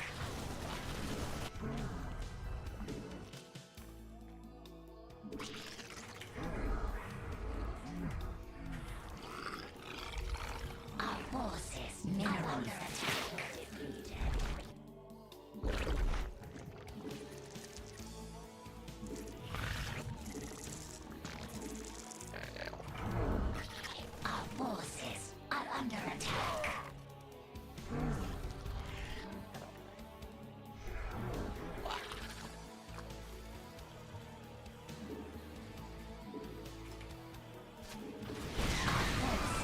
are under attack.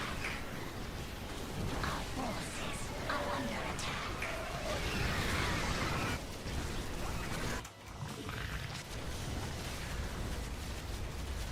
He's trying to swap into BCs.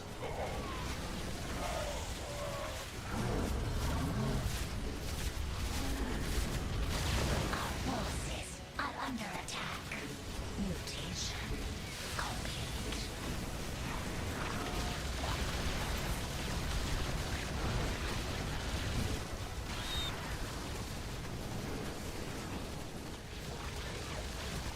Our forces are under attack.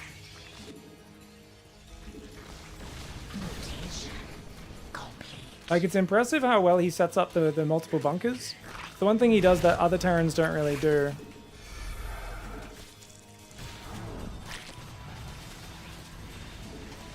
Mineral field depleted.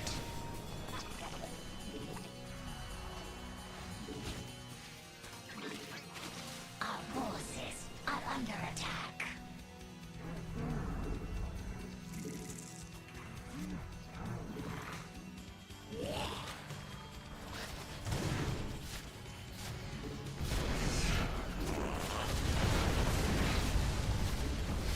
Which one? The Hydra? Because he gets really good value just out of basically tanks and bunkers. But I think Swarm Host would be okay against him, but generally Hydra Bane pretty good for busting through people.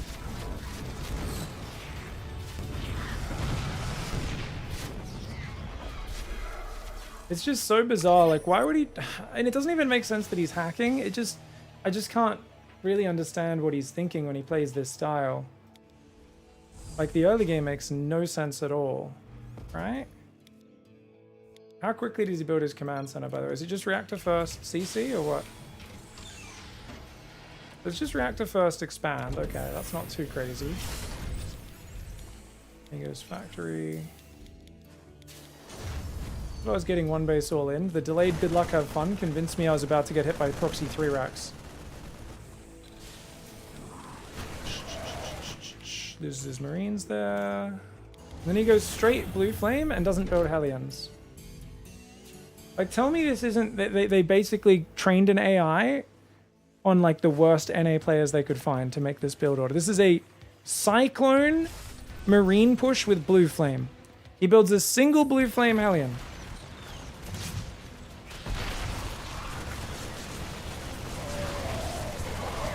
Like, what the fuck is that? And then he just makes a random armory in his wall. He's got 160 average APM. Like, what the fuck? 5-minute third base? I think it's a bot account. I swear I lost to this guy, though. I lost to this guy last week. I dropped a game to him, I think. Or maybe I didn't drop a game, but I remember attacking in. And I might have, maybe I won like the base trade or something, but I like attacked in to his, and he had like the tanks on the high ground with like 5 bunkers, and I got wrecked on Ruby Rock. Because I wasn't expecting someone to just build Marines for the entire game and just fill up like 7 bunkers. Yeah. No, this guy's a proper Gronk. And then he builds 2 more barracks. What the fuck are you building barracks for? You can build enough Marines off 1 barracks to fill up your bunkers. You don't need more barracks, you idiot. Why would you? You're clearly playing mech. Why would you build 2 more barracks? This guy can't be serious. You know what's crazy? I think this guy's on a mission. You guys know how there's those Skytoss players everyone complains about? Who are just legitimately awful and like don't know how to play StarCraft and they're really slow and bad and their builds are stupid. You can tell they're just doing random shit and just relying on cannons, batteries, and Skytoss to win games. This is the Terran version of that. Where he's just like, I'm just going to build tanks and bunkers on the high ground always and then just click random buttons. And yeah, hopefully some stuff can happen. This is wild. This guy's proving that just to build more unupgraded Marines? This is so chaotic. And like the way he just sends SCVs from all these different places to build these different structures, it feels like an AI. Like, why is he sent 2 SCVs from his natural to build depots in the corner, eBay there? It's so weird. And he tries to build this little wedge of tanks here. His bunkers should be further out, here and here. He's got a lib facing backwards like a genius. And then he starts going BCs.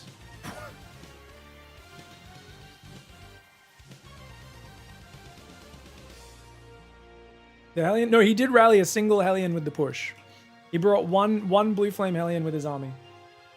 He got instantly surrounded with the Cyclone and died. And then he tries to build 3 command centers on location. This is a really good move in Platinum League, guys, because people don't scout the map and they just F2. So even if they deny one of these command centers, the other 2 will get up and then you turn them into planetaries, and Platinum League players can't kill planetary fortresses because they never make more than like an army of 10 units. No offense, plat players. I know sometimes you do, but like I've seen a lot of games like this. They just build planetaries everywhere, and like as long as some of them get up, it takes the opponent so much time and effort to kill a single planetary. And he's like, well, I got 2 bases up, even if you killed one. Like he starts moving individual tanks and Marines forward. And like, what is this? How does this ever work for you? Look, I even let one get up in the corner. I didn't even realize. And both corners. He managed to get both corners up because I wasn't watching for it. And then he's like, I'm going to stop using barracks, by the way. So he ended up just using his barracks as a wall off after building a few more Marines. And then he's going extra factories and starports in like the most chaotic, disorganized pattern. Like just look at his base. He's got 3 depot builders just inactive. A factory builder just sitting there. Like it's just the level of chaos in the open. And he tries to build like 7 command centers at 100 supply. And then wonders why he dies. I just can't fathom it.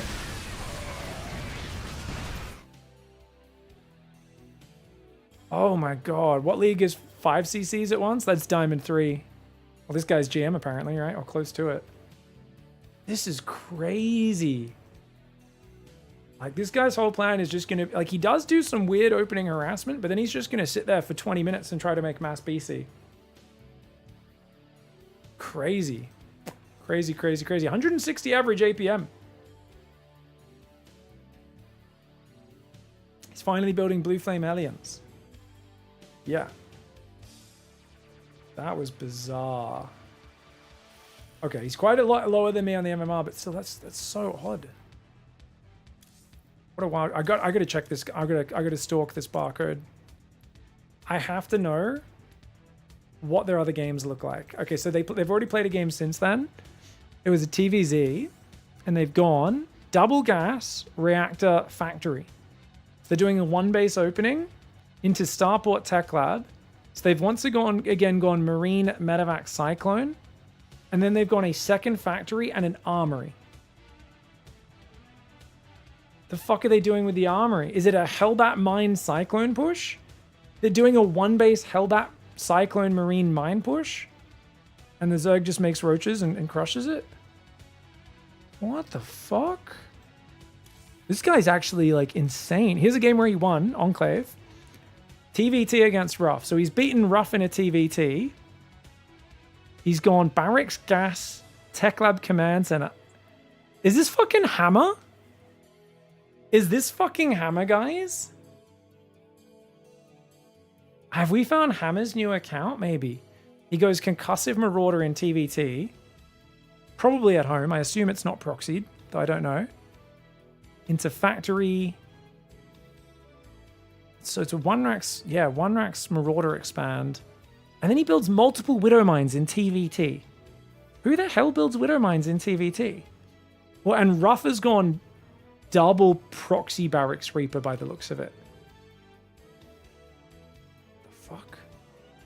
So I guess he's defending with the Widow Mines and his own Marauders, and then he builds a really quick third CC while pumping Widow Mines nonstop. He goes Widow Mine Banshee. He beat Ruff with Widow Mine Banshee? What in the fuck? Hammer would never mouth about Hydras? True that. Who the fuck? This guy's just playing a completely different game from everybody else. I want these replays, man. So here's a TVP. He's gone proxy 2 racks Marine push, but then he builds a third barracks after a gas? The fuck? Oh, it's a Marine Marauder. Oh, it's the fake out bunker push, is it? It's the push, but he's playing against the 2-gate response. The other guy's either scouted that he's all inning or something like that. He just did the Marine Marauder all in. 2 barracks, 1 base, Marine Marauder all in. Dude, this guy's builds are absolutely bananas. Got an insta-win. Tido, TVT.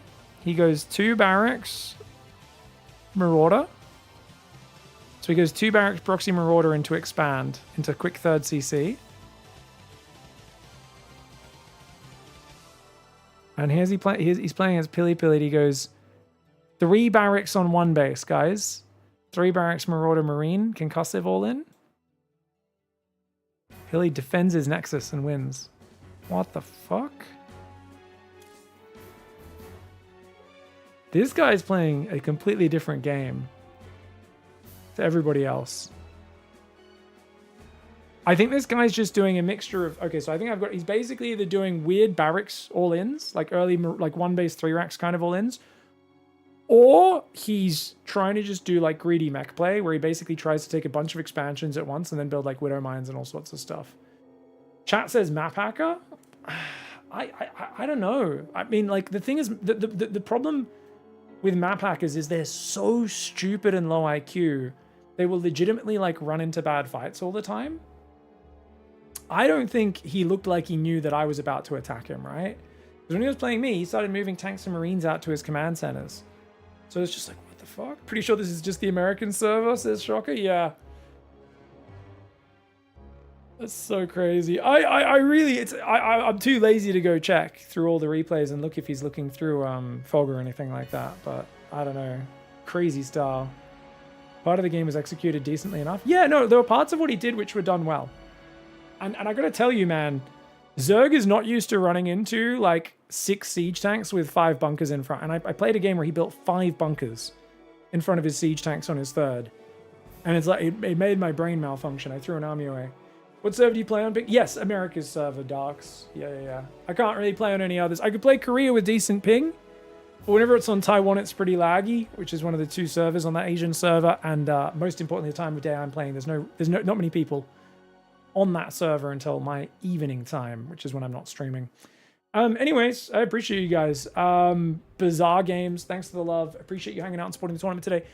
I think I'm going to finish so I can go get some food and go get some exercise, get on a good schedule. But we will be starting PigFest tomorrow.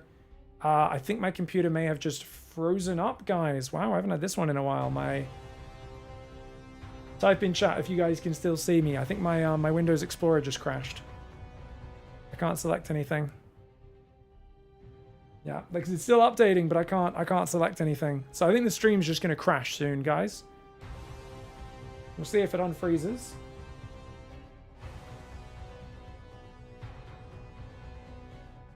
I haven't had this one happen in a while.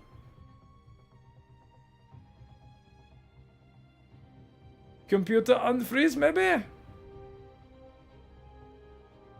Windows good operating system, indeed.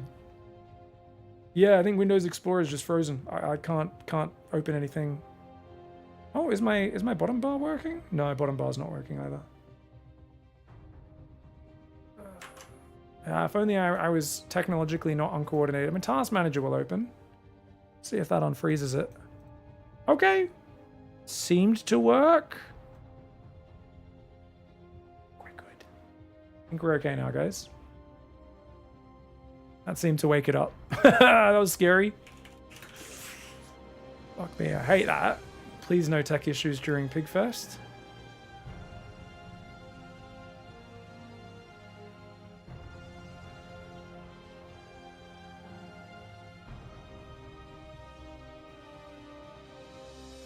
No all army to master, down 700 MMR. Oh no. What's the bet we see him click on the F2 button above the minimap? Guys, here we have a Zerg player trying to break the habit of using the all army key. 700 MMR is not that crazy down. I mean, it is a lot. Most people would recover quicker than that, but if it's such a crutch, I can imagine. And he's playing like really fast. So I think he's probably playing a little faster than he needs to, but let's cheer him on while he tries to do this, guys. Oh, he's getting ravaged this game. Actually, he hasn't seen a third. Maybe Terran's not on that big an economy. Looks like there's Banshees in there as well. Oh, he's going to build a bunch of spores. If you're building spores to defend your opponent's battle mech army, guys, things have gone terribly wrong. He just built 3 spores on the front. He's really got to throw his queens onto an army key and bring those over to help support. Maybe add a Hydrodon just to get a few Hydras mixed in or something like that. You don't even need to get upgrades for them. It's just to deal with Banshees. You can just get like 5 Hydras and it'll help a lot. You task kill, explore XE, it'll relaunch if ever needed. Oh, really? It doesn't break anything, the one? The one?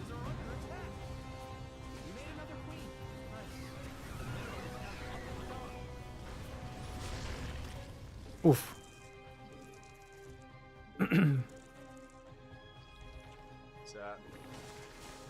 Pigfest starts in 28 hours, guys. So 1 day plus 4 hours is when Pigfest Group A starts. Maru, Classic, Shin, and another guy. Bunny. So should be some good games there. All right, have some fun with Samadhi, guys. Cheer him on in chat, and we'll see you guys later. Bye-bye.